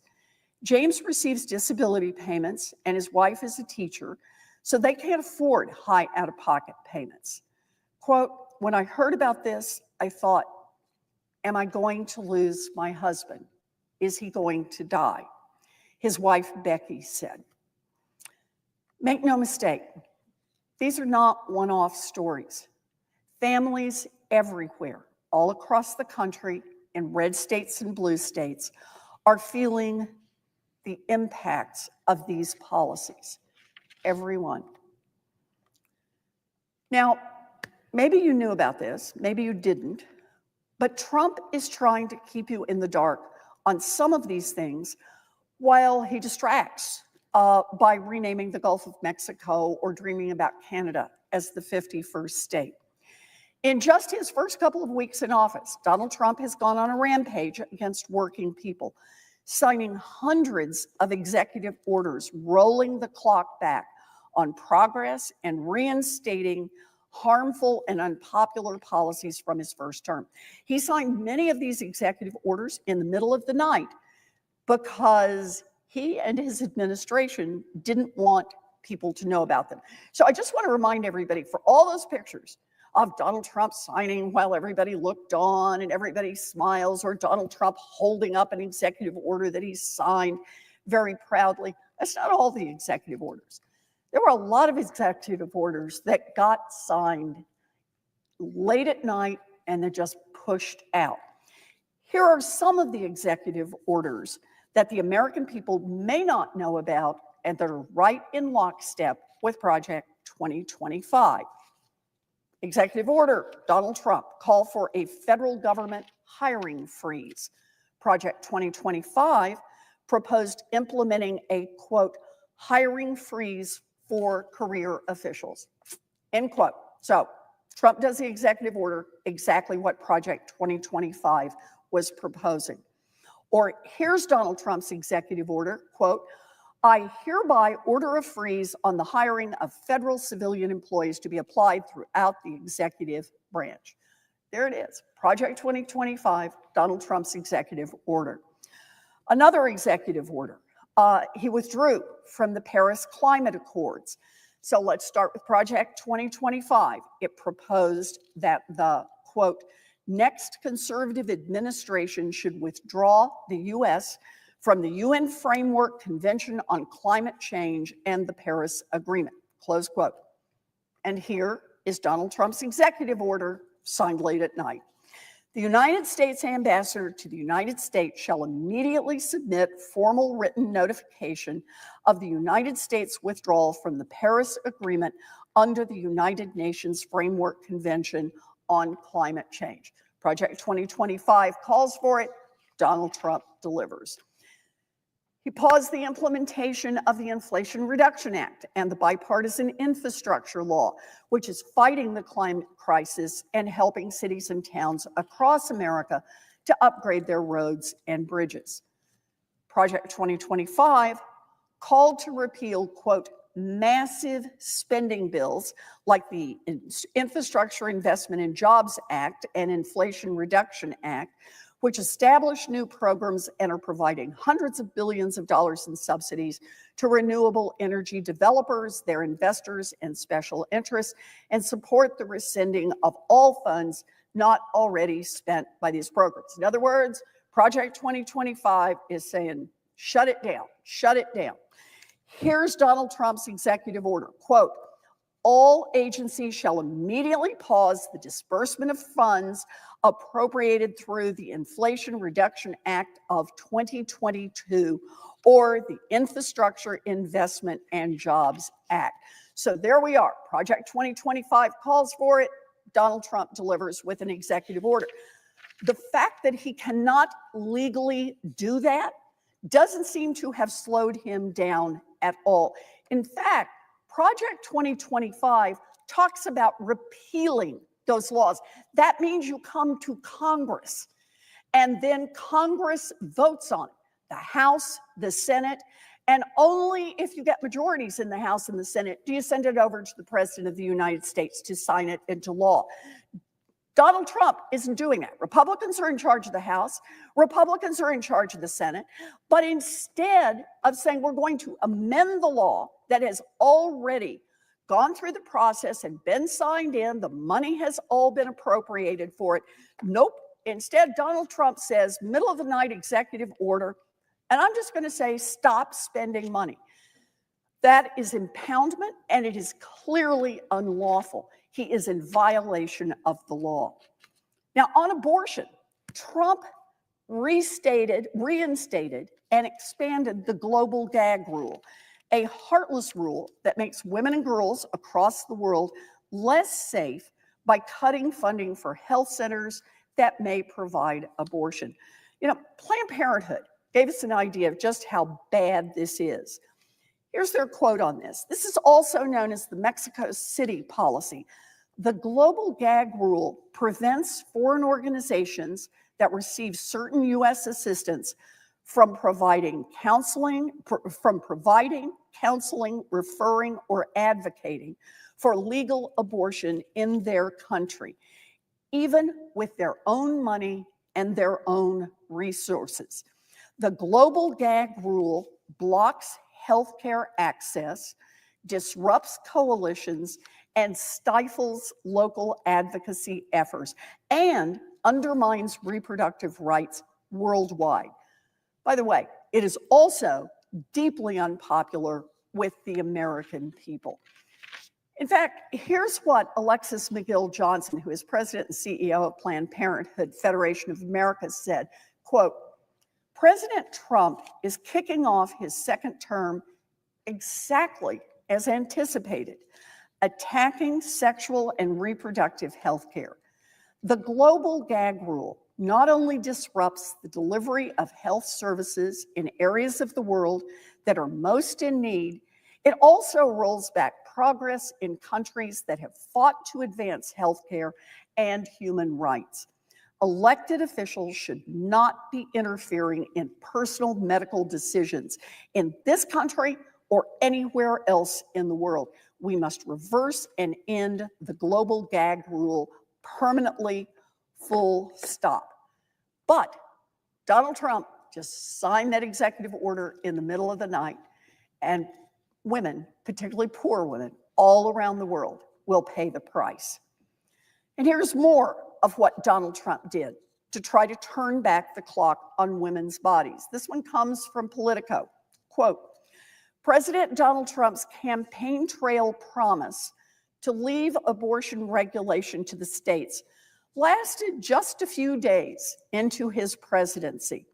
He issued executive orders that revived some anti-abortion policies from his first administration, including restrictions on federal funding for family planning and other health programs abroad that discuss abortion as an option or provide referrals for the procedure. So the president signed the executive orders hours after addressing the annual anti-abortion March for Life in a pre-recorded video. A 2022 study by the National Academy of Sciences estimated that Trump's anti-abortion restrictions on foreign aid led to 108,000 deaths of women and children in poor countries over the 4 years of his first administration. How does that happen?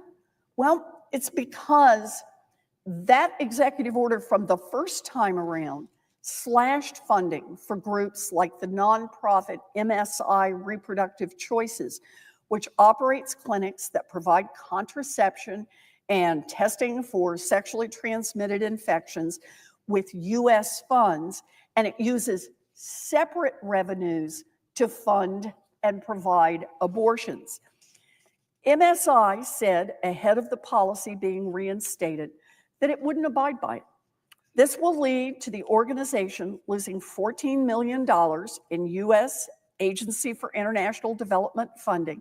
An MSI spokesperson said, the organization estimates the financial loss could result in an additional 2.4 million unintended pregnancies because the organization would have to stop providing contraception in several countries. I am at a complete loss to explain how the United States is better off if more unintended pregnancies happen in poor countries, and how we explain that last time around when Trump did this, it resulted in 108,000 deaths of women and children in poor countries, and that we're headed straight into the same plan again. Another study by Stanford University researchers found that the narrower version of the Mexico City policy that several GOP presidents enacted prior to Trump caused the number of abortions to increase across sub-Saharan Africa because so many women lost access to contraception. Let me say that one again. For everyone who thinks that abortion should not occur, understand the consequence of the Trump executive order. And that is that it increases the number of abortions across sub-Saharan Africa because women lose their access to contraception. Abortion rights advocates have also argued that the policy is overbroad because it imposes restrictions in countries where abortion is legal. One day earlier, in another move that thrilled abortion opponents, Trump issued pardons for roughly 24 people convicted of forcibly entering and blocking access to abortion clinics. In fact, this has been an important part of the Trump executive order stream in this area. The idea that the federal laws that protect women who are walking from where they've parked their car to an abortion clinic, and also a place where they may get contraception, where they may get a mammogram, where they may get other health screenings, not to be interfered with, that they get a chance to walk without having people scream in their faces and spit on them, that has been taken away by the President of the United States. He has said, move in a little closer, bear down harder on those women. And still, the anti-abortion groups that helped Trump win re-election are looking beyond these actions and are pushing for more from the new administration. So, for example, what are they asking for now? Well, they want to look at a ban on telehealth prescriptions and mail delivery of abortion pills. They want to do rules forcing states to provide more detailed information on all abortions within their borders so they can see more about who's getting what treatments, and the repeal of the Biden administration rules that expanded abortion access for some military members and veterans. It's all happening out in plain view. Let us be clear. This is and always has been about controlling women's bodies. Donald Trump packed the Supreme Court with anti-abortion extremists to get Roe overturned, and he bragged about it afterwards. This is the latest in Trump's years-long crusade against women's reproductive rights. And understand this, we will fight back. Now, as you probably have already seen in the news, Elon Musk has taken control of the government's critical payment systems, which include sensitive personal information for millions of Americans. This is the system that makes sure that your grandpa gets his Social Security check. This is the system that makes sure that your mom's doctor gets the Medicare payment to cover her medical appointment. And this is the system that makes sure that you get the tax refund that you are owed. And now it has been taken over by Elon Musk. Every organization, from your state government that uses federal money on that bridge project, to your local Head Start that takes care of little kids while their mommies and daddies go to work, is now at the mercy of Elon Musk. Maybe you get paid, but then again, maybe you don't. Elon just grabbed the controls of that whole payment system, demanding the power to turn it on for his friends and turn it off for anyone he declares he doesn't like. One guy deciding who gets paid and who doesn't. It is not the law, but it is the reality. Now, there's a second problem here. It is not just payments from the federal government that are now in Elon's control. Elon and his handful of friends now have access to your personal financial information, anything that is in the system. Your payment history, your social security number, your address, your bank account numbers. Elon now has the power to suck out all of that information for his own use. And now, whether it's to boost his personal finances or to expand his political power, it is all up to Elon. Understand, in a world in which data is power, Elon has just increased his The government already has all our and there's information. a third kind of problem here. In order for this handful of programmers to gain access to over $6 trillion, our $6 trillion payment system, we don't know what kind of safeguards were pulled down. Are the gates wide open now for hackers from China, from North Korea, from Iran, from Russia? Heck, who knows what black hat hackers all around the world are finding out right now about each and every one of us, copying that information and storing it for their own future criminal uses. How many back doors are being installed right now in the system that is truly the financial guts of our economy, the one that makes sure that the payments go out? All of that information is now at risk. This week, I wrote to Secretary of the Department of the Treasury, Scott Bessent, with extreme concern following his reporting. So here's what I said. Quote, I write regarding a disturbing report that in one of your first acts after you were confirmed as Treasury Secretary, you have given Elon Musk and his surrogates full access to the federal government's critical payment systems, which includes the sensitive personal information of millions of Americans. It is extraordinarily dangerous to meddle with the critical systems that process trillions of dollars of transactions each year that are essential to preventing a default on our federal debt and that ensure that tens of millions of Americans receive their Social Security checks, their tax refunds, and their Medicare benefits.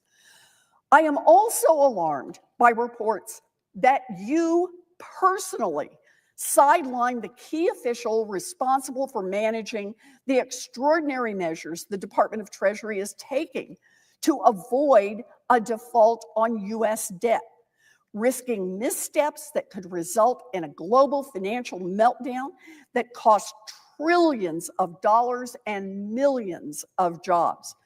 I am writing to seek answers about your role in this security and management failure and about how you intend to protect the integrity of the federal government's financial operations after handing over the systems to Mr. Musk's team. According to public reports, even before President Trump's inauguration, Mr. Musk's surrogates began demanding access to sensitive payment systems that the federal government uses to disperse trillions of dollars every year.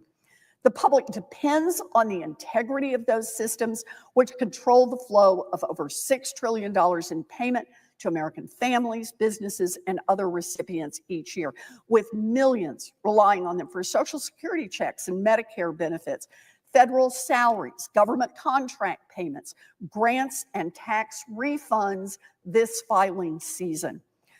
In just 1 year, for example, the department's Bureau of Fiscal Service dispersed nearly 1.3 billion payments totaling $5.4 trillion. It also collected nearly $5.5 trillion in federal revenue. Given the highly sensitive nature of the information in these systems, control over them is typically limited to a small number of career officials. The Musk team's unprecedented demand for total access to the system reportedly caused serious concern at the department, particularly given that the system has historically been closely held because it included sensitive personal information on millions of Americans and sends out virtually every federal payment, including payments that are critical for the economy and national security. You know, I just want to say off to the side, you and I were both in a banking hearing this morning, and one of the questions that Democrats put to our bankers who were present is, would you let someone come in and see the personal banking records of your customers? And the bankers, of course, said no. There's no way that they would permit that. And yet, the Secretary of the Treasury opened the door and said Elon Musk and his designees could come in and look at anything they wanted to look at. Controlling the system could allow the Trump administration to unilaterally and illegally cut off payments for millions of Americans, putting at risk the financial security of families and businesses based on political favoritism or the whims of Mr. Musk and those on his team who have managed to work their way inside. It could also give them access to millions of Americans' personal and financial information that is protected by law. We would shut down a bank that did what the Secretary of Treasury did in letting Elon Musk come in and root around in the personal financial information of Americans all across this country.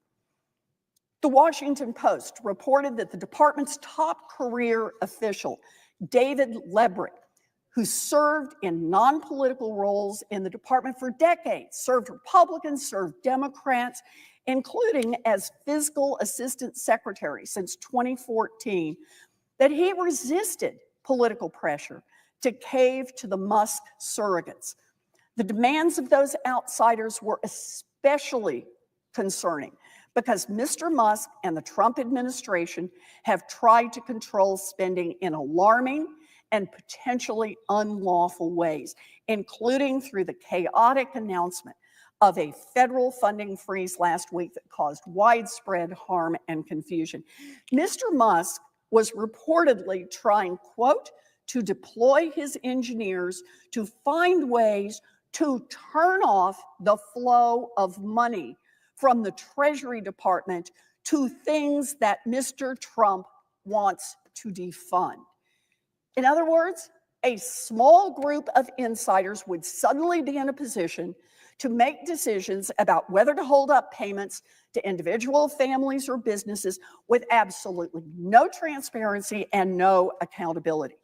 But rather than protecting the integrity and function of the payment system, our Secretary of the Treasury reportedly bent to pressure from the White House, suggested putting Mr. Lebrick on leave, and ultimately forced him out. This astonishing mismanagement, turning over the federal government's entire payment system and sidelining the most senior career official responsible for managing it, also puts the country at greater risk of defaulting on our debt, which could trigger a global financial crisis. The Fiscal Assistant Secretary was, quote, the government staffer perhaps most responsible for figuring out how the United States should handle the alarming prospect of running out of money, making him a pivotal, if lesser known, player in a debt ceiling standoff.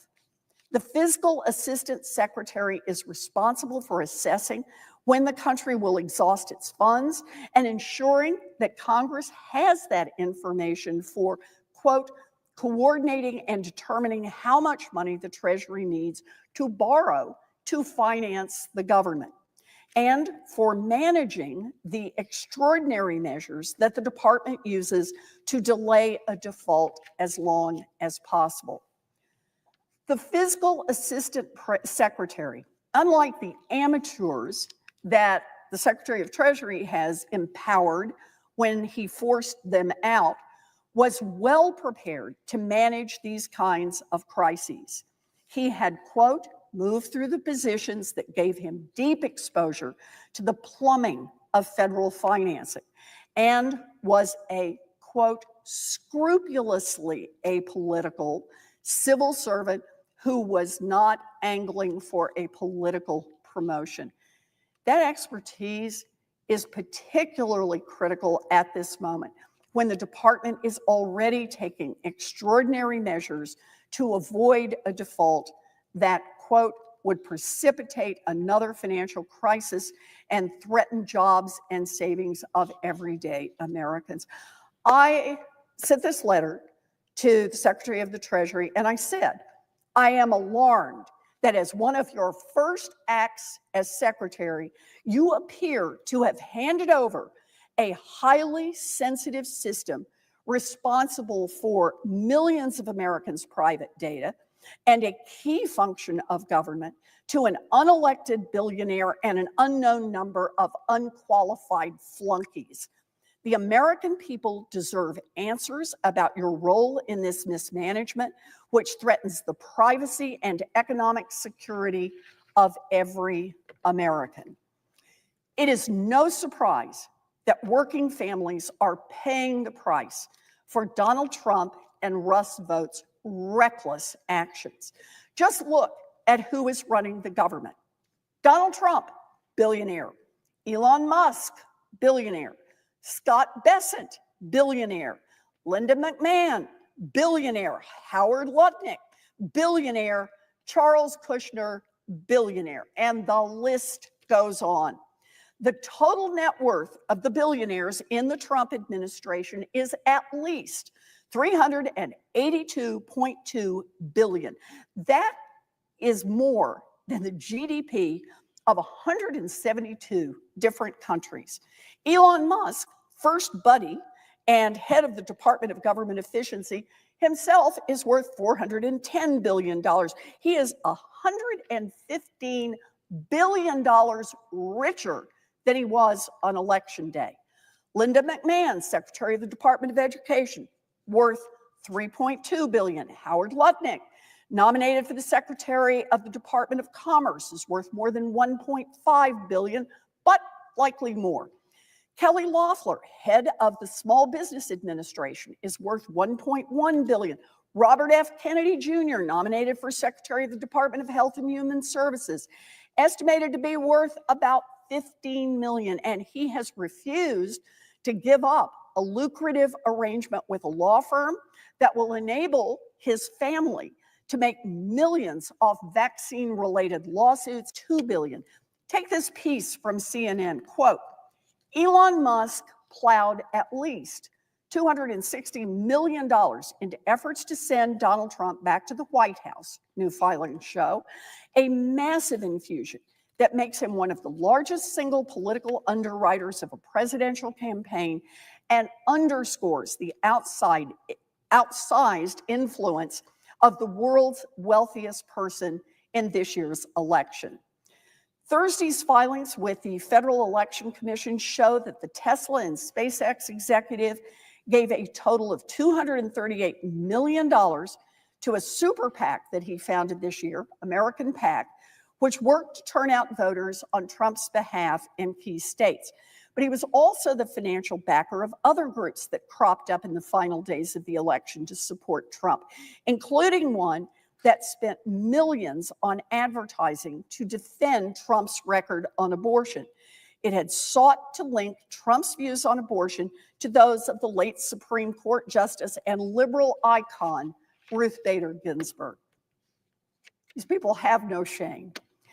Musk, through a trust that bears his name, donated $20.5 million to the group named RBGPAC on November 24th, according to filings with the Federal Election Commission. He was the sole donor to the group, which was formed in mid-October. The donation's timing meant that Musk's involvement was not disclosed until after the election, after the inauguration, not until last Thursday's post-election filings with the federal regulators. Ginsburg's granddaughter, Clara Spira, publicly denounced the ads, which sought to neutralize abortion as a liability for Trump in the campaign, as misleading and an affront to Ginsburg's legacy as a staunch defender of abortion rights. So true. According to the new filings, Musk also donated $3 million to the Maha Alliance, a super PAC that ran stark ads in key swing states, urging supporters of Robert F. Kennedy Jr. to back Trump in the closing stretch of the campaign. Kennedy himself had ended his independent campaign over the summer and endorsed Trump. Now, Maha stands for Make America Healthy Again, Kennedy's spin on Trump's MAGA catchphrase. Trump has now tapped Kennedy, one of the nation's most prominent anti-vaccine conspiracy theorists, to oversee the Health and Human Services Department. Trump has selected other big donors for roles in his incoming administration. Howard Lutnick, the Cantor Fitzgerald Investment Bank chief, whom Trump has tapped to head the Commerce Department, made a nearly $3 million in-kind donation of the $6 million that Lutnick previously donated to the super PAC over the course of the election cycle. Other Trump supporters who have landed spots in his administration also donated to MAGA Inc.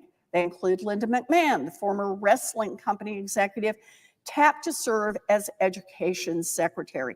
She donated more than $20 million to the Trump-aligned super PAC this cycle. McMahon and Lutnick also serve as co-chairs of Trump's transition operation. Other Trump picks who have made seven-figure donations to MAGA Inc. include former Georgia Senator Kelly Loeffler, his choice to lead the Small Business Administration, Scott Bessent, whom Trump has selected as Treasury Secretary, and two of his choices for plum diplomatic posts in Europe, Arkansas investor Warren Stevens and Charles Kushner, the father-in-law of Trump's daughter, Ivanka, end quote. And look, don't get me wrong. If you made a fortune because you had a great idea and you built a terrific business, good for you.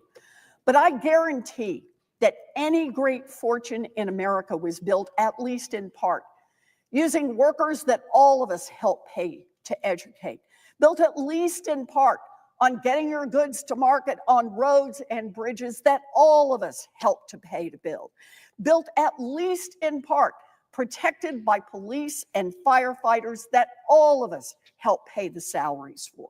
And now, instead of creating a system that will let the next guy or gal that comes along build something, these guys want to pull up the ladder. They poured money into the 2024 election, and now they expect a return on their investment at the expense of everyone else. The Trump strategy is to flood the zone, partly so we don't see each of the horrible orders and pay attention to them, but partly to demoralize us. Trump and his Republican friends hope that we will be demoralized. They hope that we will give up, curl in a little ball, and let them do whatever they want to do. I get it. It is tough right now, but it is important that we get back up and fight And that is exactly what I am doing. I am challenging Elon Musk on his Department of Government efficiency efforts to take away help for seniors who are living in nursing homes and little kids who are hoping for their daycare. I am asking questions of every nominee and pointing out to other senators and to the public where they pose a real danger to the American people. Look at the fight of the Secretary of Defense, Pete Hegseth. He is an incredibly accused rapist who has been falling down drunk at work events, and he's run not one, but two nonprofits directly into the ground. Nonetheless, Republican senators stood beside him. He made it through his confirmation, but it wasn't a freebie. Some Republicans broke ranks, and everyone in the country who was paying attention got to see up close and personal just how far the Republicans were willing to go to cower in front of Donald Trump. Those are the fights we must keep fighting. We will not roll over and play dead. This is not business as usual. The number one thing people can do right now is speak out. Speak out on social media about every one of these things. Talk about the threats these people pose. Speak out about what Donald Trump is doing. In the middle of the night last Friday, Donald Trump issued a batch of executive orders turning back the clock decades on women's reproductive rights. If people talk about that, then that is how we will begin to rebuild a movement to push out the Trump vision of America, in which billionaires are on top and everyone else is left in the dirt, and women don't get to make their own health decisions. I've only got 24 hours a day, but I plan to spend as many of them as humanly possible fighting back against Trump, Musk, and the billionaires who have taken over our country to promote themselves at the expense of everyone else. It is up to us. I'm not lying down and playing dead, and I hope nobody else does either. Mr. President, I yield the floor.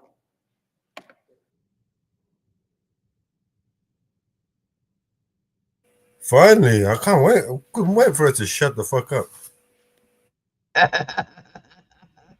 Mr. President. Hey, Grim, how are you? Senator from Georgia. Thank you, Mr. President. I yield 30 minutes of my post-cloture debate time. Hey, Grim, how you doing, bro? To Senator Merkley, and 30 minutes of my post-cloture debate time on the vote nomination to Senator Schumer. The senator has that right. Thank you, Mr. Chairman. Mr. President. The senator from Louisiana. Thank you, Mr. President. Mr. President, I have 8 requests for committees to meet during today's session of the Senate. They have the approval of the majority and minority leaders. Duly noted. Thank you, Mr. President. With me today is one of my colleagues from my... See that? He had his newspapers up there. He was reading newspapers. He is one of my right-hand people and does great work, and I'm honored that he could join me today. Gosh, I don't know where to begin. I've been in the Senate for 8 years. In dog years, that's 56 years. And it feels like 56 years. I've learned a lot, met a lot of interesting people. You know, before I got here, everybody told me about the Washington bubble. And I said, you know, how serious could they be? Well, it's true. There is a Washington bubble. This place is different. It's in its own way, sometimes disappointing, sometimes refreshing. It is deeply weird. For one thing, common sense is illegal in Washington. It's illegal. For another thing, I've discovered that this is a town of very frustrated ex-class presidents. And there's a Washington way of doing things. And when things aren't done that way, when somebody challenges the status quo, many, not all, but many of these frustrated ex-class presidents in Washington, on the Hill and otherwise, they get excited, not in a good way. They can't get their mind around doing anything other than the Washington way. Some of them, particularly in the media, they go almost catatonic, or the exact opposite. They foam at the mouth. And they really get upset. They can make a Valium nervous. It's like the world, we're not doing things the way we've always done them, and the world's going to spin off its axis.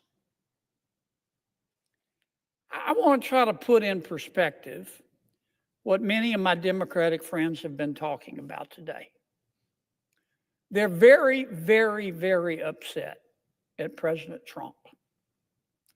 And they're very, very, very upset at Elon Musk. President Trump ran for president on a number of issues. One of the issues he ran on, he said it almost every day. He said, if you elect me president, that's what he's been doing. He went out and appointed, through an executive order, Elon Musk, who some people like him, some don't, but he's not a dummy. He's a very successful business person. He's got a top secret security clearance. President Trump issued an executive order, and he turned to Mr. Musk, and he said, Mr. Musk, I want you to do for me what I said I was going to do in the election. I want you to go through all the spending, line by line. Now, let me ask you something, Mr. President. How are you going to review the spending without reviewing the spending? How are you going to audit the spending by an agency without auditing the agency? That's what I mean when I say common sense is illegal in Washington, D.C. That's what Mr. Musk is doing. He's put together a crackerjack team, and they're going through everybody's spending line by line, item by item. And my Democratic colleagues are very, very, very upset. And they've been very eloquent. They've talked about the process, and President Trump's executive order supposedly violates the Constitution. And they've accused Mr. Musk of having conflicts of interest. And so I've heard people say he's sitting over there with a notepad, copying down everybody's Social Security number, and he's going to go use it to make money. I mean, people in this town, not just my Democratic colleagues, they're really upset. They've never had anybody question their spending. But that's what Mr. Musk is doing. But you know, I've listened. This has been going on for a week. People have been screaming like they're part of a prison riot. Oh my God, look at what Musk is doing. He's looking at the spending. And I've listened to people talk about the process and debate whether it's constitutional and discuss how many lawyers can dance on the head of a pin. But you know what? I haven't heard one single person who's upset with President Trump or Mr. Musk talk about what he's found. They don't want to talk about the spending porn. the waste of taxpayer money that he's found. I mean, that's the point of all this. I tell you who is interested. The American people. The people in America who get up every day and go to work and obey the law and pay their taxes and try to educate their kids and try to do the right thing by their kids and try to save a little money for retirement, and have had to live through 20% inflation under President Biden. They understand what Musk is doing. They understand spending porn and wasting taxpayer money. Now, Mr. Musk started with the USAID. That handles a lot of foreign aid for America. American people are very generous. In our country, when you're homeless, we'll house you. When you're hungry, we'll feed you. In our country, when you're too poor to be sick, we'll pay for your doctor. And we send a lot of money overseas to help our world's neighbors. And the USAID is in charge, in large part, of that. But I'll tell you what Mr. Musk discovered. I find it fascinating. He discovered that the American taxpayers are giving money to Afghanistan. He found that we are giving money to Yemen. He found that we are giving money to Syria. I didn't know that. Some of our foreign aid is going to Yemen, Afghanistan, Syria. He found that the USAID has 10,000 people. 10,000 people, employees. And every year they give away $40 billion. Mr. Musk also found, and I'm not saying that all of this money is wasteful. I'm not. Some of this money, I'm sure, does some good. That's why Secretary Rubio is going to revamp the department to separate the good from the bad. But this is the kind of stuff Mr. Musk found. He found that the USAID gave money to support electric vehicles in Vietnam. Our money, taxpayer money. He found that USAID gave money to a transgender clinic in India. I didn't know that. I bet you the American people didn't know that. He found that the USAID gave $1.5 million to a Serbian LGBTQ group called Grupa Izladaji. I probably mispronounced that. My apologies. Anyway, they got $1.5 million to, quote, advance diversity, equity, and inclusion in Serbia's workplaces and business community. What else did Mr. Musk found that my colleagues don't want to talk about? Well, he reviewed a study and then went and checked it. The study was done by the Middle East Forum. They found that USAID spent $164 million to support radical organizations around the world. We're not talking Cub Scout troops here. We're talking about radical organizations around the world. They gave $122 million of that to groups aligned with foreign terrorist organizations. Our taxpayer money. According to this report in Mr. Musk, the USAID has given millions of dollars to, quote, organizations in Gaza controlled by Hamas. Why aren't my colleagues talking about that? Recipients of the money, they found, have, quote, called for their lands to be cleansed from the impurity of Jews. That's who we're giving foreign aid to. What else? I'm not going to spend my whole time talking about this, but nobody else is talking about it. They're just talking about the process and Mr. Musk, and he's a mean guy, and he shouldn't be looking at our spending. Well, he is. And I kind of find what he's found out interesting. He found that we gave $2 million, USAID did, for sex changes in Guatemala. He found that we gave $20 million to produce a new Sesame Street show in Iraq. He found that we gave $4.5 million of taxpayer money to combat disinformation in Kazakhstan. He found that we gave $10 million, USAID did, of meals to an Al-Qaeda-linked terrorist group called the Nusra Front. Mr. Musk found that we gave $7.9 million of taxpayer money to a project that would teach Sri Lankan journalists to avoid binary gendered language.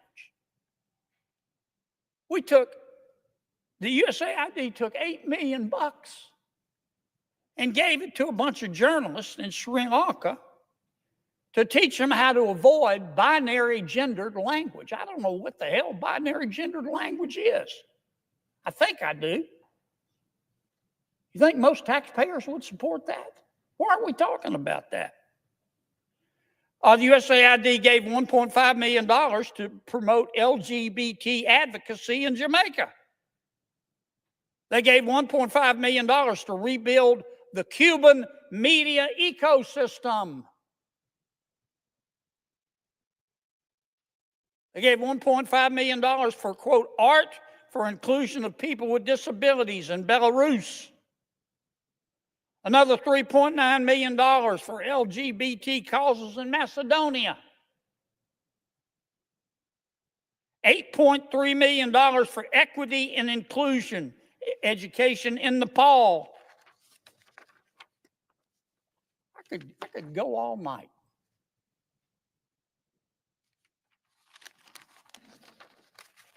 And many of my colleagues are upset. They're really mad at Mr. Musk. Hell, I think we ought to give him a medal. All he's doing is what President Trump said he was going to do. President Trump said he's going to audit the spending. So Trump goes and hires Musk, again with the top secret security clearance. Nobody can quibble with his intelligence.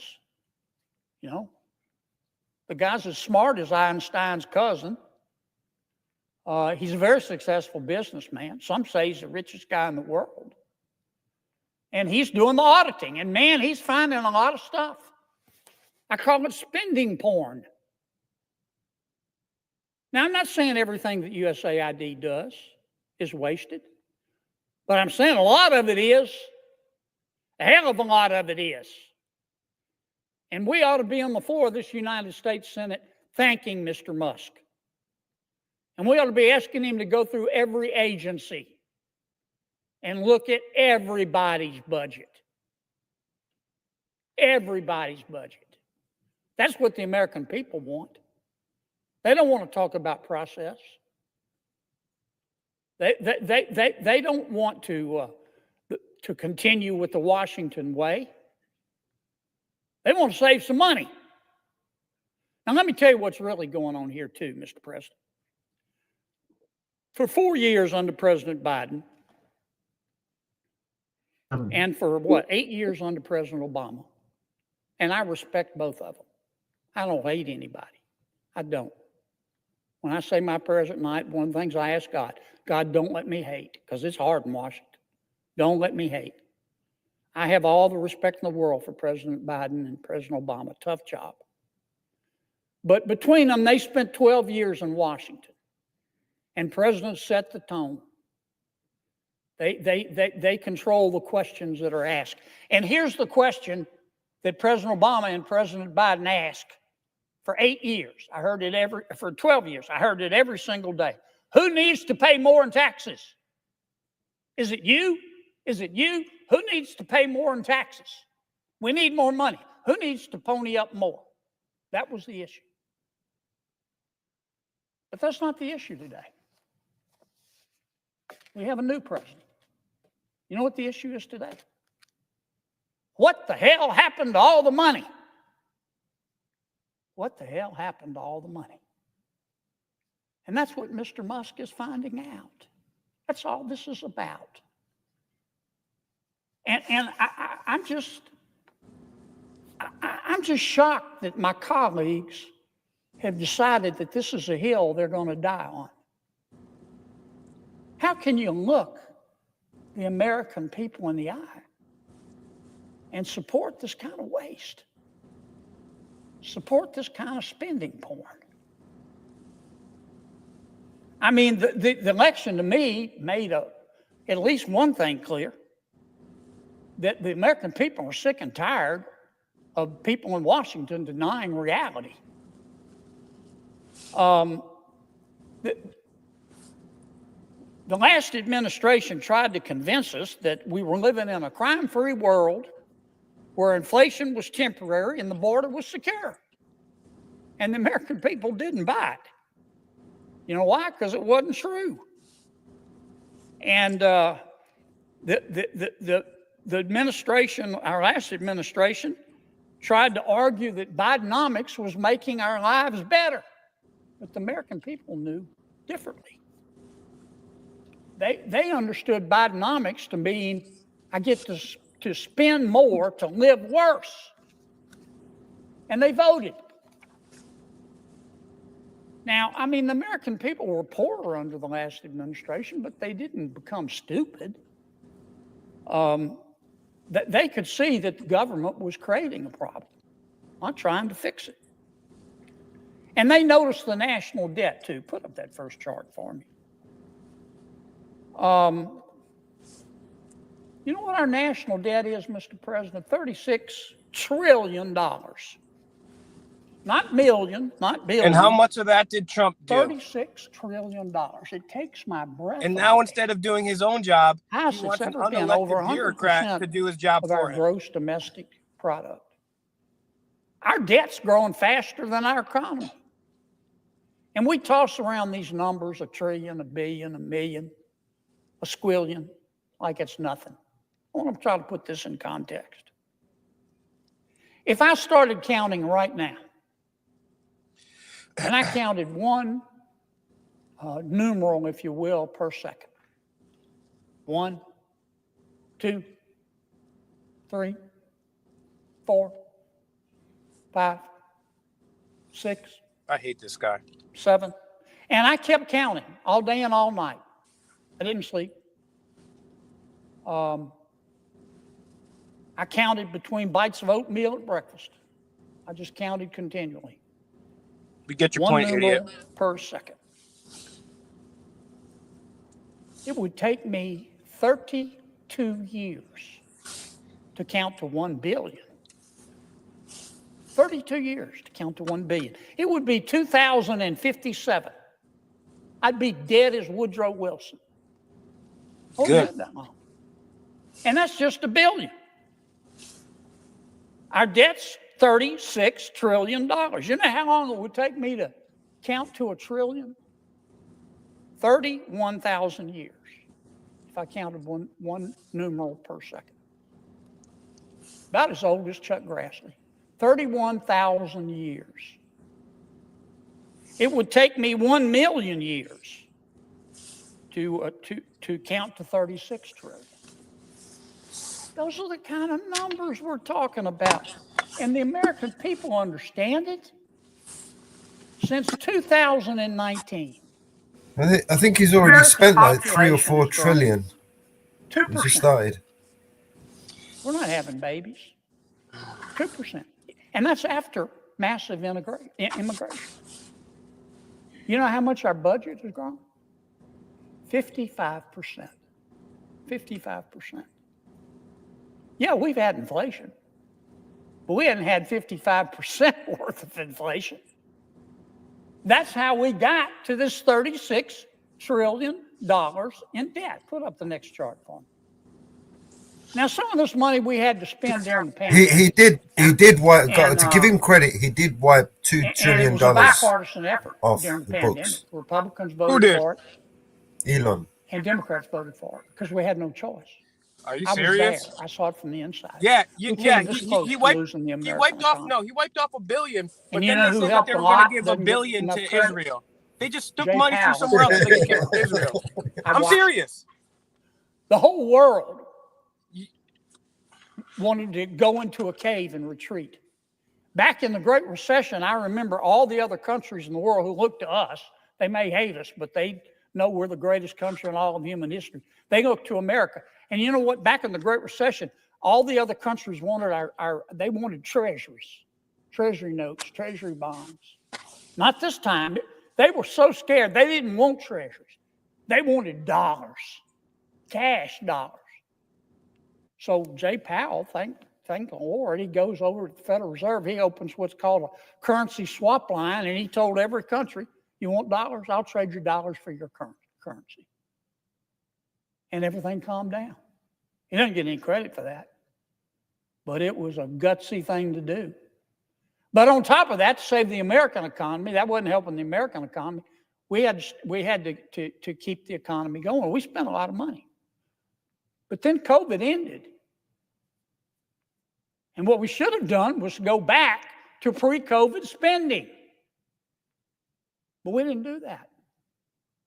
President Biden, after the shutdowns and the coronavirus, the pandemic was over, passed the American Rescue Plan.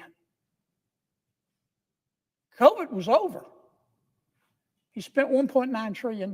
Never let a good crisis go to waste. I didn't vote for it. Then he came back and passed what he called an infrastructure bill. It was really just the Green New Deal. I know what's in that bill. That was another $1.2 trillion. And then he passed the Inflation Reduction Act. I didn't vote for it, but that was another $1.0 trillion. And then he passed the CHIPS Act. This is really special. He said, big tech, the semiconductor companies need our money. They need taxpayer money. They're not making enough money. And he gave them money. He didn't give hardware stores money. President Biden didn't give the healthcare industry money. He said, I want to help big tech. And boy, they sucked it up like a Hoover Deluxe. We spent $280 billion subsidizing big tech. And you add it all up, and that's $4.3, almost $4.5 trillion. And that's how we got $36 trillion in debt. And that's why Donald Trump said, I'm going to look at every single line item of spending. And that's why he gave the job to Elon Musk. And that's why Musk is auditing these accounts. Hey, Matt Daddy. Nobody wants to talk about what he's finding. Nobody wants to talk about the spending porn, except the American people. They get it, Mr. President. They get it. And I hope Mr. Musk continues. My colleague and friend, we had a little discussion in banking today. Senator Warner makes a good point. He wants Mr. Musk to come over and talk to Congress about how he's doing this. I'm all for that. I am all for that. I would love to have him come over and walk us through what he's doing and how he's discovering all this spending porn. We need all the help we can get on reducing our spending because we can't continue at this pace. Imagine this guy celebrating another I just man want to for doing spend a his few job. minutes putting all this in perspective, Mr. President. The world's not going to spin off. This guy's a really good lawyer. He can Every argue. business that I know of goes through an audit. Now we're being audited, but we're being audited by not by the usual auditors, but we're being audited by a person appointed by the President of the United States. And I'm betting you when he's through, and he's going to go to all these agencies. He's starting on the Department of Education next. I think he'll end up finding that some of our money is being well spent. but he's also going to find that some of our money is being stolen and it's being wasted. And that's an insult to every taxpayer in this country. So I'm going to end like I began. We ought to be giving Mr. Musk a medal. We ought to be thanking him. Maybe nobody else wants to hear about the spending porn, but I can't wait to read the book. I hope he finds all of it and compiles it.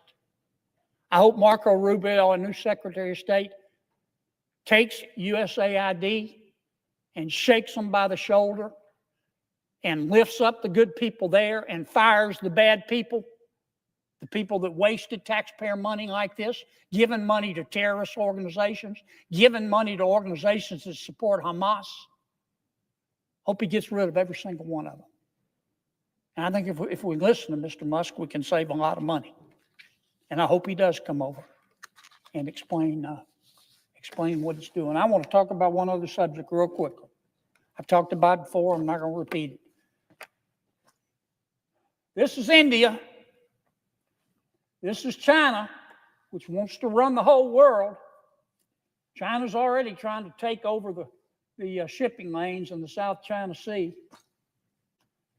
This is the Chagos Islands, right down here. Years ago, the Chagos Islands were owned by France. France ceded the Chagos Islands to our friends in Great Britain, UK. And a number of years ago, the United Kingdom and America got together and we built... He's talking about Diego Garcia. We built a military base in the Chagos Islands on one particular island called Diego Garcia. And it's a really important military base. For one thing, it's very close to the Bay of Bengal and the Indian Ocean in China, so we can watch them. For another thing, it's where it's one of the only bases where our nuclear submarines can dock. Hugely important. Well, the United Nations got mad at the United Kingdom. They said, Great Britain, you're bad people. You used to be colonialists. You acquired other countries, sometimes freely, sometimes by force. Every country I know of in the world of any strength has done that. Doesn't mean we ought to be proud of it, but it's part of our history. But the United Nations said, shame on you, UK. Shame on you. Bad, bad, bad, bad. You have to give back the Chagos Islands and the military base there. And the UN doesn't have any jurisdiction over the United Kingdom. But the UN said, not only do you have to give it back, but you don't give it back to the people of the Chagos Islands. You give it back to another group of islands way down here called Mauritius. Mauritius used to own the Chagos Islands when France ceded them to Great Britain. They were run by Mauritius. But the people of the two island groups, archipelagos, the people don't have any affinity. Now, what's Mauritius say? Of course, we'll take it. But they want to start charging the United States and the UK £9 billion for a 99-year lease. So we can lease our own military base. All because the Prime Minister of the United Kingdom feels guilty because somebody, some tofu-eating wokarati at the United Nations says they're bad people, bad colonialists. Well, and the Prime Minister of the United Kingdom, he's going along with it, but he says, I'm negotiating with Mauritius. And the people of the leader of Mauritius just issued a press release, said, yeah, he's negotiating. He's increased the price and he's shortened the leash. Now, you know who's loving all of this? China. Because China has a close relationship with Mauritius. And you know what? It's going to get a lot closer. This is insane. This is cell deep stupid. This is bone deep down to the marrow stupid. Because the United Nations wants the United Kingdom to feel guilty, they want to give our military base and their military base to Mauritius. Now, the Prime Minister of the United Kingdom can stop this. And Marco Rubio, our new Secretary of State, is against it. And I haven't talked to him directly, but I think President Trump is against it. The United Kingdom is our friend. I went to school there for a while. I love them. And I want to see the Prime Minister do well. But he needs to put down the bomb. He needs to put down the bomb. This makes absolutely no sense. And it's going to be a big part of his legacy if he gives away this island and our military base to, in effect, what will eventually be China. So I would say to the Prime Minister tonight, I don't mean any disrespect. I want to say this respectfully. I shouldn't have said the bong part. I take it back. Please, Mr. Prime Minister, don't do this. Don't do this. We'll stand with you in telling the United Nations who's upset with you to go fill out a hurt feelings report. Could you hear me just then, Mellows, when I was talking? Please say no. Don't give this. No, I didn't, mate. Ma'am, it's going to can really we pause hurt it the for a sec? relationship between the United States of Yeah, America one sec. and the United Kingdom. I know Donald Trump pretty well. This is live, so one I sec. know Marco Rubio pretty well. It's all good. They'll forgive. I just wanted to say, this guy's literally over here celebrating Elon Musk, a guy that wants to put a chip in our brain, a guy that is photographed with Ghislaine Maxwell, a guy that hasn't invented anything in his life, a guy that's an unelected bureaucrat. He's thanking and bootlicking this guy for doing his own job. That's what Congress is supposed to do. Why is Elon Musk some unelected bureaucrat, the guy that wants to microchip us in our brain? Why is he doing that? That's his job. This guy, this is how stupid Americans are. This guy thinks he's on the right side, and he's congratulating Elon Musk for doing his job. He should be looking into these agencies. He should be finding out what they're spending. He should be going to see, is the FBI constitutional? No, it's not. We should get rid of that. Is the Department of Education constitutional? Has that worked? We should get rid of that. No. That's his job, and he's celebrating an unelected bureaucrat for doing his job. That is fascism. And then he's talking about how, we're raising the debt. Donald Trump raised the debt more than any other president. The one he's bootlicking. I don't know what Donald Trump thinks about this, but I'm sure he thinks this. And then then he's like, oh man, we really need to get these islands back so we can have our military bases back so we can be right there with our nuclear submarines watching them. Bro, what do you mean watching them? We have GPS, we have radar, we have satellite. We don't need to be all up in the grill. We don't have to have these. This guy, and he thinks he's like and this guy loves the founding fathers. This guy loves the cops too, the standing army. And now we got armies everywhere, and this guy's celebrating, and this guy's mad that people are going to charge them for having an illegal military base. Like, imagine getting mad.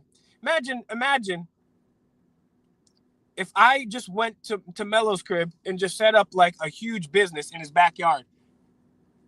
And then I get mad if Mellows is like, well, you know what? I should maybe charge you a little bit. Like, you shouldn't even be there in the first place. This guy is a total asshat. And it's so sad that these people up here, this guy literally makes all this money, talks to lobbyists all day, does whatever he wants, eats at the fanciest restaurants, and then he takes the time out of his job of work to celebrate another man doing the job that he's supposed to be doing. What a pathetic, pathetic, pathetic person. Pathetic. Sorry, I just had to say, these people are pathetic. Talking about, under Biden, the economy was bad. Yeah, Donald Trump increased the national debt more than any president ever.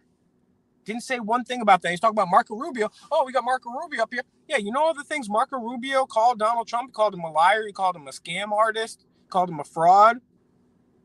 Now he's like, oh, yeah, I'll be Secretary of State. These people are frauds. These people are pathetic, bro. No backbone. And then they sit up there and the news calls them authorities. Authorities say, local officials say, authorities say. These people are not, they're not in a position of authority. They're below us.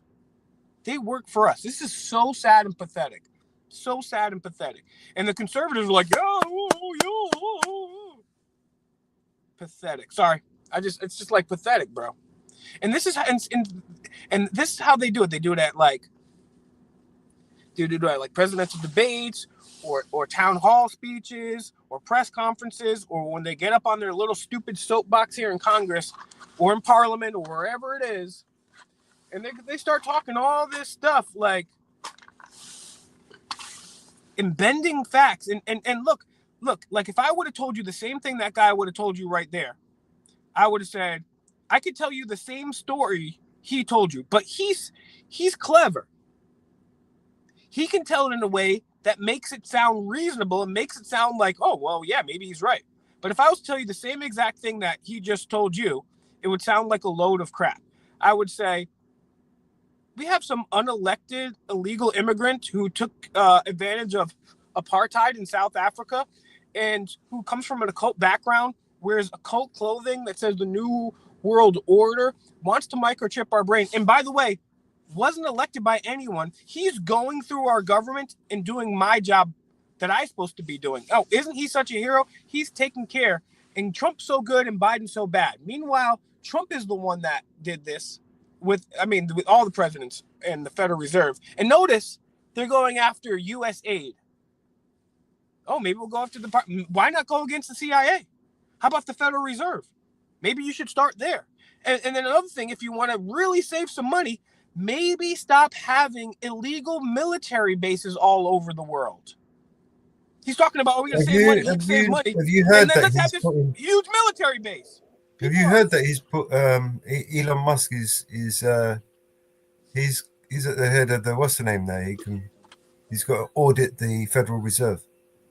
Yeah, it's the Doge thing, right? And you notice, and I'm no fan of Vivek either, but Vivek was on a podcast recently, and he said, and they let him go from that. And want to know why? And it goes back to what we were talking about yesterday. He said it was a difference of how to do it. We both had the same vision, DK, the same vision, but we had different approaches.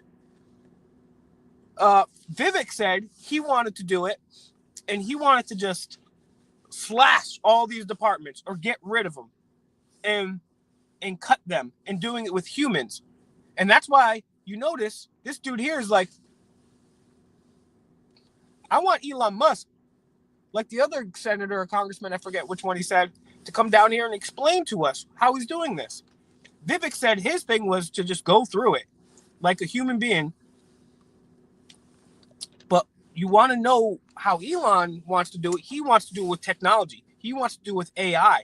That goes all back to Donald Trump giving all this money for all these shady people to come over here and AI Stargate. They're gonna say, look at all this waste. You know, if we all just put a Neuralink in our head, you know what? Then we wouldn't even need these big governments. Yo, this is so crazy, bro. And notice who was at Trump's inauguration. Zuckerberg, Bezos, Musk, and then Trump meets for 3 hours privately. I think it was privately. I haven't seen. I'll look that up in a sec. With Bill Gates, and then and like I said earlier, they're saving all this money now.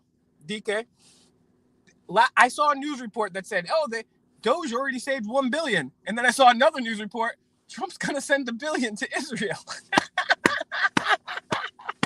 This is crazy, bro. And the conservatives are loving it. I've been saying to conservatives online, when they make a post about Trump, I say, imagine supporting Jeffrey Epstein's best friend. And they still be like, well, even first of all, they don't believe it. And then I show them the evidence. And then some of them be like, well, shut up at that point. But some of them still be like, well, he's better than Biden. I'm like, no, he's not. And then I showed them that, and they were like, well, he's the leftist. I'm tired of people talking about, the leftists, the crazy liberals, the BLM, the trans are doing so much bad stuff. If you add up every piece of property, every person hurt, unalived, or any damage, all done by BLM, Antifa, and trans people, police do more of that in one day than they have in a year, maybe years. And conservatives are like, "Wow, we gotta get the leftists out of here. Who cares if he's Jeffrey Epstein's best friend?" This is insane, Mellows. Insane. Hi, Mama Bear. How you doing?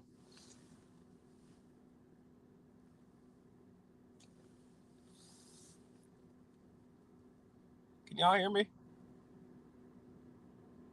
Mellows, can you hear me? Yes, Anybody mate. hear I'm me? listening. I'm listening, mate. I'm here. All right, cool. Guys, if you're just watching, man, tune in, man. Share the video with others so they can tune in. If you're watching, you're already tuned in. But lock in, share the video, like the video, give some support to Mellows, subscribe to Mama Bear and Mellows. Go to one, subscribe to the other. Crazy, man. And the sad part is these people are getting paid so much money to sit up here and rant about dumb lies. And then they get drunk on the way there. They get drunk and they have some drinks, and they get money from lobbyists. And don't worry. As soon as you leave, we got a job for you at Monsanto or Bayer or Northrop Grumman or DynCorp or any of the military industrial contractors, right? Sad, man. It is sad. This is so sad.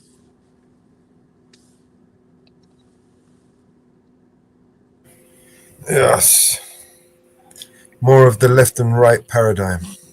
And the crazy part about it now is they do things. They have certain presidents on the left do things and get away with it. So the people on the left, they actually treated people at the border worse than the right. I mean, they still keep kids in cages. There's still kids in cages there right now on the border. Terrible. It's absolutely terrible. But the Democrats actually did a worse job than the Republicans. And then the Republicans are supposed to be for gun rights, and Trump bans more gun parts than Obama. And so we need the left and the right paradigm so they can keep accomplishing their goals. And now Donald Trump says he's going to take over the Gaza Strip. Donald Trump says, I'm going to continue. This genocide isn't working fast enough. I need to help.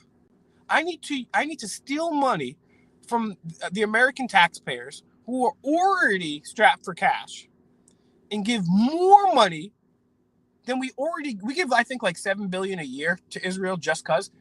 Can you imagine? Do you know that like 21% of adults can't read at a 5th grade level? Do you know in Rochester, New York, over 90% of the kids there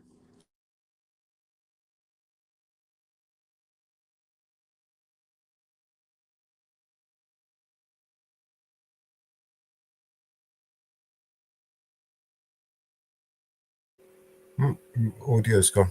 Oh, I think he got a call. All right. Well, we'll carry on playing the video until he pops back. But they'll never, ever forget. Don't do it, Mr. Prime Minister. I've taken too much time. I'm sorry. I yield to my colleague from Virginia. Mr. President? Yes, sir. The senator from Virginia. Mr. President, I know my time has been squeezed a little bit, and we got other colleagues, but I just want to mention one thing to my friend from Louisiana. I love to listen to him talk. And there's a lot of things he says that I tend to agree with. There's a lot of things I tend to disagree with. I do want to make sure folks know what at least I, and I think some of us, are concerned about. Is you want to debate about any of these programs, that is fair cooking. There's ways to save spending. Count me in. Matter of fact, you were a former governor. I'm a former governor. Virginia got named best managed state in the country when I was governor. And you know how we got that information about line item programs? Because about a decade.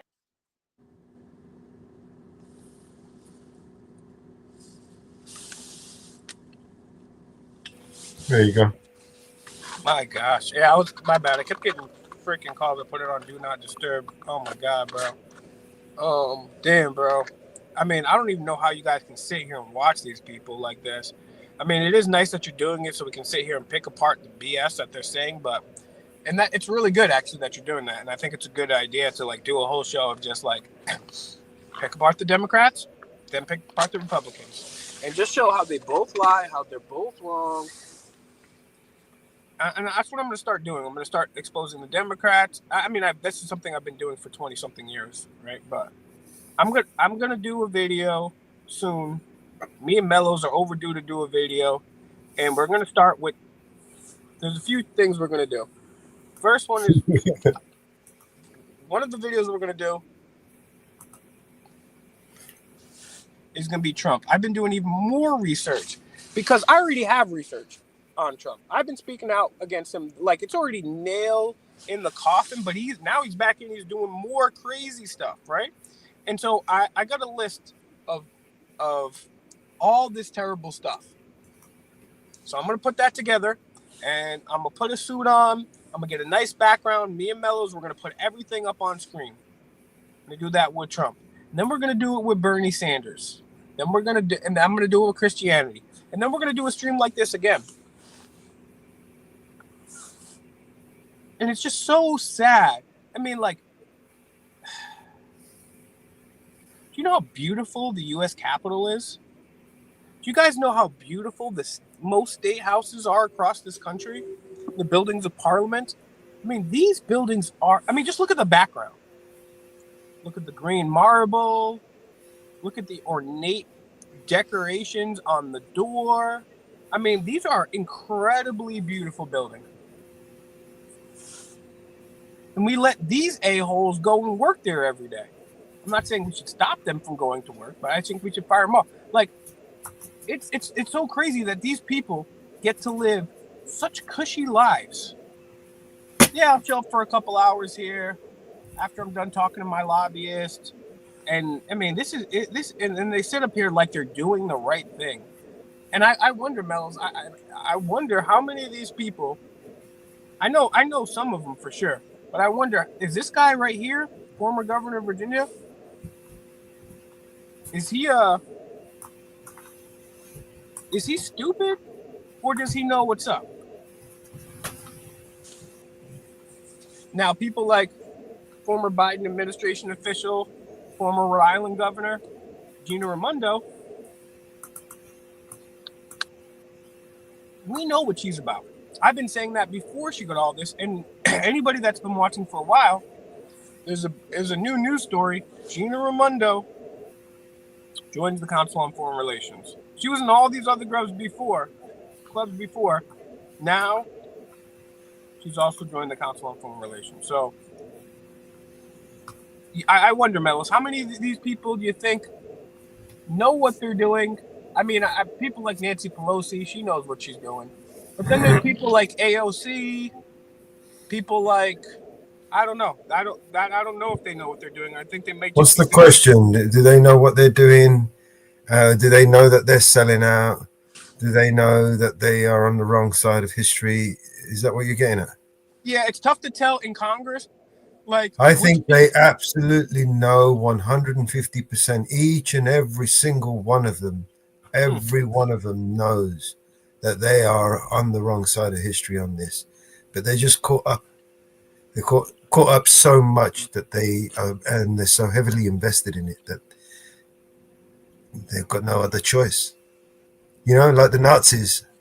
Remember? What was their excuse? You know, it was my job. I was ordered to do it.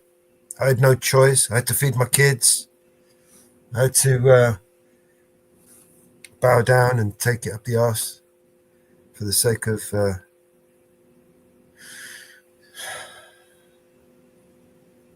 at the end of the day, you want to boil it down to something, it's cowardice. That's what it is. It's either you have the courage to do what's right or you don't.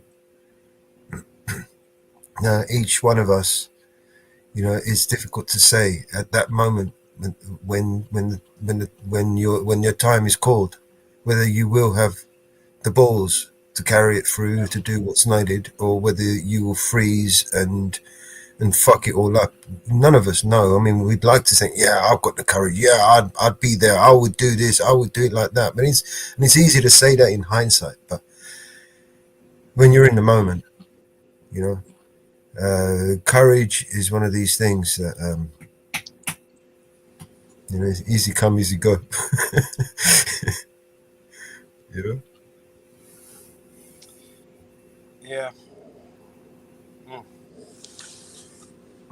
It's sad, man, and it's like this guy. We're going to hell in a handbasket, and this guy over here is celebrating it, and he's proud of him. He's proud of another man for doing his job,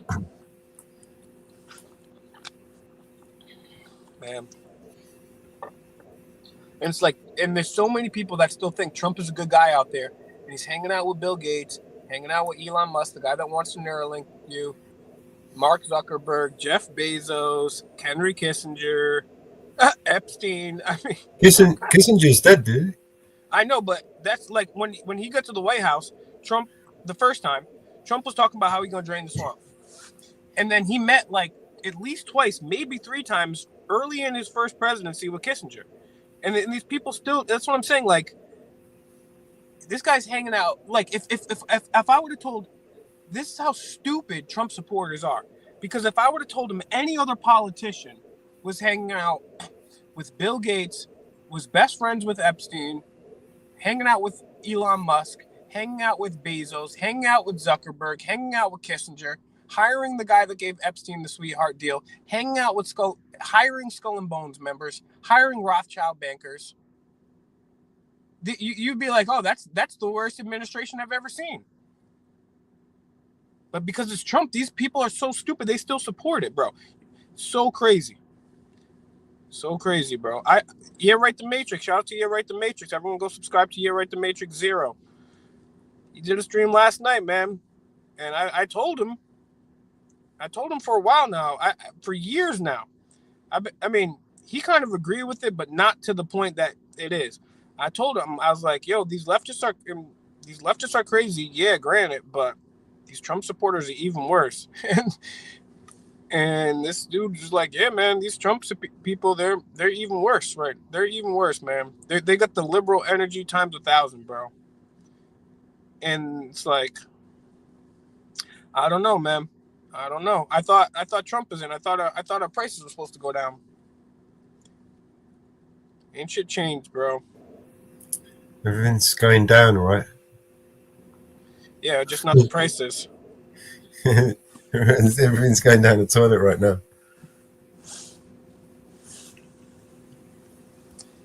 I mean, what other video did we have, Martha? And this is why people need to go and get out of their house, be nonviolent, start a protest, just stand in the middle of your town with a sign. Do something, right? Like, if you can't get out of your house, that's fine. You could share my videos. You could share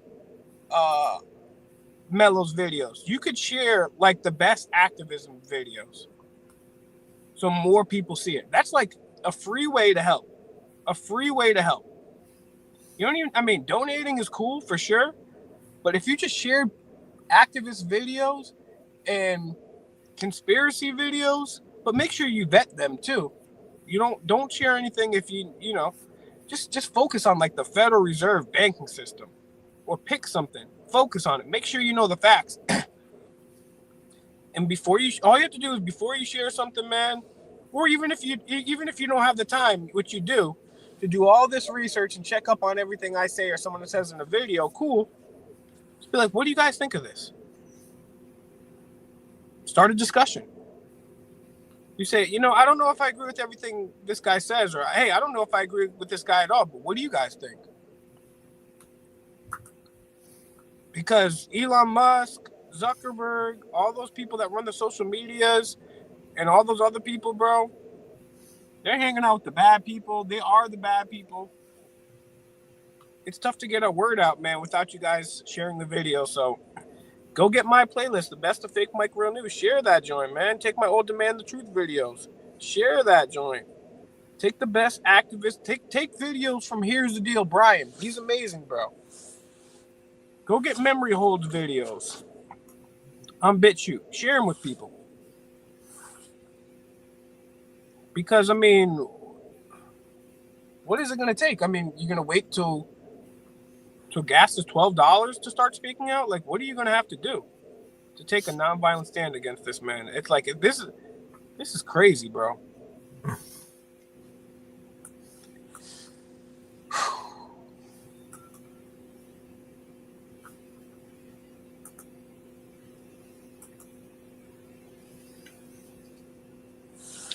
It's that big.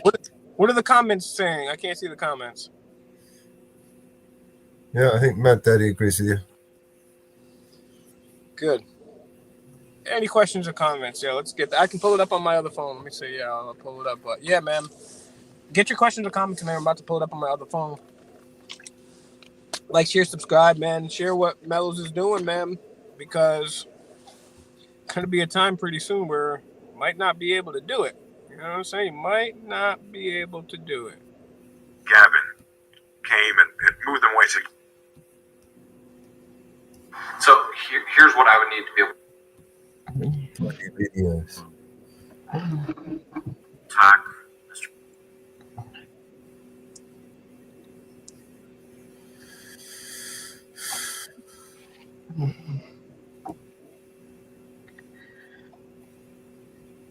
Yeah, we started with the overregulation of the wildfires.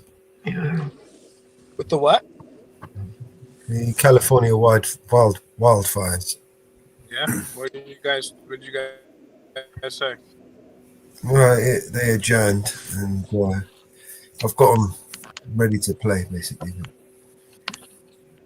Oh, you got them? You got videos lined up? Yeah.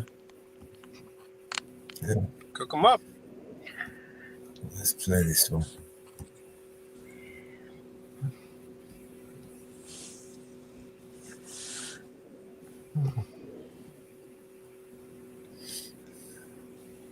Mr. Kiley, Mr. Biggs, Mr. Liu, Mr. Swalwell, Ms. This is the one we've already played. And Mr. Moskowitz will be We played this one. in today's hearing for the purposes of questioning the witnesses. Hey, Mama Bear. Member yields their time for that purpose. We played this I directly recognize from the myself House. for an opening statement. Earlier this year, Southern California was hit with tragedy as fires exacerbated.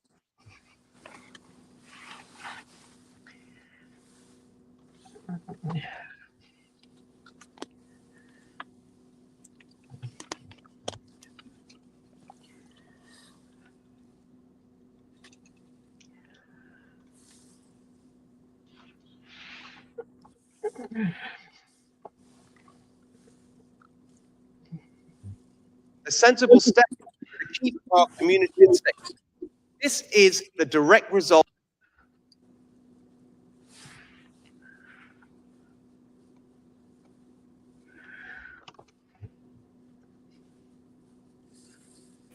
I thought that was it when they came back. Hang on. Oh, shit, I closed it now. Alex. See if they come back. Strong Santa winds engulf large sections of Los Angeles. California Department of Forestry and Fire Management reports that the ongoing wild.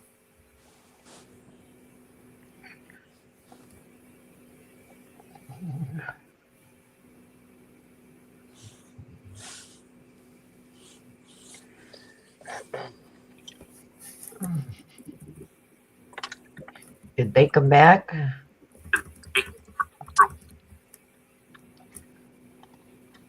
Emissions, which cause climate change, which cause the fires. Therefore, we just need to ban the car.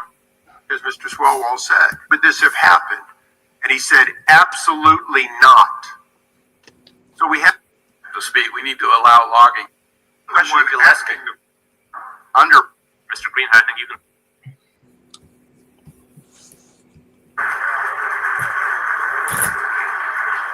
No, they didn't. I didn't think they were coming back.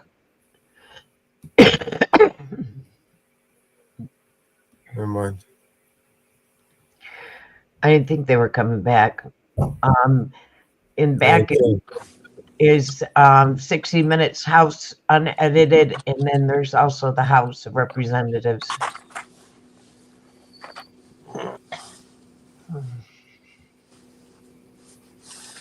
I have direct links into them so that we won't get copyright. All right. Well, I got one we can play. We can play that Leroy Truth. It's an update to the one where they arrested him in the church. Oh yeah.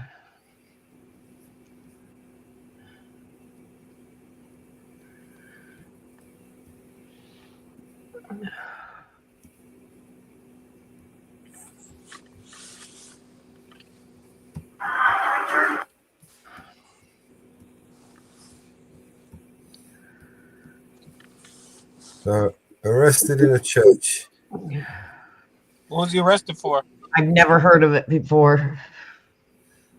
Ever. Somebody being arrested in a church. It's for praying. Did the church kick him out? Oh, you're gonna like this one, man. Probably not. This is gonna piss you off, mate. That's what I don't like shit that piss me off, bro. Watch this. You know I hate that. I'm here to pray. I am here to pray and enjoy the service. There's no issue here. I understand. Did I break the law? Number one, officer, I have no issue with you. Am I understand what you're doing here? What am I doing here? If you do not exit, we will remove you. What am I doing? Why here? are they telling me? Wait. He's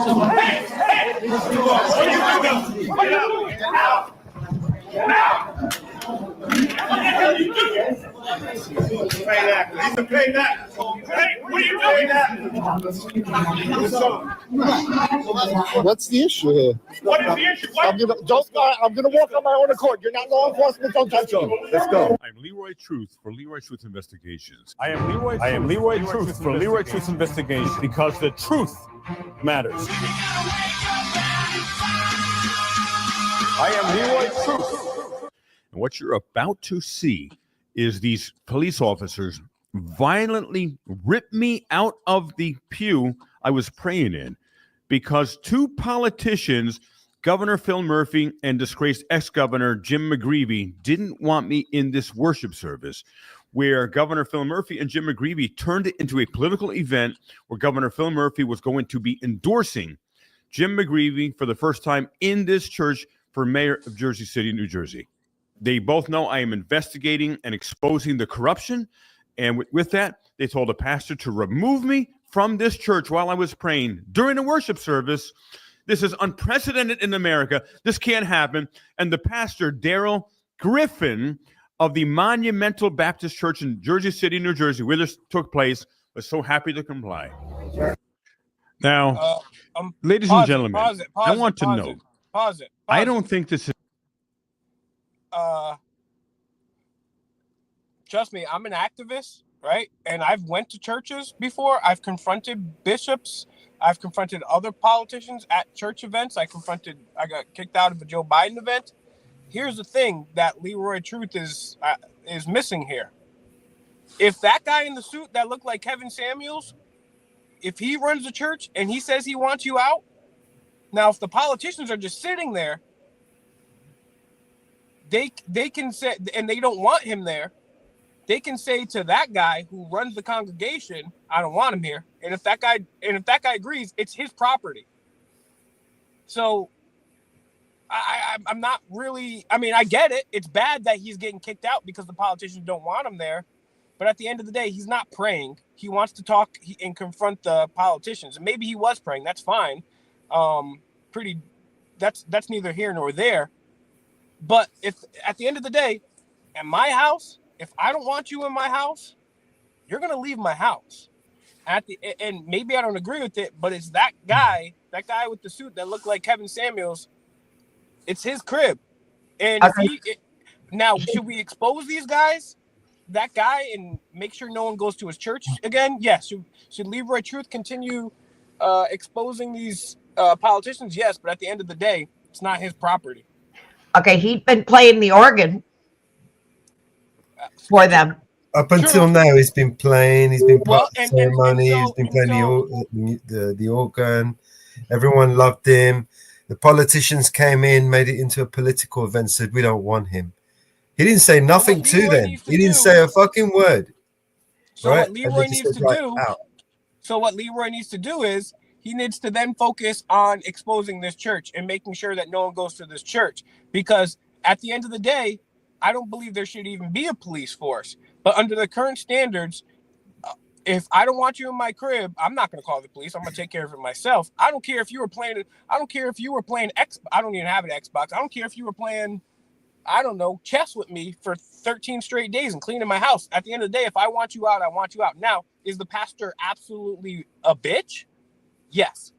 And should he be exposed by Leroy Truth? Yes. But the police aren't the ones that should take any of the heat in this. The police are just actually doing their job. That they're doing it.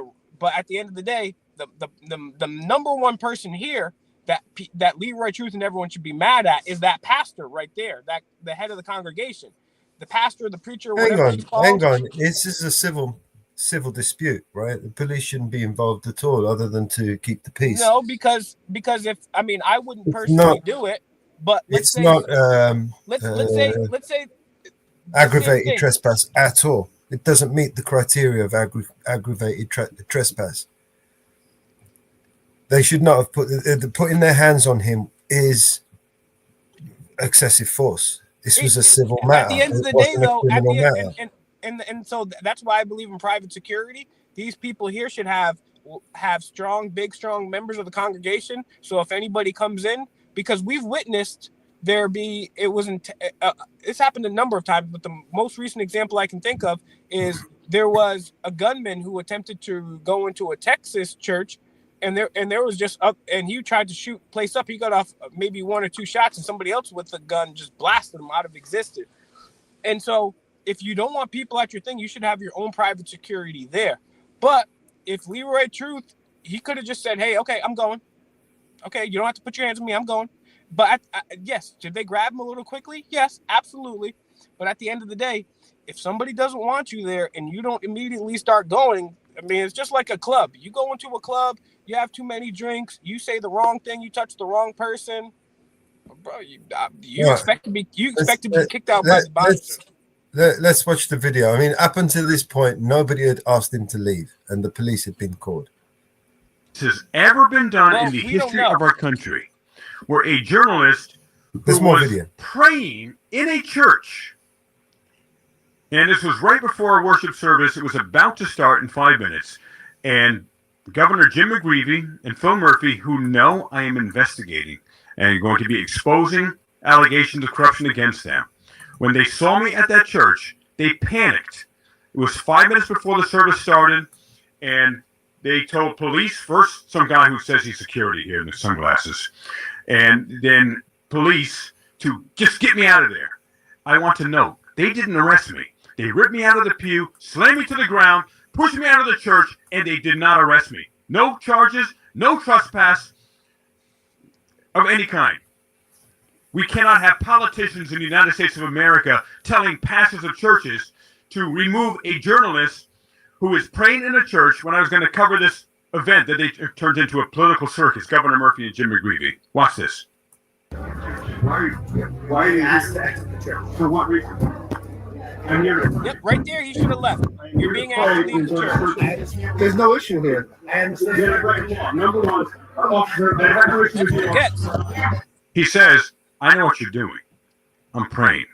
Jim McGreevey, Phil Murphy just told him to get me out of there. And within about 1 to 2 seconds after they say, if you don't leave, you'll be removed. Within 1 to 2 seconds, they go hands on, grab me, and rip me out of the pew.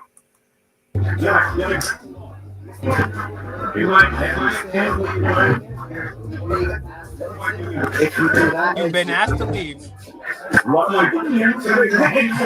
Boom. If you do not exit, we will remove you. Boom. Goes hands on. 1 to 2 seconds. Now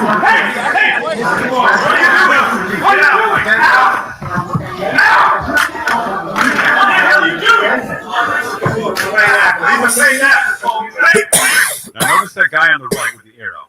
That is one of Governor Phil Murphy's private security in plain clothes, probably a state trooper. And he had whispered something into the ear to Officer Avila, who you see on the right, and then there's Officer Peralta, who went hands-on first on the left.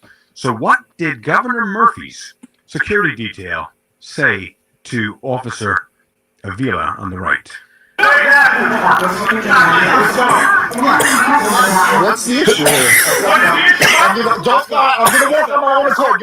Now, that guy in the dark sunglasses, he tells full court press, who was sitting next to me, both of us were doing nothing except praying and literally just in the church. And then the sunglass-looking dude, he tells full court to also leave. Law enforcement, don't touch him. Let's go. You got a bunch of good candidates out there. Oh, now this is crazy. Now this is after I got removed. Phil Murphy immediately comes into the church. Mayor Senator Brian Stack comes into the church, and then he starts talking a little bit into the service, and he talks about what an amazing person Jim McGreevey is. Now this, ladies and gentlemen, is a church worship service, a regularly scheduled 11 a.m. Baptist church service at the Monumental Baptist Church in Jersey City, New Jersey. However, Governor Phil Murphy decided to officially endorse ex-disgraced Governor Jim McGreevey, who is one of the most corrupt ex-governors in the history of our country. Phil Murphy decides to endorse Jim McGreevey during this worship service for mayor of Jersey City. They turn this into a political event and then have me removed because they don't want a journalist who they know is investigating and exposing them. And they had no right to have me removed. But this guy is very, very special. Let's see how special. Sex, money, power, betrayal, and ruin. I don't want to get too political, Reverend Pastor. I guess I have a little bit here, haven't I?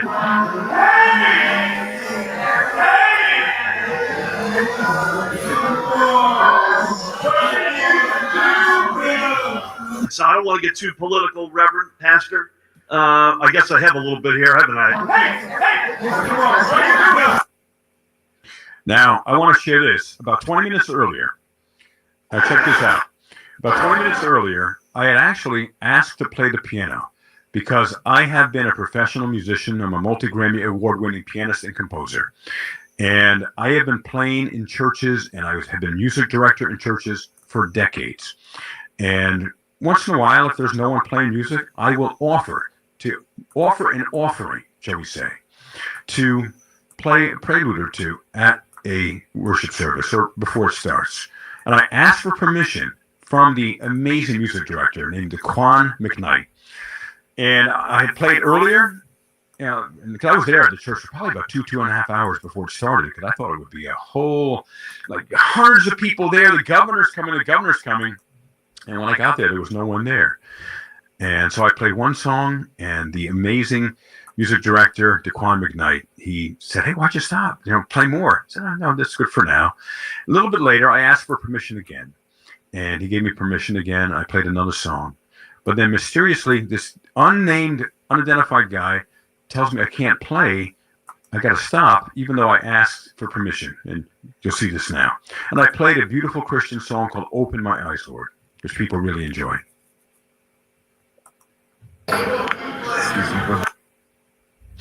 Oh, and some people were making issue. They said, that Leroy, and actually full court press, he was taking the video here. They said they're taking video during church. There were video cameras all over the place. On the lower left-hand side, that's a large video camera that was taking video. And so there was no disruption from full court press using his little tiny cell phone to take a video of me at the piano. Sure, go ahead. Oh, now this is important here. You see the gentleman to the right? That's Daquan McKnight. Because what happens is these trolls and the Mayor Stack, Jim McGreevey, Governor Murphy people are saying, I sat down and suddenly played the organ and started destroying things.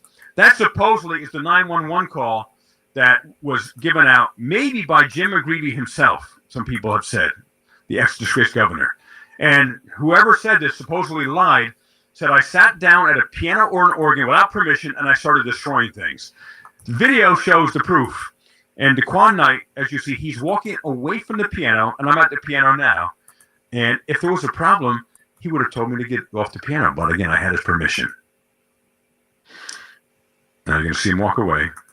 And then Full Court Press is going to record one single piece that I'll be playing. He walks away. No one has any issue. I'm going to play a prelude for Governor Murphy, Tammy Murphy, Jim McGreevey, and for Bryce Stack.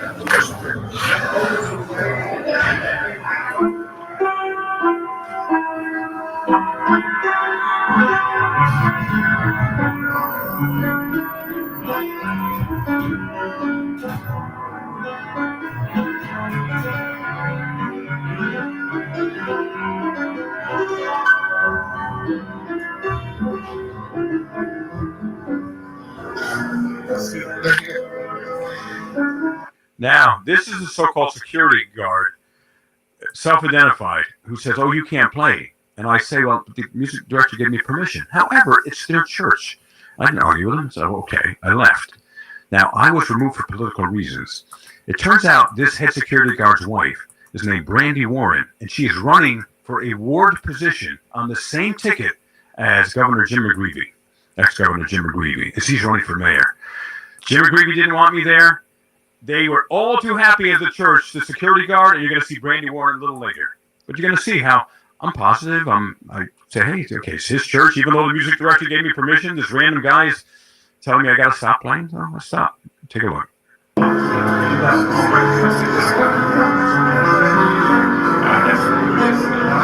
I just said I asked permission, but he says, no, you can't play.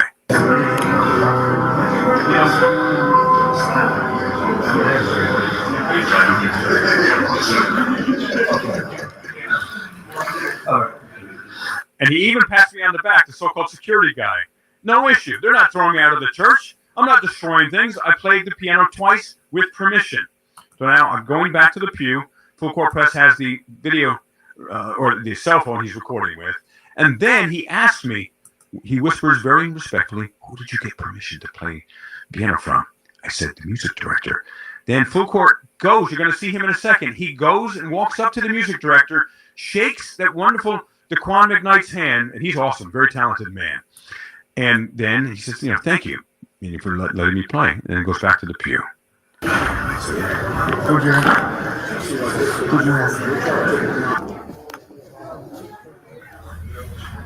It's the music director now. Okay, thank you. So he goes to thank him. Walks up to Daquan McKnight.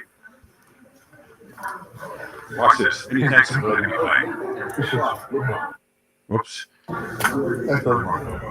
Yeah, just thank you. Hit the wrong button there.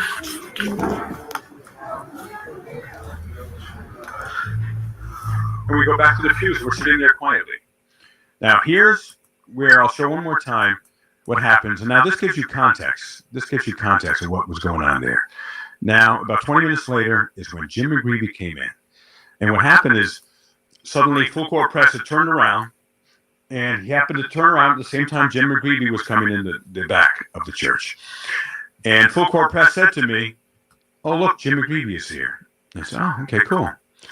And then within 2 minutes of ex-Governor Jim McGreevey coming into the church and Governor Phil Murphy getting outside of the church and wanting to come in is when they called security, police on me.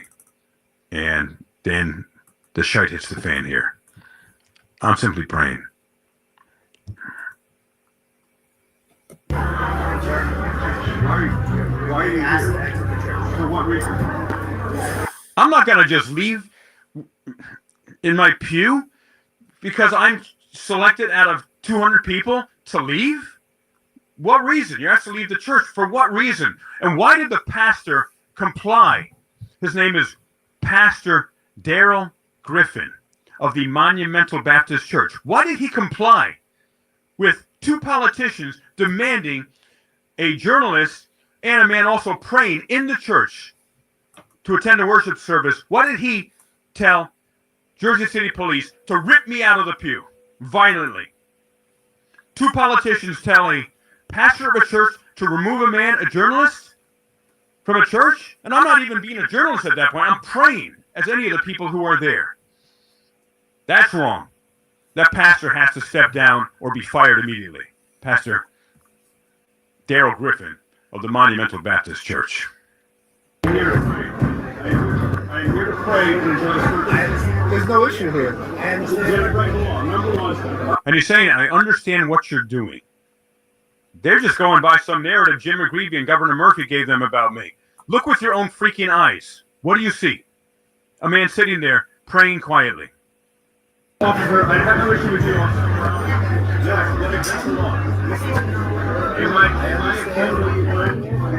He said, I understand what you're doing here. I'm just praying. This has never happened that I know of in the United States of America. Please share this video with everyone, including the civil rights lawyer on YouTube. He's awesome, and it would be great if he does a video on this as well. So please, everyone, send this to him. Send this to your local media. We need to make this go national. This is unprecedented, disgusting. Is this the direction our country's going to? If you do not exit,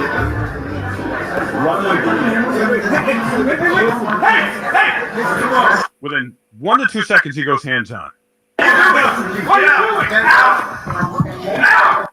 Now, you can't really tell as much from the video, but he grabbed my arm and dug in viciously. And you saw in the previous video here, the bruises on my arm were major there.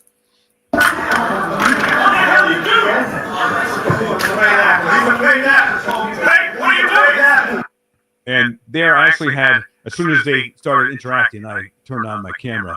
And I didn't want my camera in storage for like 4 or 5 months while they kept it as evidence. So I threw it over in the pew, the full court press. So that's what I'm doing with my arm there. What's the issue here? I'm gonna walk on my own accord. You're not law enforcement. Don't touch him. Now that's the guy who claims he has a security, and his wife is Brandy Warren, who you're going to see in a minute. She is running for a ward position, kind of like a council person in Jersey City, on the same ticket as Jim McGreevey. They're all in it with McGreevey and with Governor Murphy. I was removed from a church for political reasons. What? Where the hell is the Constitution and the First Amendment? Not just protections of journalists, but protections against people in church praying. No disturbance was created by me or by full court. It was completely for political reasons. They removed me and him. I'm gonna walk on my own accord. You're not law enforcement. Don't touch him. Let's go. I'm gonna walk on my own accord. I gotta gather my belongings.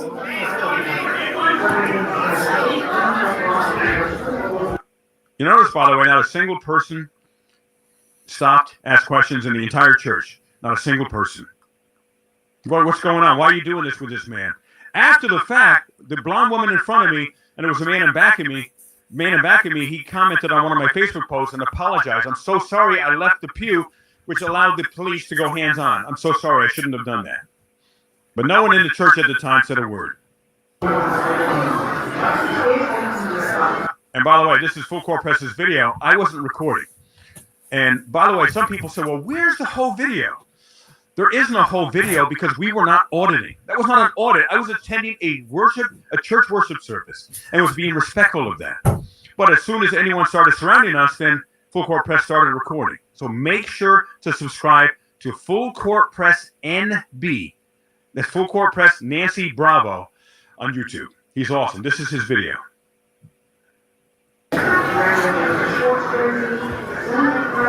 Oh, see the woman in polka dots? You're going to see her in a minute. She is running for the ward, like a council position. And her husband there, by the way, I found out allegedly he used to be a drug lord.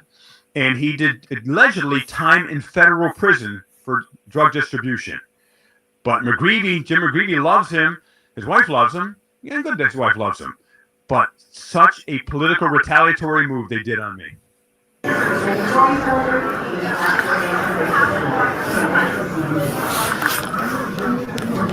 Now he's going to get out. Full court gathering all his belongings. All I did was ask you who you are when you were giving me introduction. I need to know who we are. Now this cop starts pushing him out. He goes behind him and starts pushing him out of the building. Full court is walking out of the building. Unacceptable. This is Officer Peralta, Peralta, of the Jersey City Police. And the other is Officer Avila, Avila. And most of the officers of Jersey City, they protect our rights. These two did not. They need to be fired immediately. And I did an internal affairs complaint immediately against them, and so did Full Court Press. They assaulted me. They had no legal authority to go hands-on. There's no crime. There's no trespass. No criminal charges.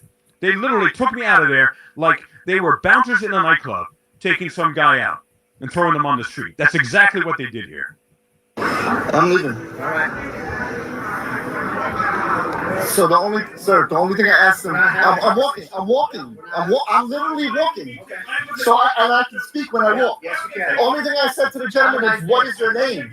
Because he's asking me to come outside. I don't know who he is. I want to be here like anyone else. Why would you take it? Yes, that's fine. Thank you, brother. This is absolutely despicable. This is supposed to be a house of worship, a house of God, a house of love. I'm walking. I can't. Can you excuse me? And he was blocking Full Court Press's way there. He couldn't get out. It's Officer Avila, I believe. Disgusting. Just don't touch me, please. Did you unlawfully remove me from this church? What crime did I commit? Sit down. What crime did I commit? I'm not going to sit down. What am I, your freaking dog? Sir, can I get your name and badge number for the record, please? Officer Avila, 3133. 3133. And your partner? Peralta, I don't know. Peralta, that's good enough. This is absolutely disgusting. I was removed because Jim McGreevy apparently told them that he didn't want me here at this open public service. There was an invite extended to everybody. Please come join us. This was open to the public. And I was here to check out the ceremony. Chris, Jesus would not have trespassed us. Right. What would Jesus do? 100%. Hey, we're going to remove you from the building. I'll pray for you too, brother. I'll pray for you too. Yeah, evil intention. Not at all. Yeah, evil intention. Yeah, evil intention. Yeah, evil intention. He just said that we had evil intentions. Is he a discerner of minds? Is he a grand psychic? Is he Jesus Christ himself incarnate come on earth? Allegedly an ex-drug lord and ex-felon, allegedly. So I was removed and Full Court Press were removed because we had evil intentions? Apparently that's what Jim McGreevy and Governor Phil Murphy, the politicians, said. And there has to be an immediate investigation by the FBI into Governor Phil Murphy and to ex-disgraced governor and mayoral candidate of Jersey City, Jim McGreevy. And that guy who has the psychic mind. You got evil intentions. This is nuts. We thank God for it. Look, I know we have to expedite the service a bit at this stage, but I'm humbled. Yeah, they got to expedite it. And that's why they took me out so harshly and quickly and violently. Phil Murphy and Jim McGreevy said, get him out now. Get him out now. The church is starting in 5 minutes. Governor Murphy had some other event he had to attend right after this. So they were in such a rush. They didn't even go through any of the regular protocol. There was even no time for me to leave, even if I had wanted to leave before they went hands-on. I'm honored at this moment because I'm going to shift things just a bit because I know that our governor has to get to another engagement. And so I'm going to yield the floor right now to the great governor of the state of New Jersey, Governor Phil Murphy. The great corrupt governor who actually has evil intentions here. That's demonstrated by what you saw. Oh, a couple things. Look at this.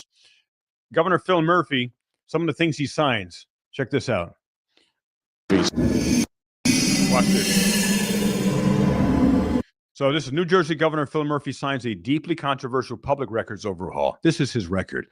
He decimated the Freedom of Information Act, which is called the it's called OPRA, Open Public Records Act in New Jersey, to make it way harder for the public to get public records. And they can even sue us if in their mind we ask for too many public records. They can put lawsuits against us. Scumbag, Governor Phil Murphy. Check this out. False advertising. New Jersey governor signs pro-corruption law that voters didn't ask for, making believe it is a anti-corruption law. And now it will be easier for corrupt special interests to influence elections and harder to hold them accountable. Insane. Here's more. Murphy pretends to fight homophobia while promoting corruption. And here's more. A FDO, a Fairleigh Dickinson University poll. Jersey residents say politicians are corrupt, even the ones who represent them. People know. Stop voting these people in. And I am committed to exposing them, getting them indicted, so we can get people who actually represent we the people. Well, here's good old Jim McGreevey from an article, Sex, Money, Power, Betrayal, and Ruin, after he resigned as mayor back in 2004. I mean, as governor, as 2004.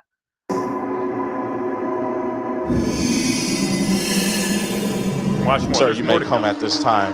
We can put our hands together. Thank you so much, sir.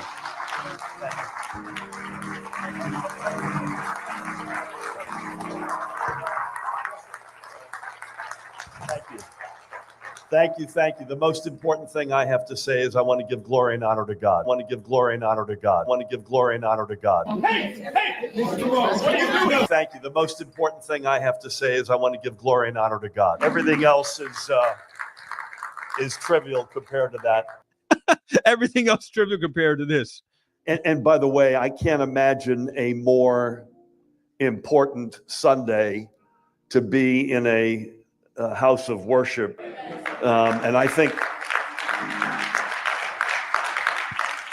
monumental under the pastor and first lady's leadership will play an incredibly instrumental role in our lives over the next number of years, as will other houses of worship, whether they be Baptist or regardless of denomination. I think both in the sanctuary and in the roots into which you have extended into the community, houses of worship, and this is as good an example of any at 125 years young.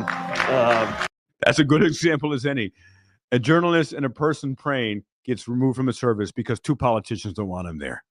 And there is definitely a huge lawsuit against Jersey City Police Department, Monumental Baptist Church coming, the Mayor Jim McGreevey campaign, Governor Phil Murphy, and others to be announced. This is disgraceful.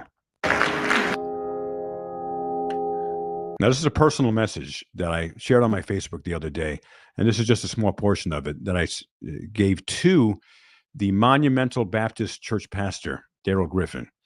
I have a spelling error there. I see Froome, Leroy Truth. Why did you let Governor Murphy and Governor McGreevey remove me from your church? And I called him 4 days in a row, left messages asking to meet with him to find out who told him to get rid of me and why did he comply. And he wouldn't. He blocked me from his face or the Monumental Church Facebook. He blocked other people who have commented about the egregious, disgraceful, violent actions taken against me while I was praying in his church. He wouldn't call me back. And then I made this message for him, recorded this message for him on Facebook. He wouldn't get back to me. And they're deleting all comments and blocking people who say anything about this extraordinary, egregious, violent act against me. Pastor Daryl Griffin of the Monumental Baptist Church in Jersey City, New Jersey.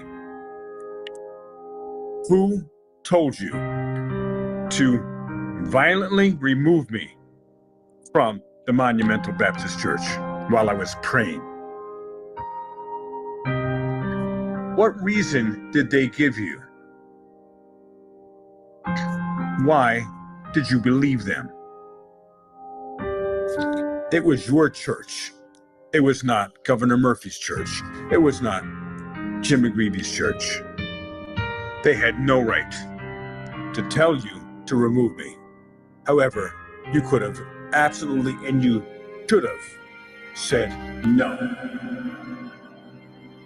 We would not be able to achieve what we do as a society and certainly as a state without houses of worship and leaders like you, gentlemen. And you wouldn't have a journalist and a man praying getting removed from church if not for churches like this. Into this extraordinary. By the way, there isn't an empty seat in this church right now. There is an empty seat where journalist Leroy Truth was ripped out of this pews. Before I sneak out, and again, I apologize for that. I'm here not only to worship. I'm incredibly humbled that you'd accept me today, but I'm here for Jim McGreevey. Who is Jim McGreevey really?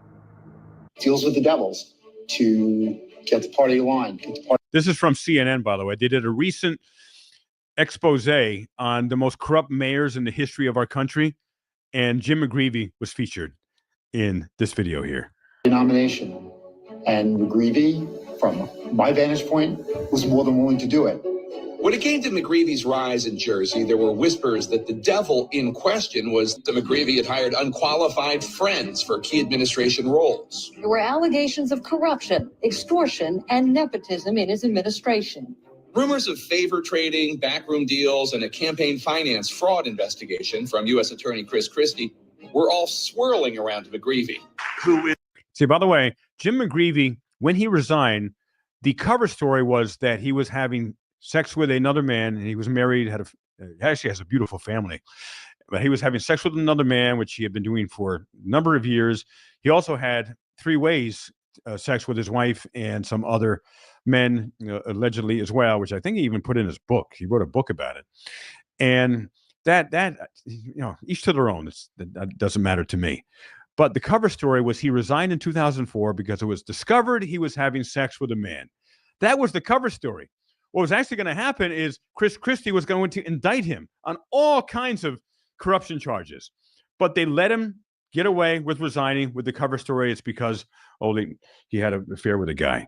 Not true. He is one of the most corrupt politicians in the history of New Jersey and possibly our entire country. He's a dear friend. We've known each other for 25 years, Jim. It's hard to believe. Jim is just an outstanding leader, and I'm incredibly honored to endorse his candidacy for mayor of Jersey City.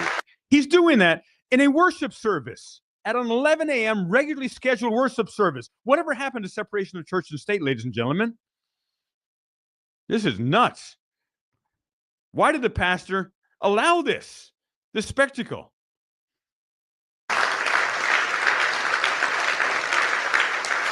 Jim is also, I'll come back to Jim in a moment. Jim is also here with his slate of running mates, and I want to acknowledge them.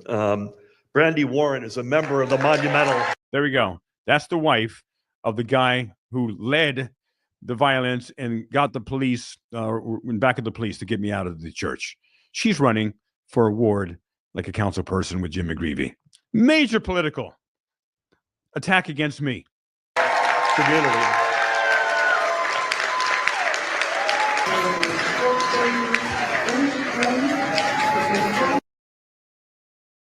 There she is. She's running for Councilwoman Ward A.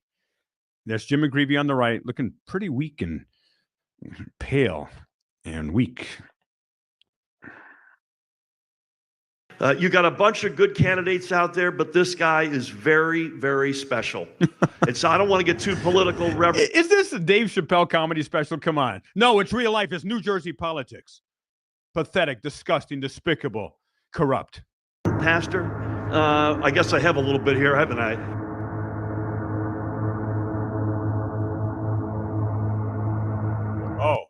Then this guy named Todd Holmes, who works for the post office somewhere in Jersey City, Full Court Press starts talking with him, and he just asked him some questions. We're on the public sidewalk after we got removed from the church.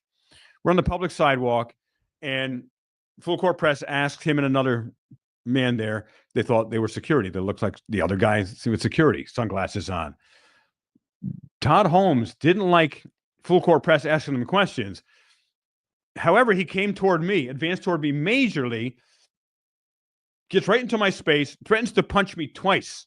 This is a church of violence, the Monumental Baptist Church, not a church of love and peace and Jesus' message being lived. Watch this. Got evil intention. Got evil intention. Got evil intention. Excuse me, sir. Are you part of the security staff here? What? No, I don't say nothing. Well, because we were physically removed there, I was just going to ask. Whose request was that? I mean, this is Full Court Press recording. We're peaceful men. I mean, because we don't want to have a comment. That's it. Why was I violent? Because we don't want to have a comment. Yeah, well, we didn't want to be. He didn't want to be dragged out. This is the house of the Lord. We should all be listening, sir. Don't ask a question. Came right toward me, then turns to punch me in the face. It's hard to hear him. This is the house of the Lord. Well, we don't want to. We don't want to talk. We don't want to talk. No, nobody came at you. You already lost that, sir. How come people don't? You already lost that,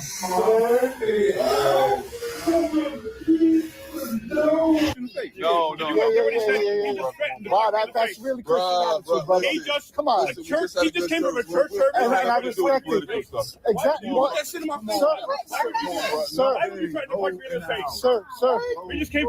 You just came from a peaceful church service. And no one put any cameras in anyone's faces. I was further away from him. Full court was closer to this guy than me.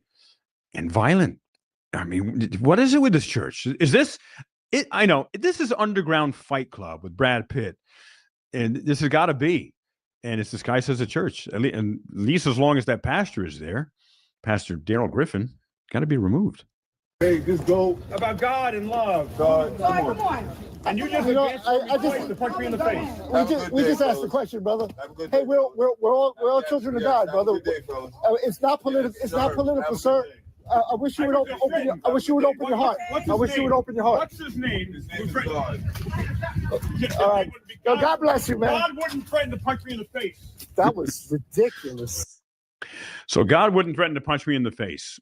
That's not a house of God. That's a house of evil. That's a house of violence. That's a house of politics. Where else in America can two politicians, a governor and an ex-governor of New Jersey, tell a pastor of a church, Pastor Dale Griffin, to remove a man while he is praying? And then they make up lies. And there was an entire article in the HUD Post.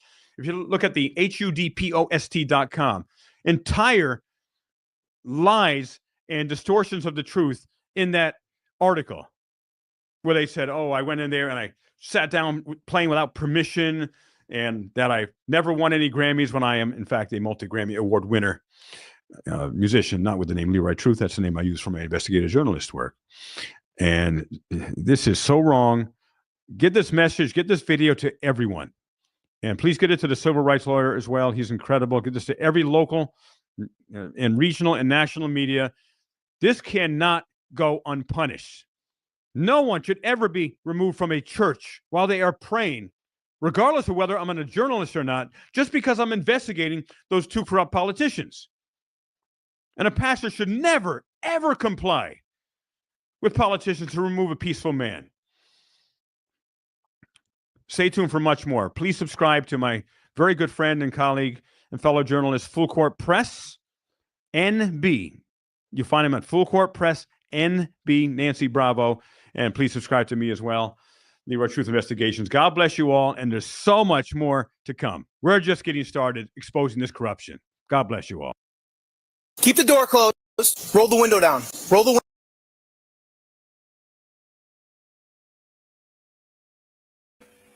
All right.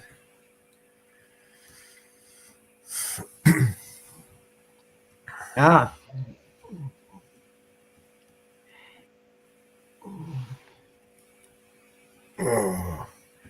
What we got, Mama Bear? Did you drop something else in the back there for me to play? Well, there's the 60-minute interview, full interview of the Harris.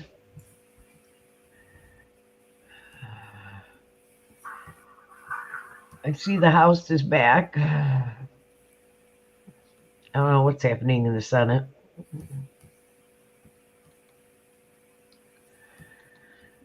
Anymore. Should be a bit of a laugh. They're still talking on the Senate. Oh, this is interesting. I haven't seen this yet. Hi. Hello again, Madam How are Vice you? President. How Good are to you see you, today? Bill. Very well. Yeah, Thank you. Naeem. Very well. Hi, everyone. Hi. What a crew. What a crew. Okay. Big day. Please. Please. What a stupid bitch. You got some beautiful artwork here. I would love to. You haven't been here. We got volume now. Christmas. Except the crit. Right. I have to. I've so little known. Maybe part of my background is I attended a fine art school for a period of time, and even just growing up, we would go to the California Academy of Arts on weekends. Anyway, I love art, and so when I came in as vice president, I partnered with FAPE, which is a nonprofit that helps supply art around the world for embassies. And I sat down with the curator and gave them an idea, and including with the Baltimore Museum, gave them an idea of what I'd like. And so, normally in this house, it's a lot of art, which is like scenes of pastures with sheep. Instead, I brought like Carrie Mae Weems. Are you familiar with her? Indeed. And then, do you know Fred Wilson? I don't know Fred Wilson. Okay. So That's a beautiful chandelier, piece. I begged him. He does big installations. And I've had many a world leader in this dining room. And they'll walk by it and they'll say, "Oh, is that Phoenician?" And I tell them, Lost sound again. "It's Harlem." Maybe So it's Fred maybe me. Wilson, Hold on. who is a black man who lives in New York, did that piece. It's all on them. Then that's Ed Clark. You know who Ed Clark is? That's Ed Clark.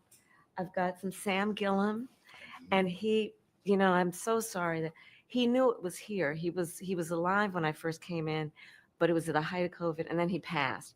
But his family has come to see it. But he was so happy that his art was in his house. So anyway, it's all on rotation. Like that one I'll show you is a young black woman from North Carolina. She is Carmen Neely is her name. That's And stunning. yes, she's really, and so, all the people like you who come in the house who are such, opinion leaders, to be able to showcase all of this for people to see. And then, these world leaders, they'll say, "That's American art." Yes, How it about is. that? Yes, it is. How about that? Yeah. Yeah. Anyway. Okay. Yes. Yeah, do whatever you want. I have no pride about this stuff. Okay. No, whatever you need to do. Okay.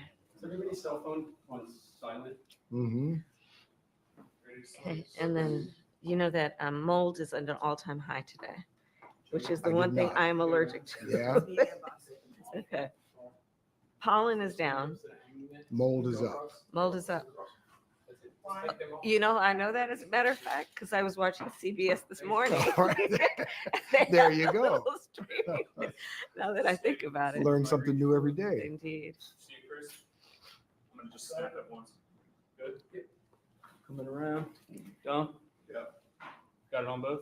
Okay, so we need to clear the background. Good, done? Yes.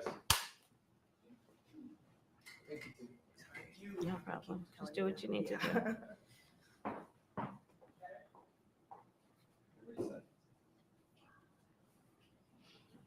Rome, perfectly happy? Everybody happy? You good? I'm good. All right. Well, Madam Vice President, one, thank you for doing this. Of course. And thank you for inviting us into your home. Of course. We're going to be running this on the anniversary of the Hamas attack on Israel. October 7th. So let's just start with Hang on Israel. 1 second, Bill. Yeah. Sorry, we had someone in the background. I'm afraid you're gonna have to re-ask that. Okay, whoever's in the dining room. Okay. So yeah, just to start with Israel. Okay. The events of the past few weeks have pushed us to the brink, if not into, an all-out regional war in the Middle East. What can the U.S. do at this point to stop this from spinning out of control? Well, let's start with October 7th, because obviously what we do now must be in the context of what has happened. And as I Why have we got the back of her head? Where's the rest of it? a year ago, and that 12 It'll get people better. were massacred, young people at a festival, at a music festival. 250 hostages were taken, including Americans. Women were brutally raped.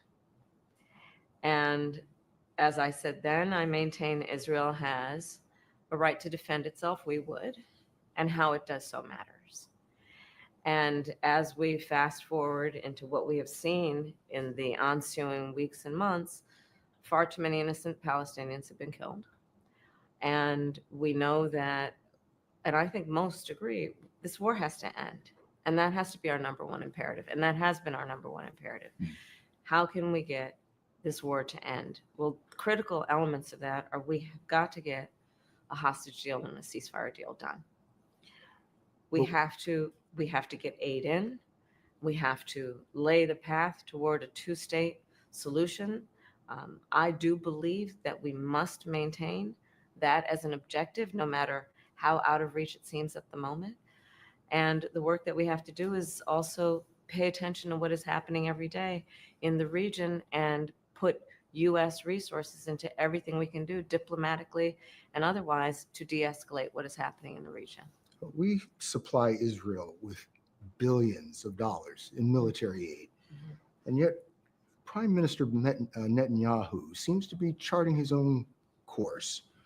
The Biden-Harris administration, has pressed him to agree to a ceasefire. He's resisted. You urged him not to go into Lebanon. Is he putting words into his ears? Is there a question? To make Iran Not pay sure for yet. the missile attack, and that has the potential of expanding the war. Does the U.S. have no sway over Prime Minister Netanyahu? Well, let's start with this. On this subject, the aid that we have given Israel allowed Israel to defend itself against 200 ballistic missiles that were just meant to attack the Israelis and the people of Israel. And I think that is the most recent example of why what we do to assist in their defense around military aid is important. And when we think about the threat that Hamas, Hezbollah presents, Iran, I think that it is without any question our imperative to do what we can to allow Israel to defend itself against those kinds of attacks. Now, the work that we do diplomatically with the leadership of Israel is an ongoing pursuit around making clear our principles, which include the need for humanitarian aid, the need for this war to end, the need for a deal to be done, which would release the hostages and create a ceasefire. And we're not going to stop in terms of putting that pressure on Israel and in the region, including with other leaders in the region, including Arab leaders. But it seems that Prime Minister Netanyahu is not listening. The Wall Street Journal said that that your administration has repeatedly been blindsided by Netanyahu. And in fact, he has rebuffed just about all of your administration's entreaties. Well, Bill, the work that we have done has resulted in a number of movements in that region by Israel that were very much prompted by or a result of many things, including our advocacy for what needs to happen in the region. And we're not going to stop doing that. We're not going to stop pursuing what is necessary for the United States to be clear about where we stand on the need for this war to end. Just one last, do we have a real close ally in Prime Minister Netanyahu? I think, with all due respect, the better question is, do we have an important alliance between the American people and the Israeli people? And the answer to that question is yes. And we are going to do what is important to support whatever leadership is in Israel that is defending the security of the state of Israel. Let's shift gears here. Most basic of questions. Why do you want to be President of the United States? There are many reasons, but probably first and foremost, I truly believe in the promise of America. I do. And I love the American people. You know, we are a people who have ambition and aspirations and dreams and optimism and hope. If you look at the character of who we are and how we have achieved the strength that we have achieved, I believe in large part it is because of our character and our belief in the promise of America.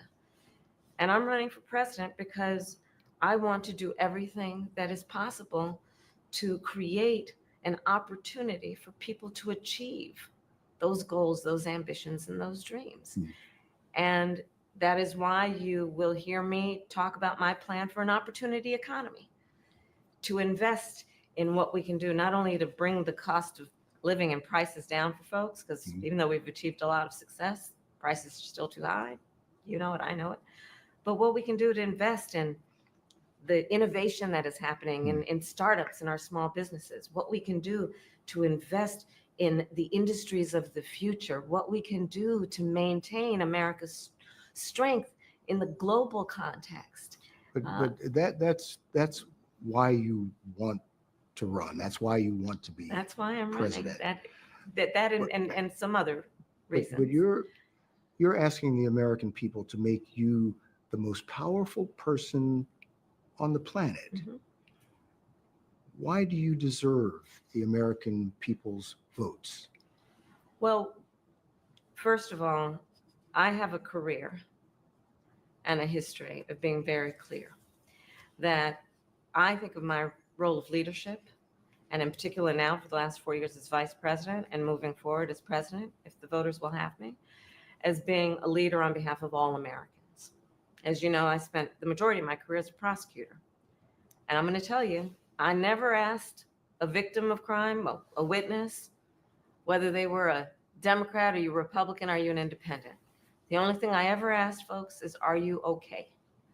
And I believe that America deserves a leader who works on behalf of all Americans and understands the importance of knowing that the vast majority of us have so much more in common than what separates us. And my career and my work has always been about being grounded in common sense approaches to getting things done.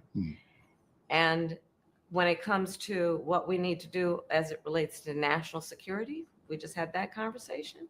That includes understanding and respecting the power and the strength of the United States of America and our then responsibility to be a global leader, to nurture and strengthen our alliances around the world, to respect the U.S. military and its most noble mission, to do the work of appreciating alliances, be it NATO or others, to do the work of pursuing diplomacy when it is in the best interest of our national security and prosperity.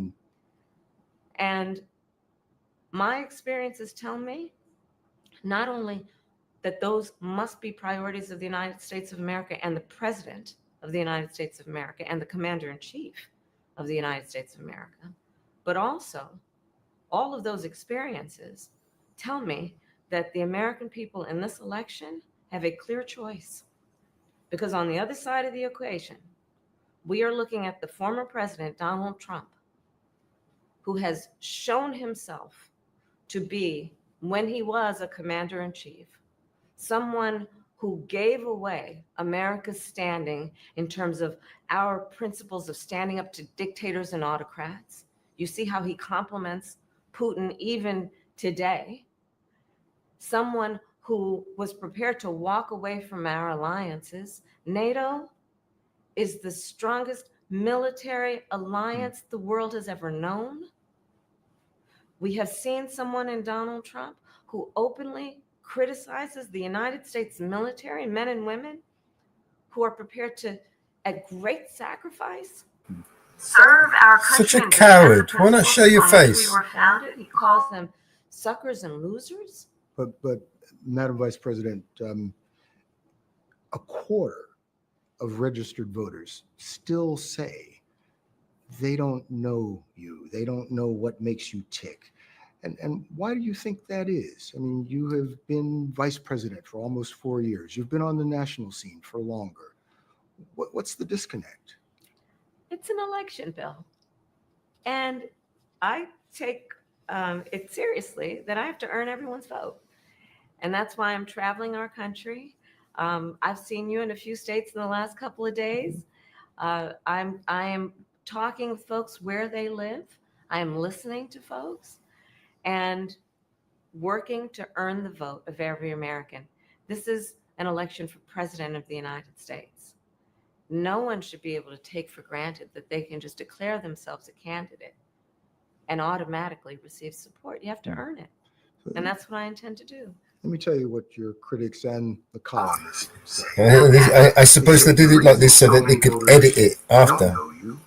Is that you have changed. Bingo! Because this is the unedited version that FCC made them put out.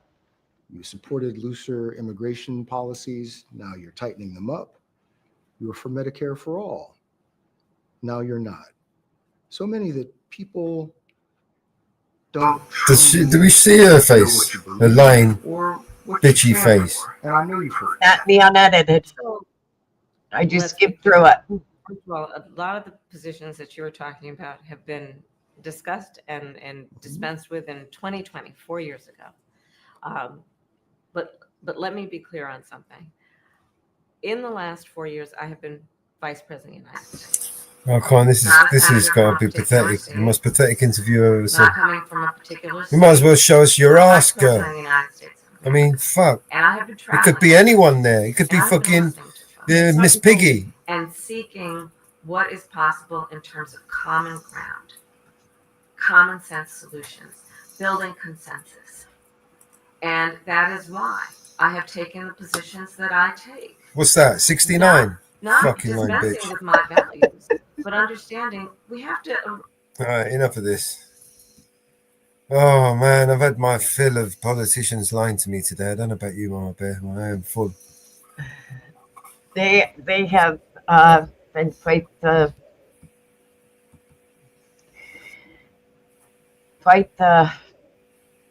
it's been quite the day, hasn't it? Yes. What's Donald Trump done today? It has been quite the day.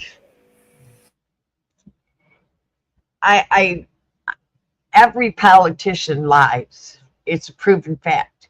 They are bought by the lobbyists. People really need to look into their bills come forward, and how they vote is not for you. It's how they vote for the lobbyists. The lobbyists pay them to vote. They don't care about you. They care about what the lobbyists pay them. We pay them to lie.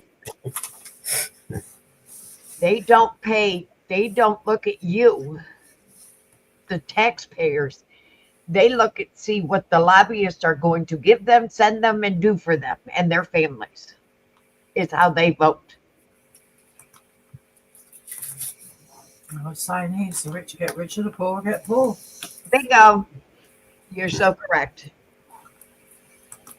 I pay the rich to bloody vote for them, don't they? And it's scary because it's not going to end. It's not going to end. Hey, Abe. They need another shooting that they name it in properly. You know, and they're still arguing in the House. They're still arguing in the Senate. You know, I've been flipping between them today, and they're arguing. And the biggest argument is Musk. And I'm thankful that he did uncover a lot of this bullshit that's going on in our government, that where our money is being spent. But do I think he should have access into everything? No. They're saying he only has read only. They don't have read and write. They only have read. Do I believe it all? I don't.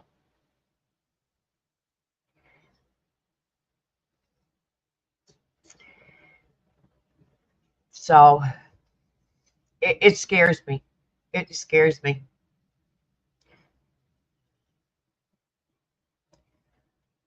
So, you know,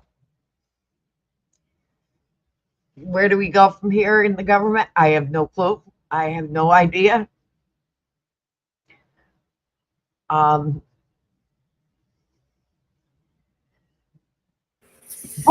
I got an interesting story for you, Mellows.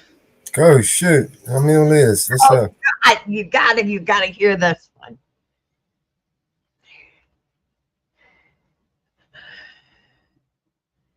Oh, you got to hear about this one. There is an egg caper. Okay. A what? An egg caper. And what is that? I was just about to Bring it up. Let me bring it up. As in a heist. Yes, there has been a Egg heist. police still can't crack who stole 100,000 eggs in Pennsylvania. Wow. The egg hunt begins. Yes. Who stole the eggs? Who stole the eggs? Yes, they're worth $40,000. Can you believe this one? The egg heist. Who stole the eggs? And they're committed to finding them. Pennsylvania police are still scrambling to figure out who pulled off a daring heist of 100,000 eggs at a time when egg prices are soaring and nationwide shortages. The theft was reported Saturday night of 100,000 organic eggs worth more than $40,000 from a distribution trailer in south central Pennsylvania. The facility where the eggs were poached was operated by Pete and Jerry's Organics in the borough of Greencastle, according to the Pennsylvania State Police. At a time when the heist became public, Pete and Jerry's said in a statement to USA Today that we take this matter seriously and are committed to resolving it as quickly as possible. The company, which distributes organic eggs from the family farms to retailers, said in an update statement Thursday that it is increasingly our security and surveillance to help prevent this from happening again.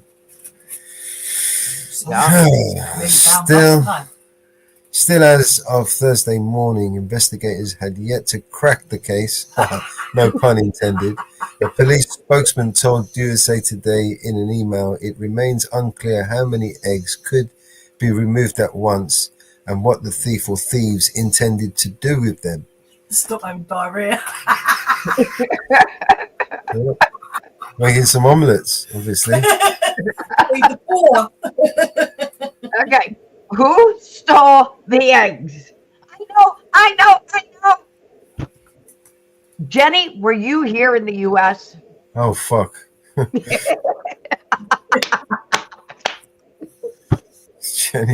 Jenny James, the egg stealer. Heist like Pink Panther.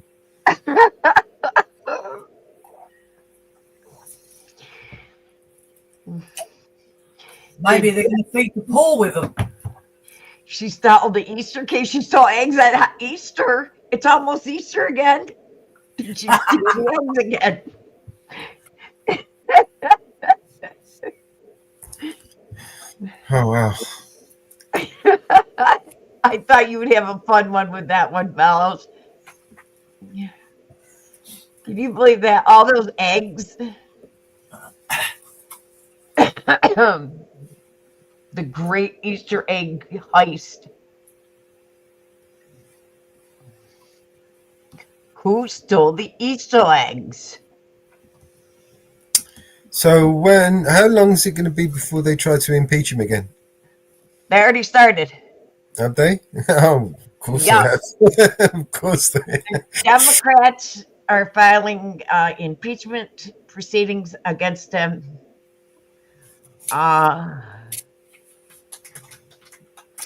They are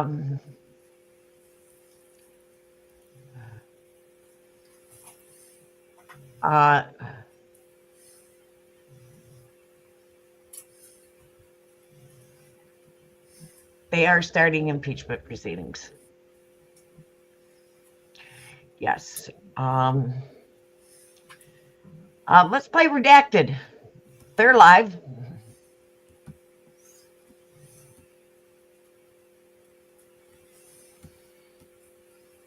that trafficked children, not interested, and they continue to get elected. So who's voting for AGs like that, Clayton? Who? I don't know. It's amazing to me because, as you pointed out when your interview with Nancy Mace earlier, I mean, back when A good one, Abe.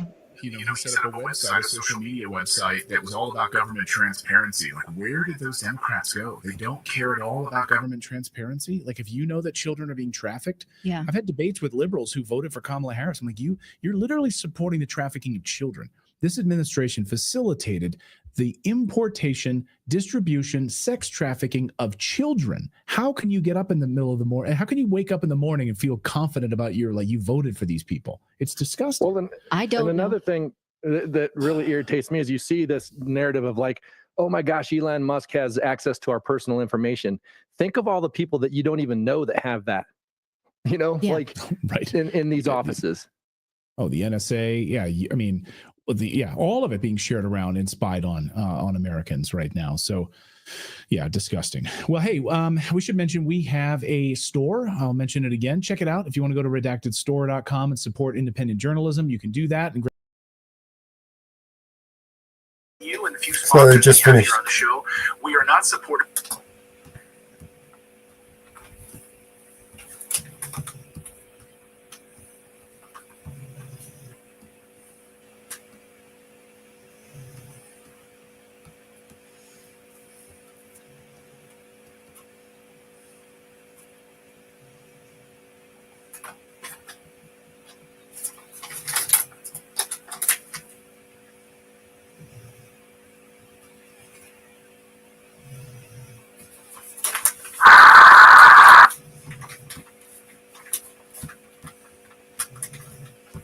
All right, I've got one here.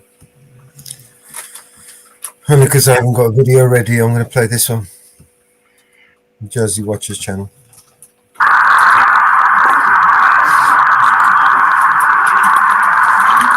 How you doing, bro? Good doing. How are you? The dog friendly? Oh yeah, he's friendly. His name's Buddha. Duda? Yeah. Buddha. Yeah, Okay. I was gonna say Duda was my grandpa.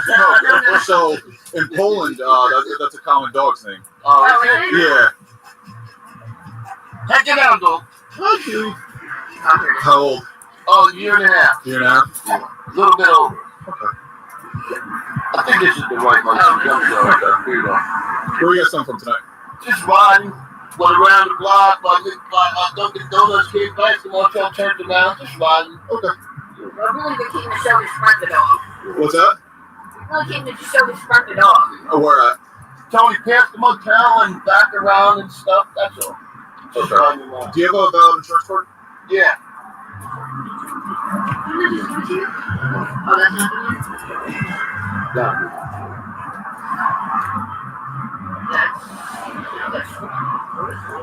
We'll just pull the whole stuff out. It's got to be an insurance card. It's not I can show it to you on the app. Oh, that's fine. Yeah. You can show it to me on the app. That's fine.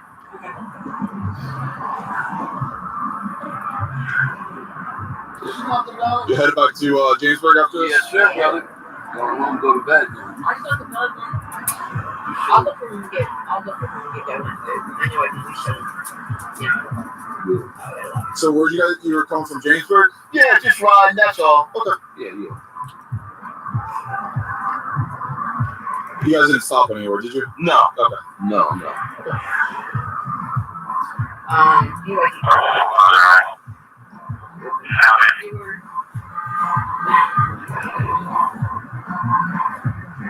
There we go. Car's registered to you, sir? Yes, sir. Okay. Okay. And who is this to you?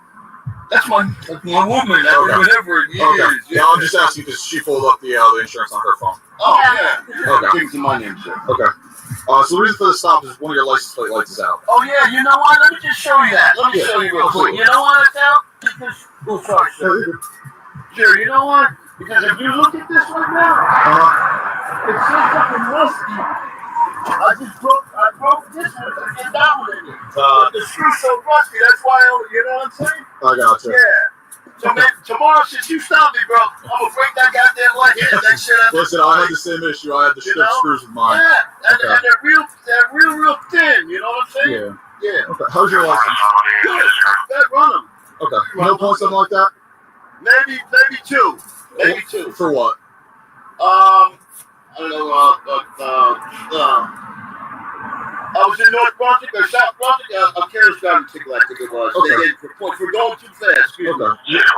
You ever been arrested or anything like that? Long time ago, yeah. For what? I don't know. For just, I don't know. Drunk driving or something. Drunk driving. No drugs, nothing like that? No. Okay.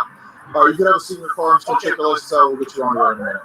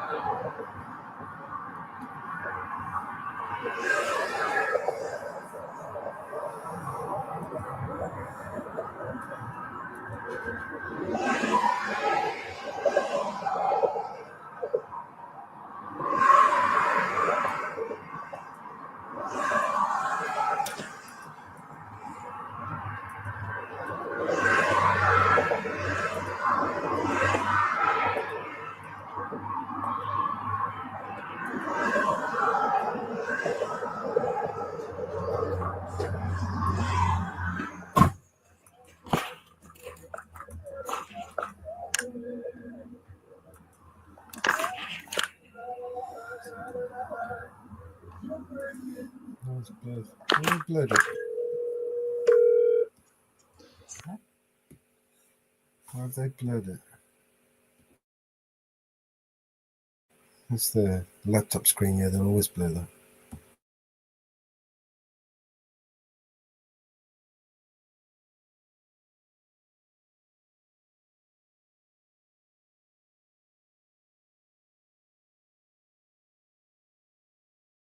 So they muted the audio as well.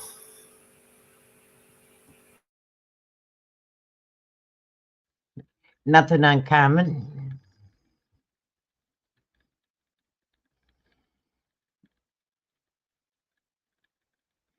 Because he made a personal phone call instead of putting it on the teleprompter. He made it by phone call. In the middle of a stop? Yep.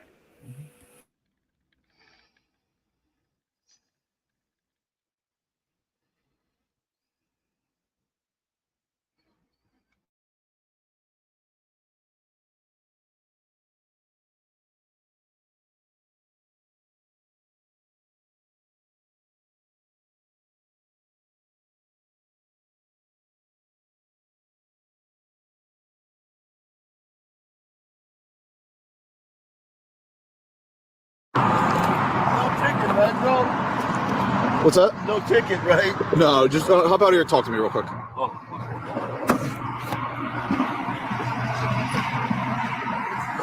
Just talk back here. Okay. So, where we're at right now, you said you guys were just driving around, you went to Dunkin' Donuts and Went past Dunkin' Donuts, right, and then made that U-turn right there. Yeah. Okay. So, I observed you guys leaving the area of the motor lodge. Okay.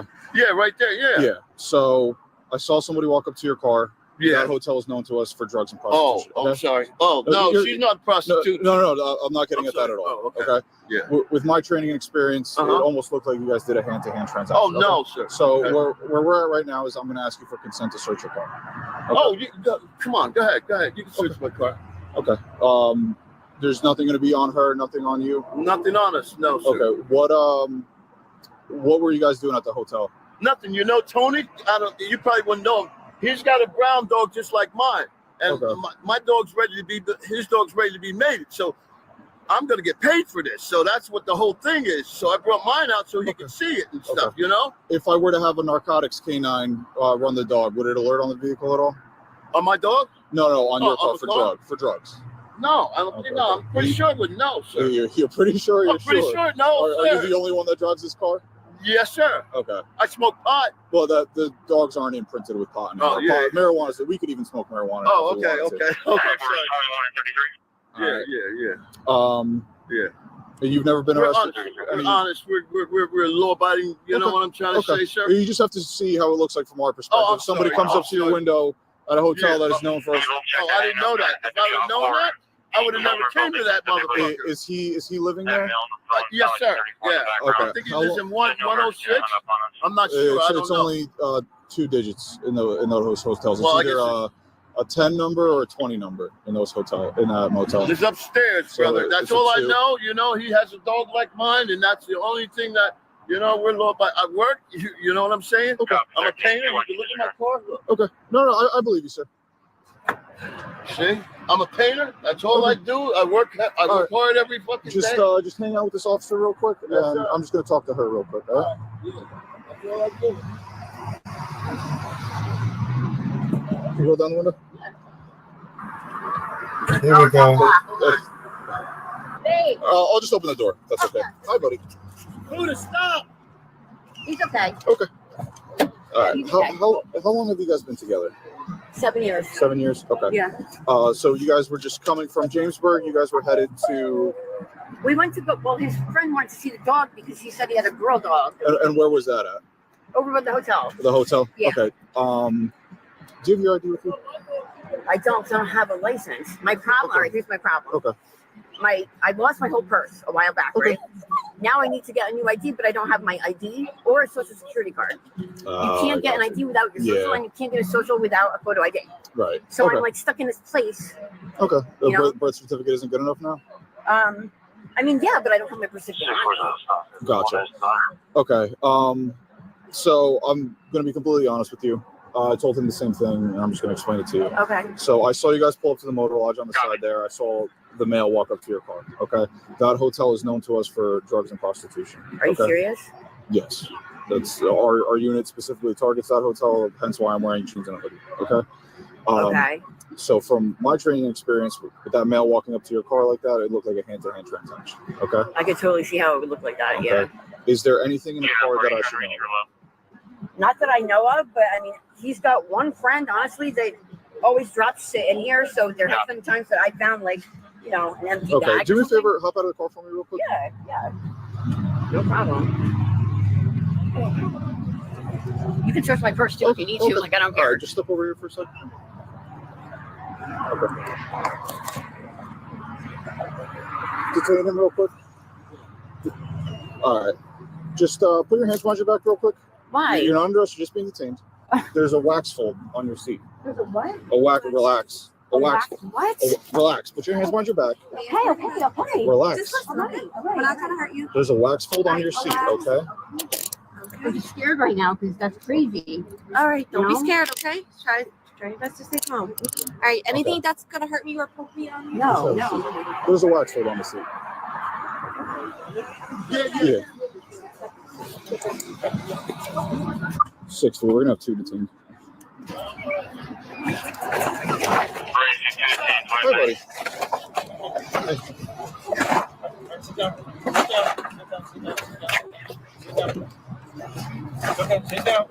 I might have him uncuff him and just handle. I don't know if I want to do that.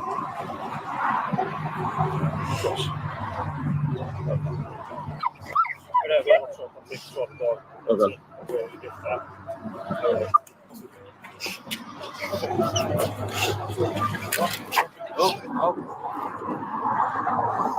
All right, so here's where we're at. She has a wax fold. She had a wax fold of heroin right in between her legs where she was sitting. Okay. So I'm going to search the car. Oh, go ahead. Go ahead. It's no probable cause. Is it yours or hers? What? The heroin. The heroin? There's no heroin, is it?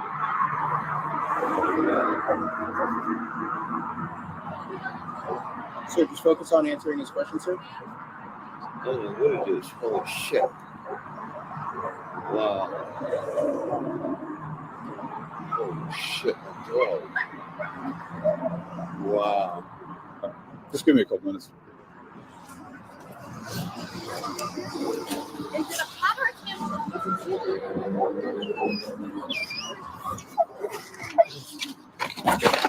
Hey. Stop.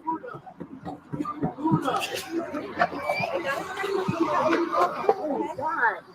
This is so crazy. All right, I got a feel down there. That didn't just feel like, you told me a tampon, that didn't feel like a tampon. It's a pad. All right, I'm going to have Ma'am, to check. she's going to have to check. All right, so I feel like Okay. I'll step away for your privacy.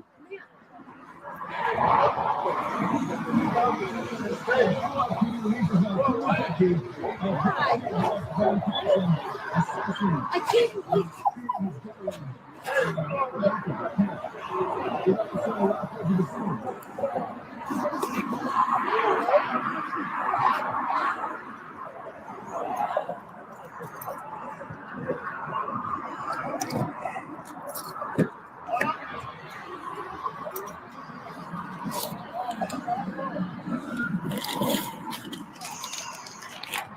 Got it for a pot? What's that, sir? They got it for a pot? I'm sorry? Oh, they got it for a pot? Oh.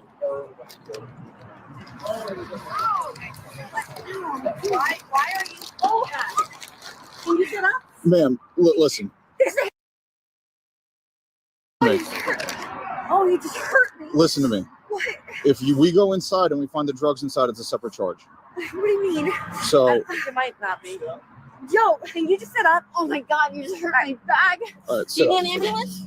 Yeah. You get an ambulance? Oh, you're hurting me. Do you want to sit in the car? Yeah. Okay. She's gonna have to search you before you go in my car, though. She's fine. She's fine. It's fine. Ow. All right. Yeah. We're gonna walk to that car right there. Oh.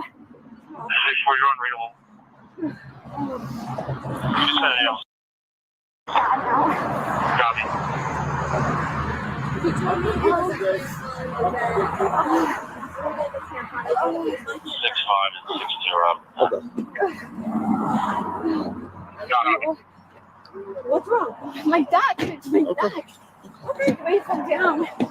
Oh, sorry, I was just having to sit down. Oh. All right, let's slide back. Are you okay? Yo, that hurt. Okay. Oh, we have an ambulance coming, okay? just sit there like this. Oh, all right. Can you just get her demos? A what? Her information. Oh, yeah.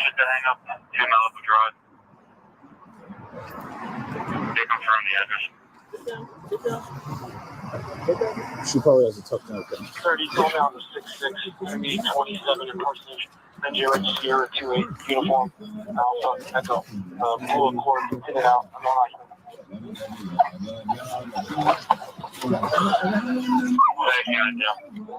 You slipped up on that thing? Yeah, it's up top.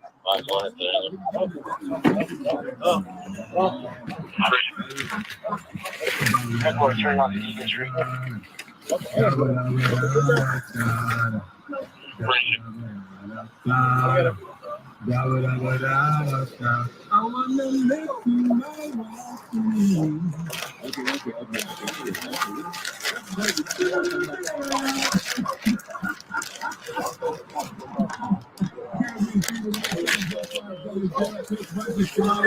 on earth did he put in there, Marco? And why did he not visually see it on his body cam?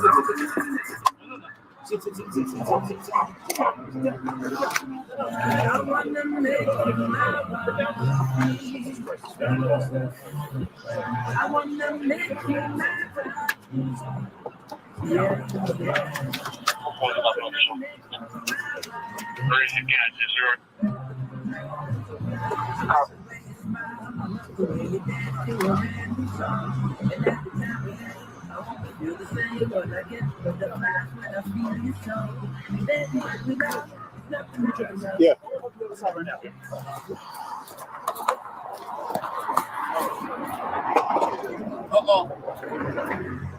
No, just focus on the thing right there. The thing right there.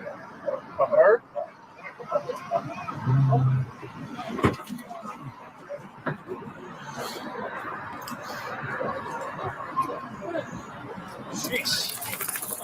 Was he like jumping on you? I was trying to. I don't want to choke.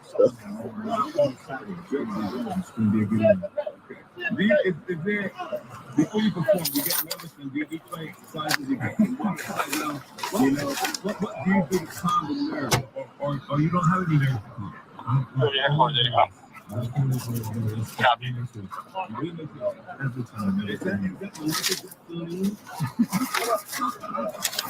like a smooth criminal, baby? Like a smooth criminal. You even know the name of it.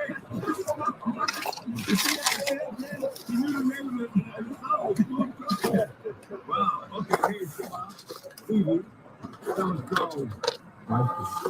Checking out. Available on all platforms. We got the music video on YouTube. It's so good. Even on the platforms that are not flat. Exactly.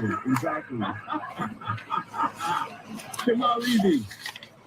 Wifey, let's go. I wanna make you mine. Form the line.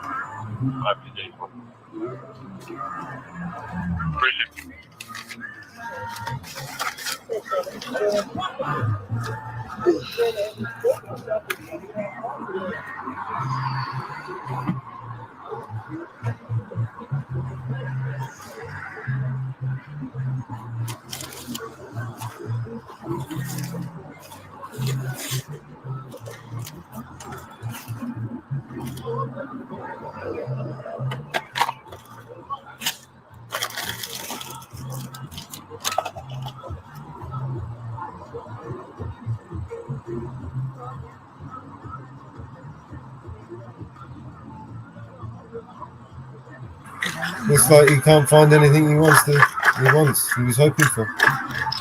Yeah. Doesn't look like, somebody that does heroin car. Because usually they find needles.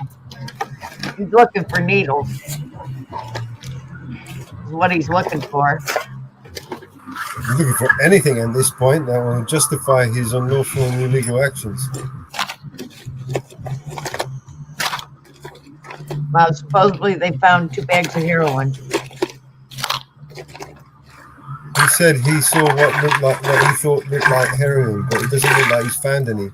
He's ripped that bar apart and he hasn't found any heroin.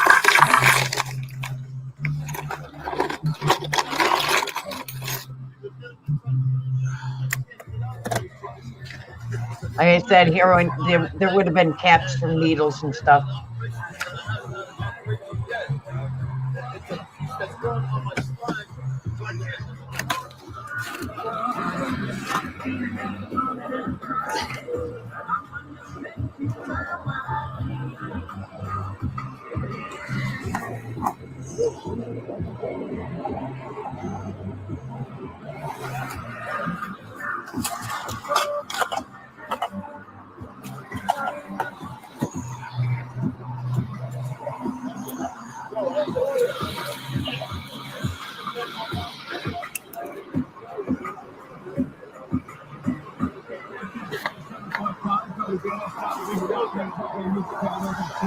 Just the 2/3 so far on this side.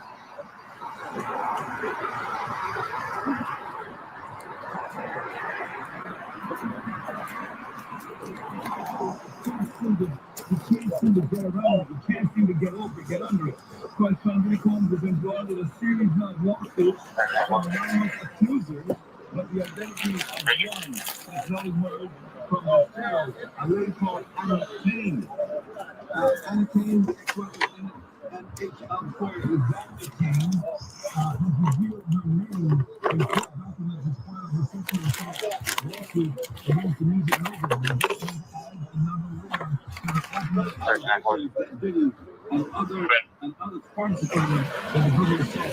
According to Kane, amended the lawsuit to include her real name after being ordered to disclose her ability to proceed with her claims. They told her, they better put me in my, she said, I don't want everybody to know me, I don't want this stuff, I don't want that. But he says, hell with that.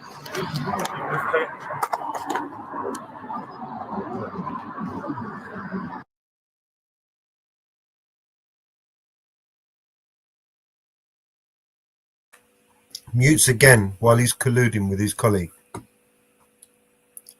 That is violation of policy.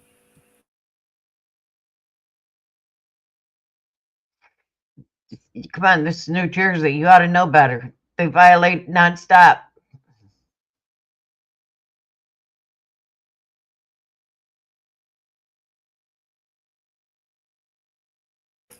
Otherwise known as deprivation of rights under the color of law, and conspiracy to deprive someone of their rights. USC 242 and 241. Am I right? 18 USC 241 and 242. I believe so.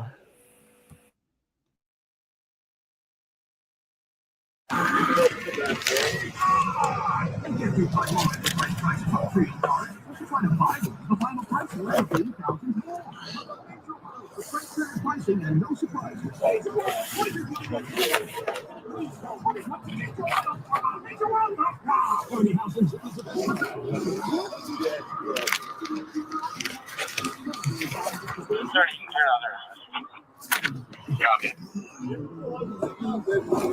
I'm just not trying to destroy your car. I don't care, bro. Really? Not just. What the hell do you think he's doing?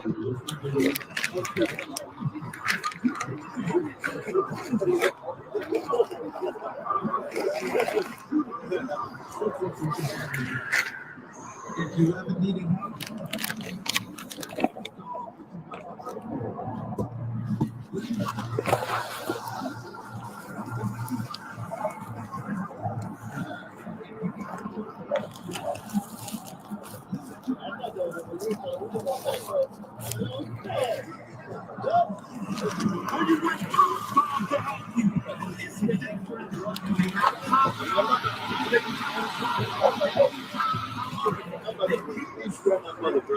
I won't go nowhere.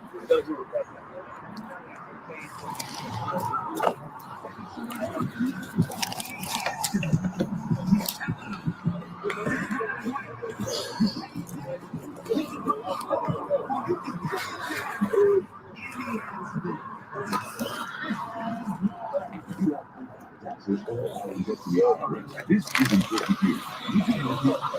Program specifically designed to help people struggling with tax debt. Powerful tax assistance program protecting those who no one knows these programs better than the experts at Optimal Tax Relief, America's most trusted tax resolution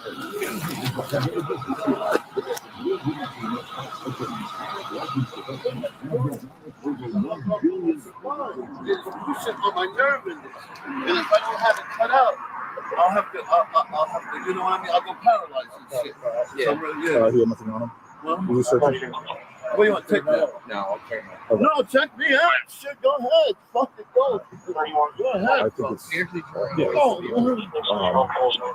So I'm going to see if she claims it. So I don't want to do both of them for too cold. But. I'll take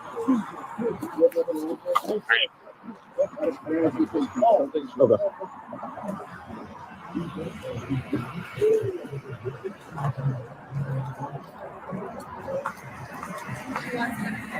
Okay. Yes, she is. She wants. Did you? continue checking her if that was actually a pattern. It should be a pattern. Yeah. There's nothing else on her? No. Okay. Did you get all her info? Yes, I did. Can you just do 71s on her, please?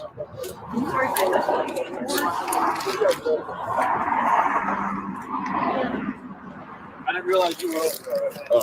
I was gonna have that way to go anywhere.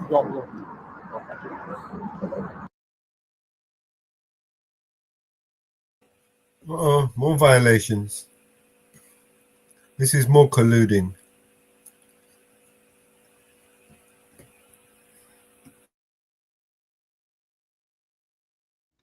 They don't care.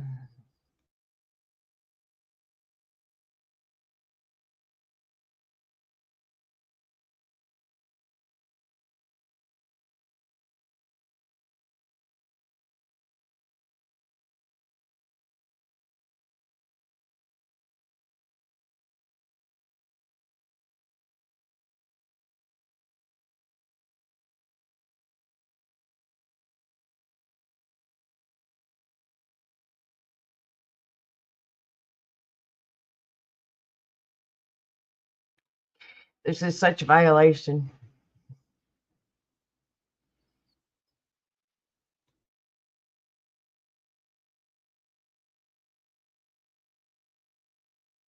All right. You have the right to remain silent. Anything you say can and will be used against you in the court of law. You have the right to talk to a lawyer. What's he arresting him for? Him or her present with you while you're being questioned. If you cannot afford to hire a lawyer, one will be appointed to represent you before any questioning if you wish. You can decide at any time to exercise these rights and not answer any of my questions or make any statements. Do you understand these rights?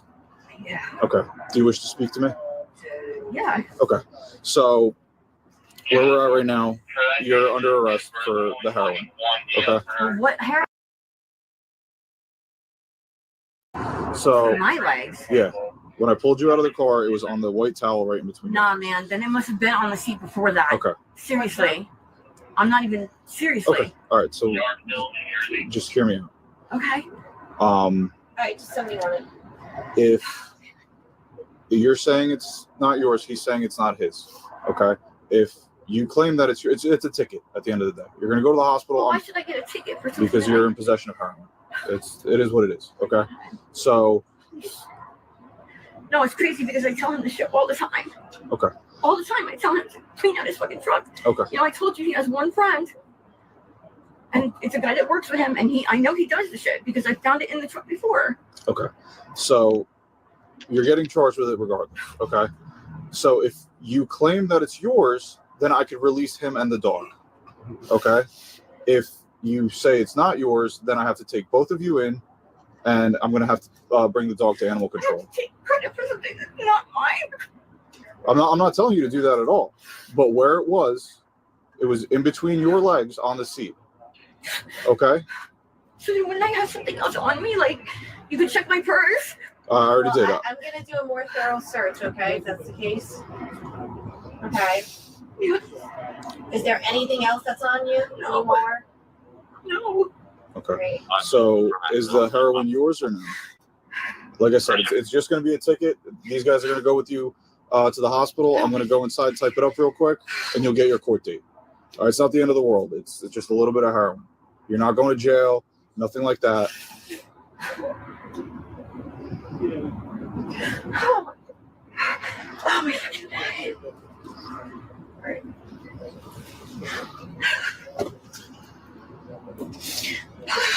All right. She's 7'4", right? Yeah. All right, then do you guys try like just step out to see how this Okay. in her pants? Okay.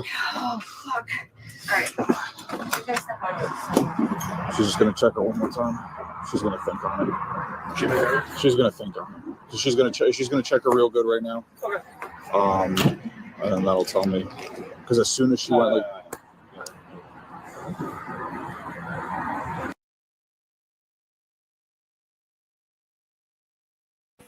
Again, more muting.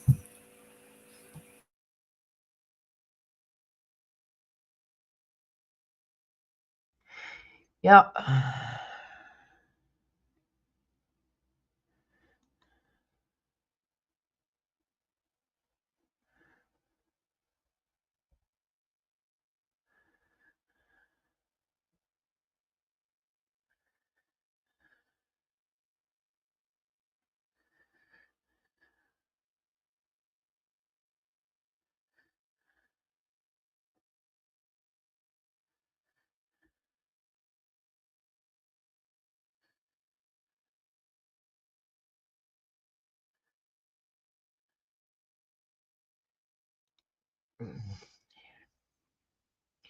Yep, more and more lies.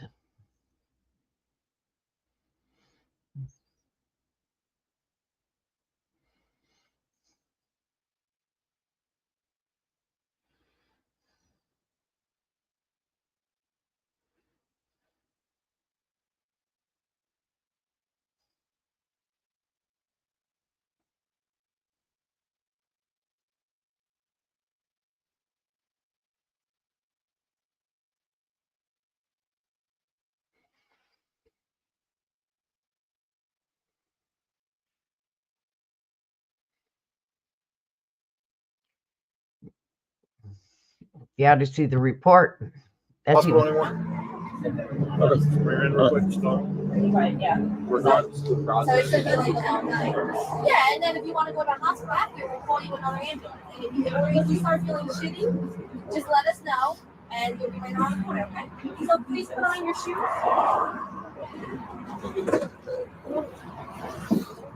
Go for shots. On my sheet too. I don't know where. It was really on my sheet. Yeah, but please put on your shoes. You know, just work with us. Does she have a seminar? Just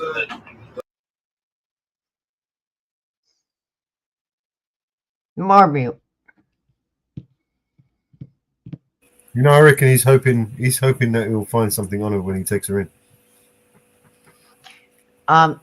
On the channel, you can look underneath it on more and read the police report when we're done. I'm just gonna send it on this one.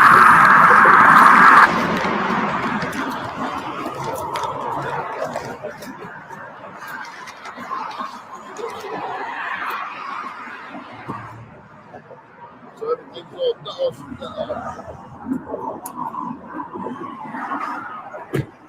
Oh my lord! Did you see All what right, he so here's just what we're did? gonna do. You've been super respectful with me. The drugs What did he just do? literally on her. Okay, He I'm just not gonna put it charge in you his with it. car I could charge and both of you. secure I'm it. not gonna do that tonight.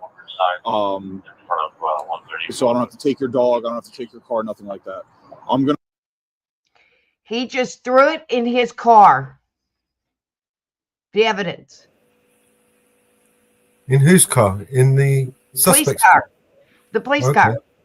He just threw it on the front seat. Okay. Let's watch to see if he unlocks the door. Let's keep watching, because if he goes back to that car and doesn't Let you unlock go. that door, he might have All it right. secure. Just keep an eye on your mail. You might get a ticket within a couple days. Okay, I have 30 days to issue you a summons via mail. But you're gonna get released tonight. You're not gonna go to jail. She's gonna, if you want to go pick her up, she should be in and out within an hour. It's just gonna go on a ticket. Okay. All right. She just has to get a photograph fingerprinted. I gotta type up the ticket, and then she'll be on her way. Okay. Okay. So what do you want me? What do I do? We're gonna go down to. If you want to wait for her, you can go down to our headquarters And just wait in the parking lot. Walk right out, and then. All right. So follow you guys. I'll give you the address. And let me. Or just follow you. Well, so where I go, I'll be going into a secure lot where she goes in. So when we pull into the parking lot, you're gonna see me go to the left. You just go straight. There's like a blue awning. Okay. What's You got my license. Yep. I'm gonna give that right back to you. What's your phone number, sir?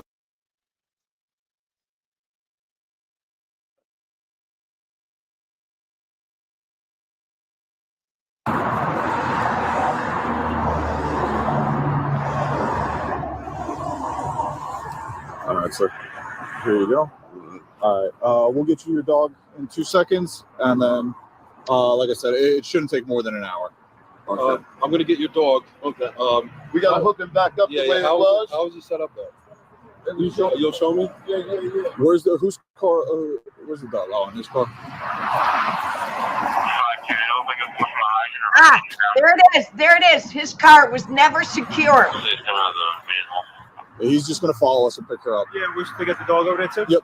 They're gonna get it now. Okay, sure. We're good. I don't recommend. We're good. Yeah, thank you. We're going back to the. That's just It's holding on to you, okay? Just keep walking. We're going right to this car right here. Babe, I tell you all the time to keep your fucking truck clean.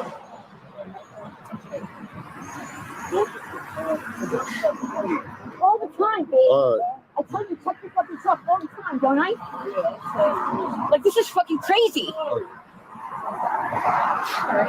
If this car was secure, do you want he would your have to phone or your purse? to open that door. I mean, I can't do nothing with it there, right? Well, if you want to take it with you so you can call somebody after. Yeah. So his Okay, car is so I'll not grab your secure phone for you. to hold that evidence secure.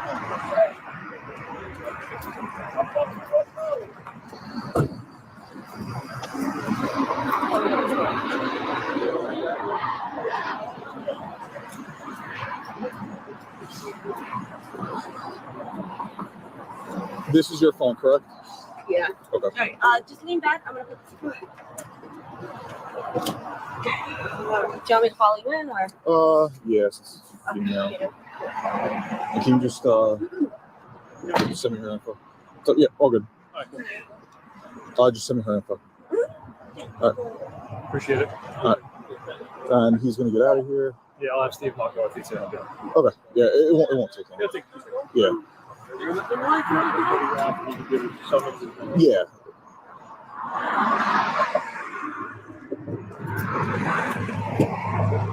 There he goes, right there. He did not unlock that door. That evidence was not ever secured properly. Did you see that? Mellows? So what kind?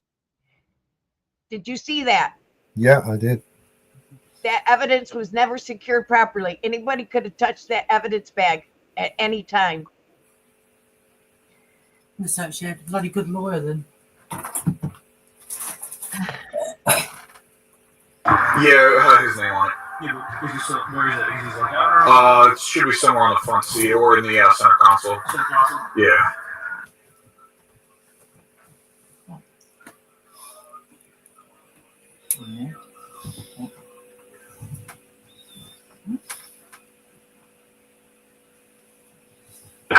Hold on.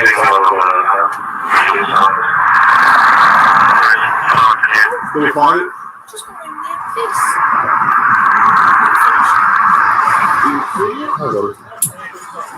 You find it, sir?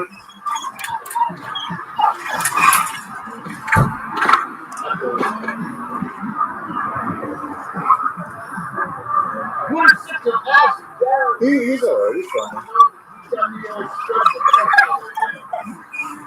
Yeah, the pill bottle's definitely in there. It was like that older, like, bottle. Yeah. Oh, here it is. Yep, there you go. Alright, sir, take care.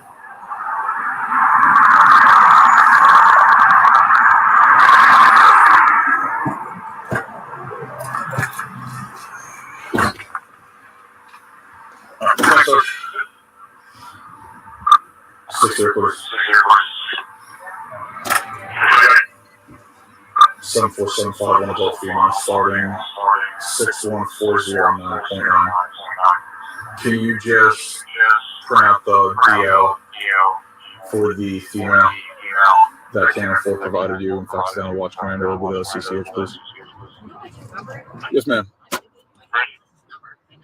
Oh, really? I was too nervous. I wasn't even thinking about it. So that's crazy how the DMV won't even. No, you can't. Trust me, I went even up to front, like to the main office. Yeah. And it was totally just turned down. She's like, I'm not for you because you have well, to get a photo ID, like I said, you need a social. If you don't have your social security card, the only way you can get it replaced is if you have a photo ID. And you don't have like a passport or anything? I don't have anything. My whole purse got stolen. Gotcha. Years ago. That's I've been annoying. dealing with this for years now, you know? Like I told her, I even worked with the governor. Yeah, I mean. I can't be the only person in this world who's lost everything. Well, so what I can tell you is if you want a copy of our police report, right? Yeah. Your booking is going to be in there, obviously, with your name and your photo, right? Right. So, okay. you see what I'm saying? I see where you're going. So I don't know if they'll take that because I know the DMV is a pain in the ass. I just went through it when my wife was changing her name. Right. So I get it's a nightmare. Yeah, but it really is. but if it's an official police document, so maybe they'll accept that. I even even showed them because I mean, I told you I've been in trouble before.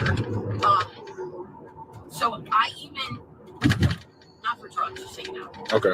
It's not nothing for drugs. Like I was always. Well, listen. So your criminal history right now has no effect on. I'm just telling you, like that's not what this is all about. It was mostly like I got caught shoplifting and whatever. Anyway, my point is, I even had shown the DMV my jail card. And they wouldn't take that? They wouldn't take that either. Does that have your photo or no? Yeah, it's got the photo. Huh. Then maybe they won't take it. But it's worth a shot. So, like I said, I've just been stuck in this place where I don't even know what to do. Trust me, my mother died. I'm sorry to hear that. And I couldn't even get like the hospital paperwork to find out what happened to her because I can't prove who I am. I gotcha. So going back to what you were saying, you were in.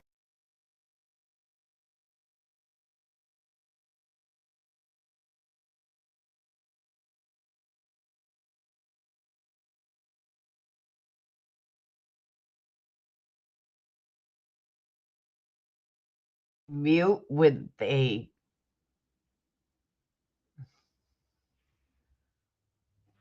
wow.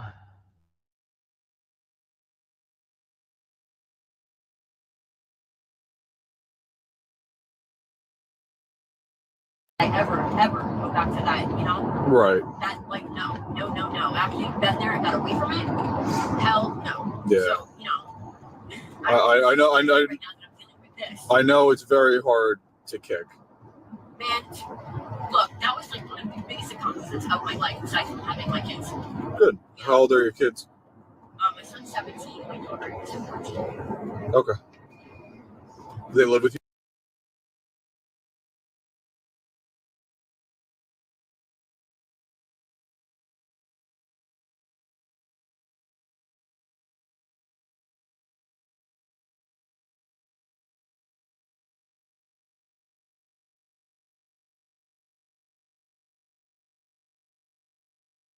You're muted again. A little bit more inside. I don't really like talking to people not face to face. But this isn't the end of the world. This is crazy. Bad. I want to strangle him. I wonder why he keeps. He's not supposed to be muting a conversation with her. I do. I know. I do. And seriously, I hope he even said something because I tell him all the time. This guy fucking hair that he wants it. And he's just a piece of shit. I tell him all the time. Because I found things before. What have you found? Empty bags. And I said, they're always on the passenger side. And I say to him, this is that situation, sir. And I say, what's going to happen if I'm with you one day? And there's an empty, I can't believe this is happening right now. Like, seriously, the words that came out of my mouth, I jinxed it. Because I have literally said, what if I get caught up? Because they're, I know even an empty bag can get you in trouble. I know that. Right. And, man, I don't know. Like, we got in the car when it was dark, so I don't know. I know there's a white towel on the seat. I seriously just did not see it. Well, so I almost immediately, as soon as you moved your leg, I saw the blue stamp. So why didn't you say something? Well, that's why I asked you to step out of the car. I've been doing this for a little while. Sure, you don't even get like I always look too before I didn't tonight. Yeah. I did tonight. Maybe I'm just lucky and I have an eye for this stuff, but. But how crazy is this? I'm telling you, for just you hear the background that I tell this man this all the time, and now this is happening. Like. Yeah.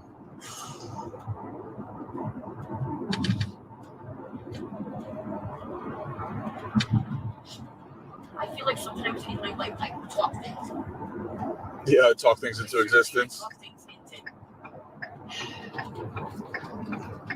But, oh my God, I swear I was seriously going to tell you just the other night. I was telling you how crazy it is that you can get caught up in other people's situations. And I wasn't talking about this type of situation. I was talking about, it's another long story. A kid owes him money and he wants me to get involved and go with him. And I'm like, look, I'm not getting involved because you lend somebody money, you want it back. Like, that's not my issue. Anyway, my point was just getting involved in, and even such as getting in the car.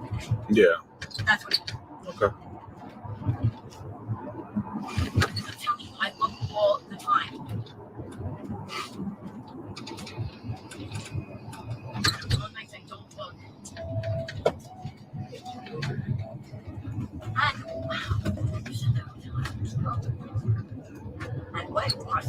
Yeah.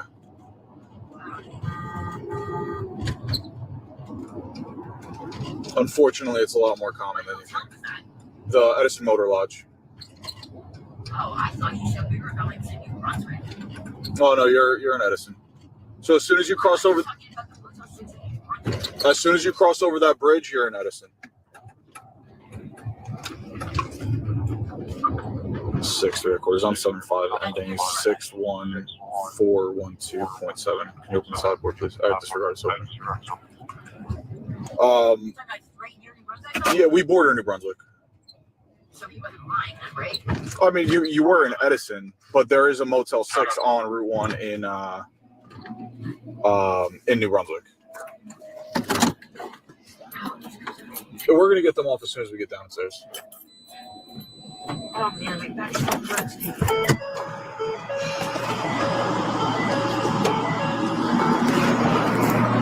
We go stop for you.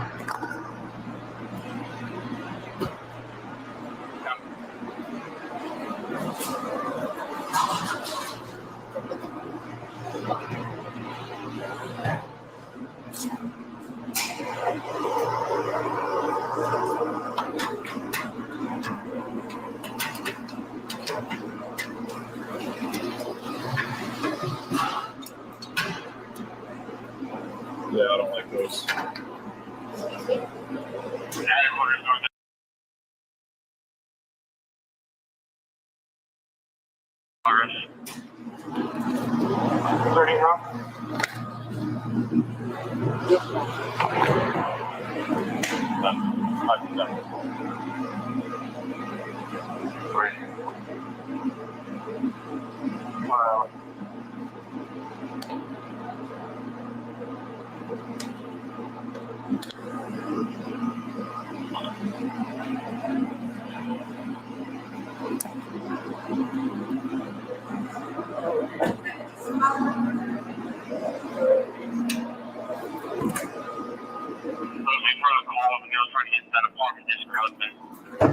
And they're right after you walked away.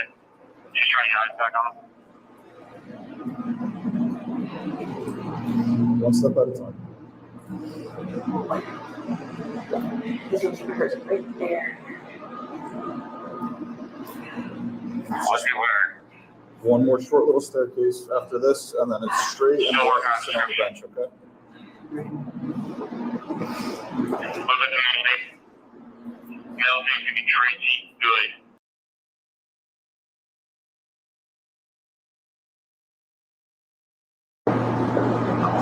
Here's our zero.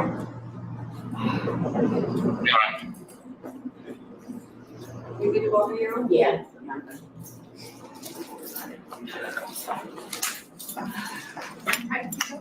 Sorry. Off as soon as we get inside. That's right. That makes all right. Alright, so as you're responding, we have number 2 male, brown shirt, brown pants. Officers had. Wow.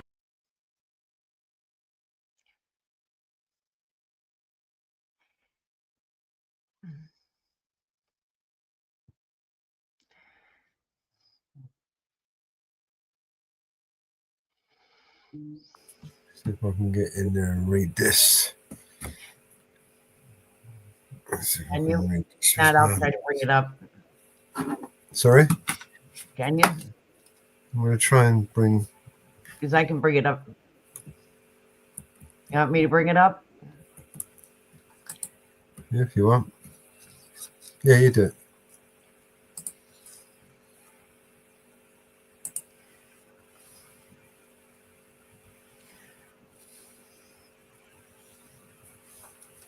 Hold on. Here we Read go. it. Yeah. On 12th of August 24, Petrolman M. Pukatz was working in plain clothes assigned to the Edison Police Department Street Crimes Unit under the Patrol Division, which includes responding to calls for service proactive. patrol and quality of life issues. I was wearing an exterior ballistic carrier with clear police markings, utilizing unmarked vehicle PD63 Ford Explorer equipped with emergency lights and siren. I was patrolling the area of US 1 when I observed a gold in-color Toyota Highlander parked next to the Edison Motor Lodge. I observed an unknown male walk up to the vehicle from the Motor Lodge and converse with the occupants by leaning into the passenger side window for a short period of time, approximately 3 to 5 minutes, before returning to the motel. The vehicle then turned onto US 1 northbound and took the jug handle to go to US 1 south. I observed the vehicle to be in violation of 39361K and decided to conduct a motor vehicle stop for the same. I eventually stopped the vehicle in front of Edison Diner in a safe location. I made contact with the driver of the vehicle, Robert Clayton, PTL, Contreras, on scene. Clayton explained that they are just going for a drive and turned around at the Dunkin' Donuts. I requested Clayton step out of the vehicle, to which he complied. I then again confirmed his story, at which point I requested to search his vehicle, to which he gave me verbal consent. Sergeant Kohat and PTO, what's that? Dong on the scene. I then began to speak with the passenger of the vehicle, Amber Leonard, to advise her of what was going on. I requested Leonard lower her window, which she was unable to do so. She opened the door, and as she moved her, can you scroll up a little bit? As she moved her legs, I observed a wax fold under her right leg and ordered her out of the vehicle. I detained Leonard as PTL Contreras detained Clayton. A PC search of the vehicle was conducted, which yielded was folds of heroin stamped with something. PTL Suzuela and PTL Montenegro on scene. Leonard was placed under arrest and searched by PTL Dong on scene. Scroll up a bit.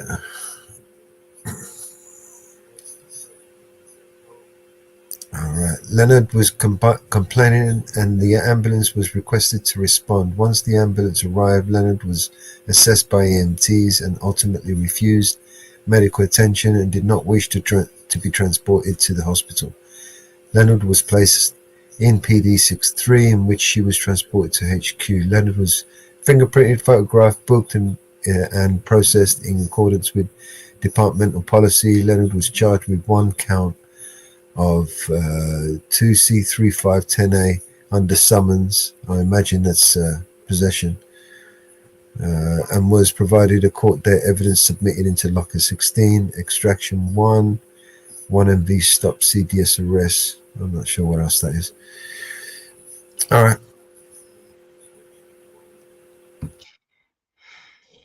Wow, that's an interesting case. If you watch, there was no. Go ahead. I was just saying hello to Aniki. The evidence, if you guys watch, he put the evidence in a bag, put it in his car unsecured. The cop put it in his car unsecured numerous times. They muted throughout this whole stop numerous times.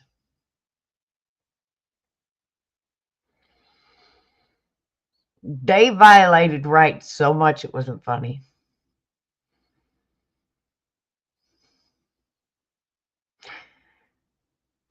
Then they told him that he was being released, but he may get a ticket in the mail. He still may be arrested for the same charge.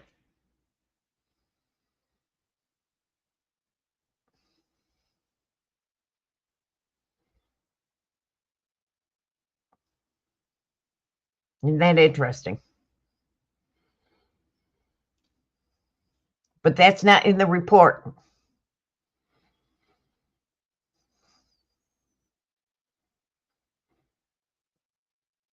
A good lawyer could rip this apart.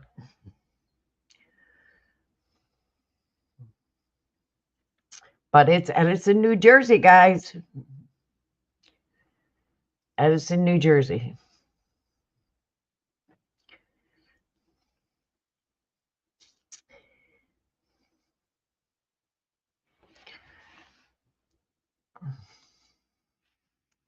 Until we start changing and convicting cops for violating our natural common civil rights laws, they will continue to do what they are doing. You're so correct, Anarchy Television. You are so correct. They continuously violate our civil laws. And New Jersey is getting very, very famous for this. As we have watched New Jersey Watcher, as we watched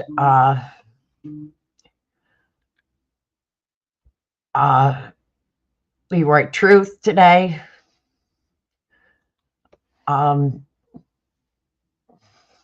It's becoming very, very. And then, as we watched earlier, what's going on in our Senate and our House, they're just arguing. I don't think there's going to be much done. They're just arguing nonstop. Non-freaking stop. It's getting ridiculous in our government. That's what they do. Shit. Our government is getting nonstop. Non-stop arguing. It's uncalled for. It's unreal. What's going to change? I don't care if there's this 2025, 2026, 2027, 2028. Both parties had a 2025. Harris had one. Trump had one. They both had them. So,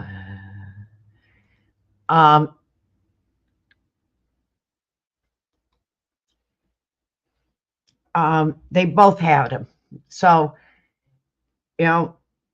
just one was made famous more than the other one, but they both had them. And some people just don't want to look at it. Everybody has their agendas.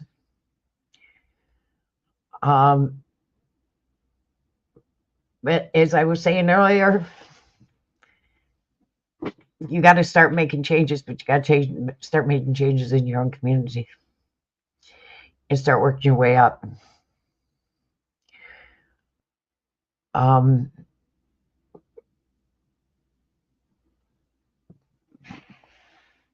what we're going to do, I have no clue.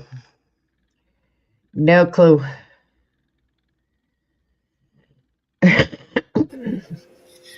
Yes, ask for permission from your masters to have your freedom.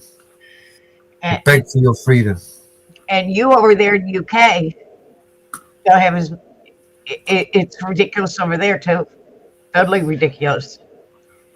I watch the UK government. What's going on in the UK government's just as bad because they're arguing over stupid shit. Most stupidest shit you can imagine. Oh, I've been watching their parliament. I've been watching it. But the next time we're on, we'll have to play your parliament. Y'all think we're bad. Wait till you watch theirs. They're all the same. It's all the same. I've got the parliament on my saved. Prime Minister's on his feet. Let's listen in. Our hearts go out to his family and his loved one. Like I'm bright for our communities, and we redouble every step to ensure that young people are kept safe. Mr. Speaker, on Monday, I met other European leaders in Brussels to discuss vitally important issues on security and defence in a volatile world. I'm determined to reduce barriers to trade, making it easier for businesses to do business, and ensuring a better relationship with our European partners delivers for the British people. Mr. Speaker, this morning I had meetings with ministerial colleagues and others in addition to my duties in this House. I shall have further such meetings later today. Dr. Neil Hodgson. Thank you, Mr. Speaker. Sadly, suicide is the biggest killer of young people under 35. Andy Airy, Tim Owen, and Mike Palmer are the three dads walking. They each tragically lost their precious daughters, Sophie, Emily, and Beth, to suicide. And they have campaigned tirelessly for suicide prevention to be included in the school curriculum in an age-appropriate way. We met with the previous Prime Minister in Downing Street, and suicide prevention was added to the RSHE curriculum guidance for consultation last year. I know the Prime Minister has met the three dads and supports their campaign, but sadly progress has stalled. Please, would the Prime Minister meet with me and the three dads so that we can finally get this over the line and ultimately save young lives? Well, can I thank him for steadfastly raising this really important issue, particularly during Children's Mental Health Week. I have met the three dads walking. They're inspirational. Their courage is extraordinary.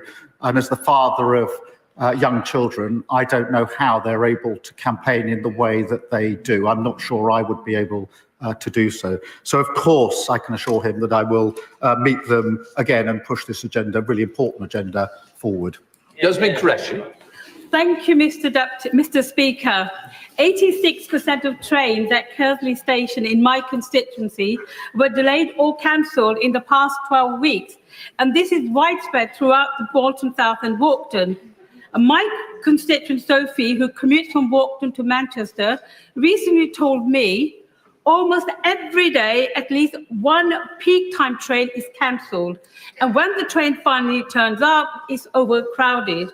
Recently, she was stranded for hours after constant cancellations because the train crew were unavailable. Can the Prime Minister ensure my constituent that this government is committed to building reliable railways after 14 years of Tory chaos? Yeah. Well, my honourable friend is right to highlight that the party opposite left our railways in a terrible state. 2 years of £850 million in lost revenue. You can't grow the economy if you can't run the railways. We will launch Great British Railways to focus relentlessly on passengers and to clamp down on delays and cancellation. And I'm pleased, Mr. Speaker, that Northern have announced the largest ever investment in its fleet to deliver 450 new trains, meaning more comfortable, reliable journeys for her constituents.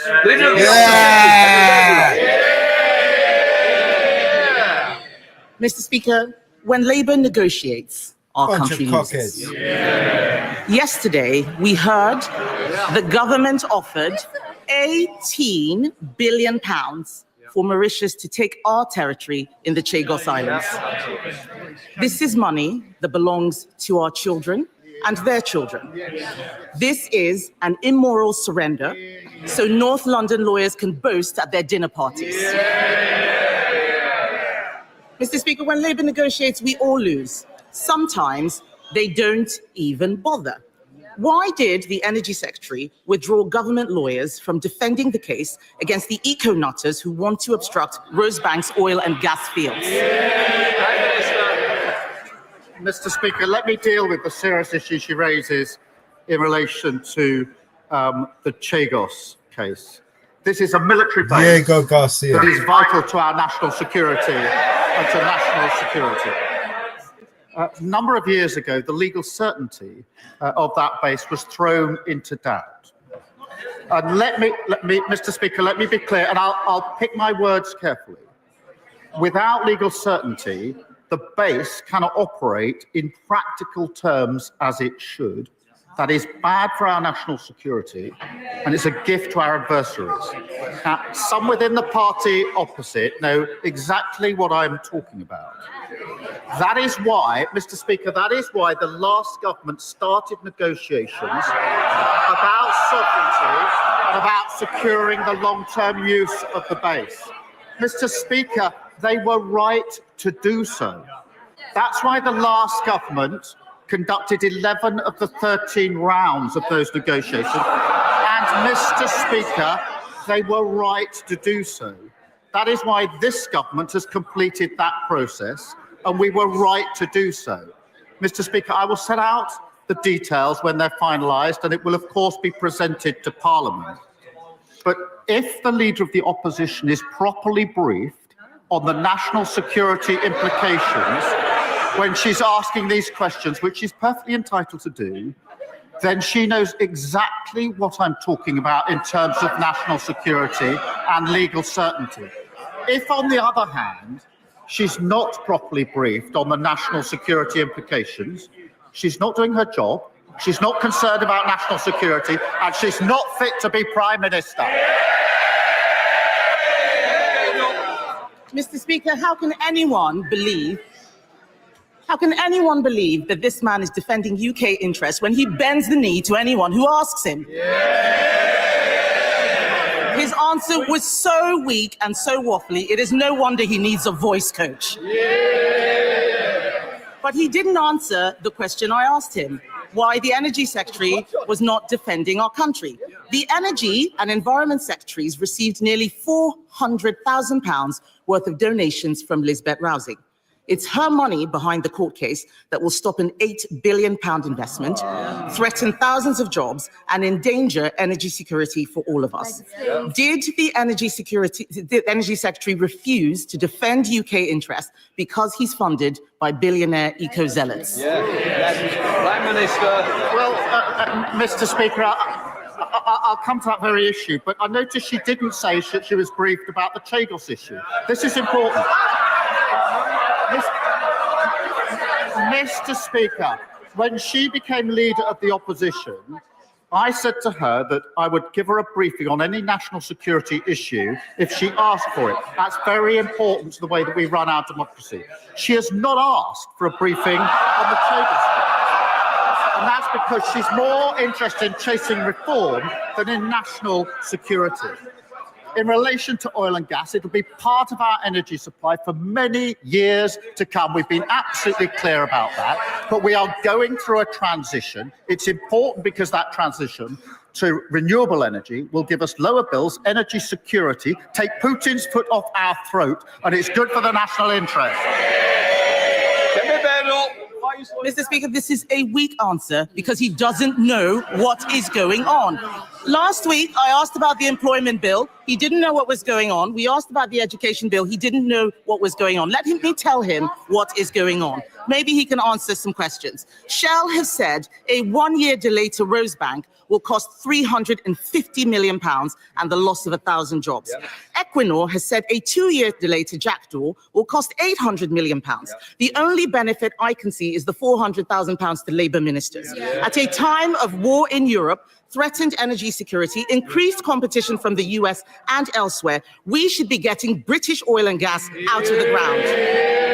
Does the Prime Minister have the guts to take on Labour donors and his Energy Secretary and approve the licence applications when they are resubmitted?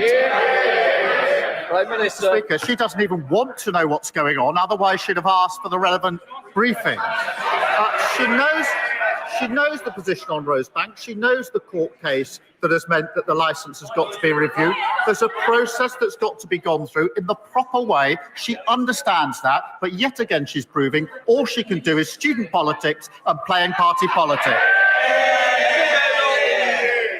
Mr. Speaker, I am speaking on behalf of the people of this country. When Labour negotiates, our country loses. When Labour negotiates, our country loses.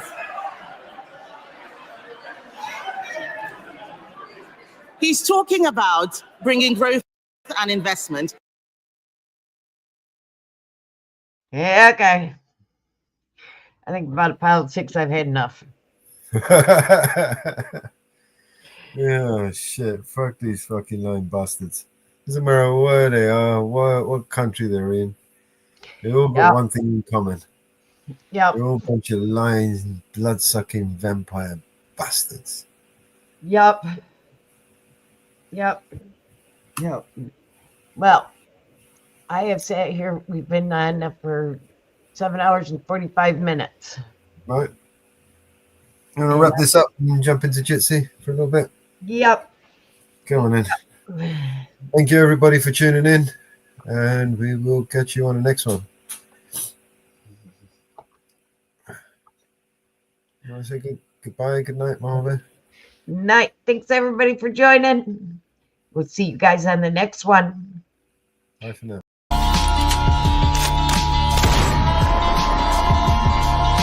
This is your emergency broadcast system. All civil unrest has gone global. All capital buildings and cities are under siege by the United States government to quell the domestic terrorist threat. All residents of urban neighborhoods and cities are being ordered to stay in their homes until the threats are eliminated. If you disobey orders, you could be shot on sight by rogue agents, federal forces, and domestic terrorist militias. This is your emergency broadcast system. This is a national alert. Imminent threat is nationwide. You must stay inside of your homes or risk being shot on sight.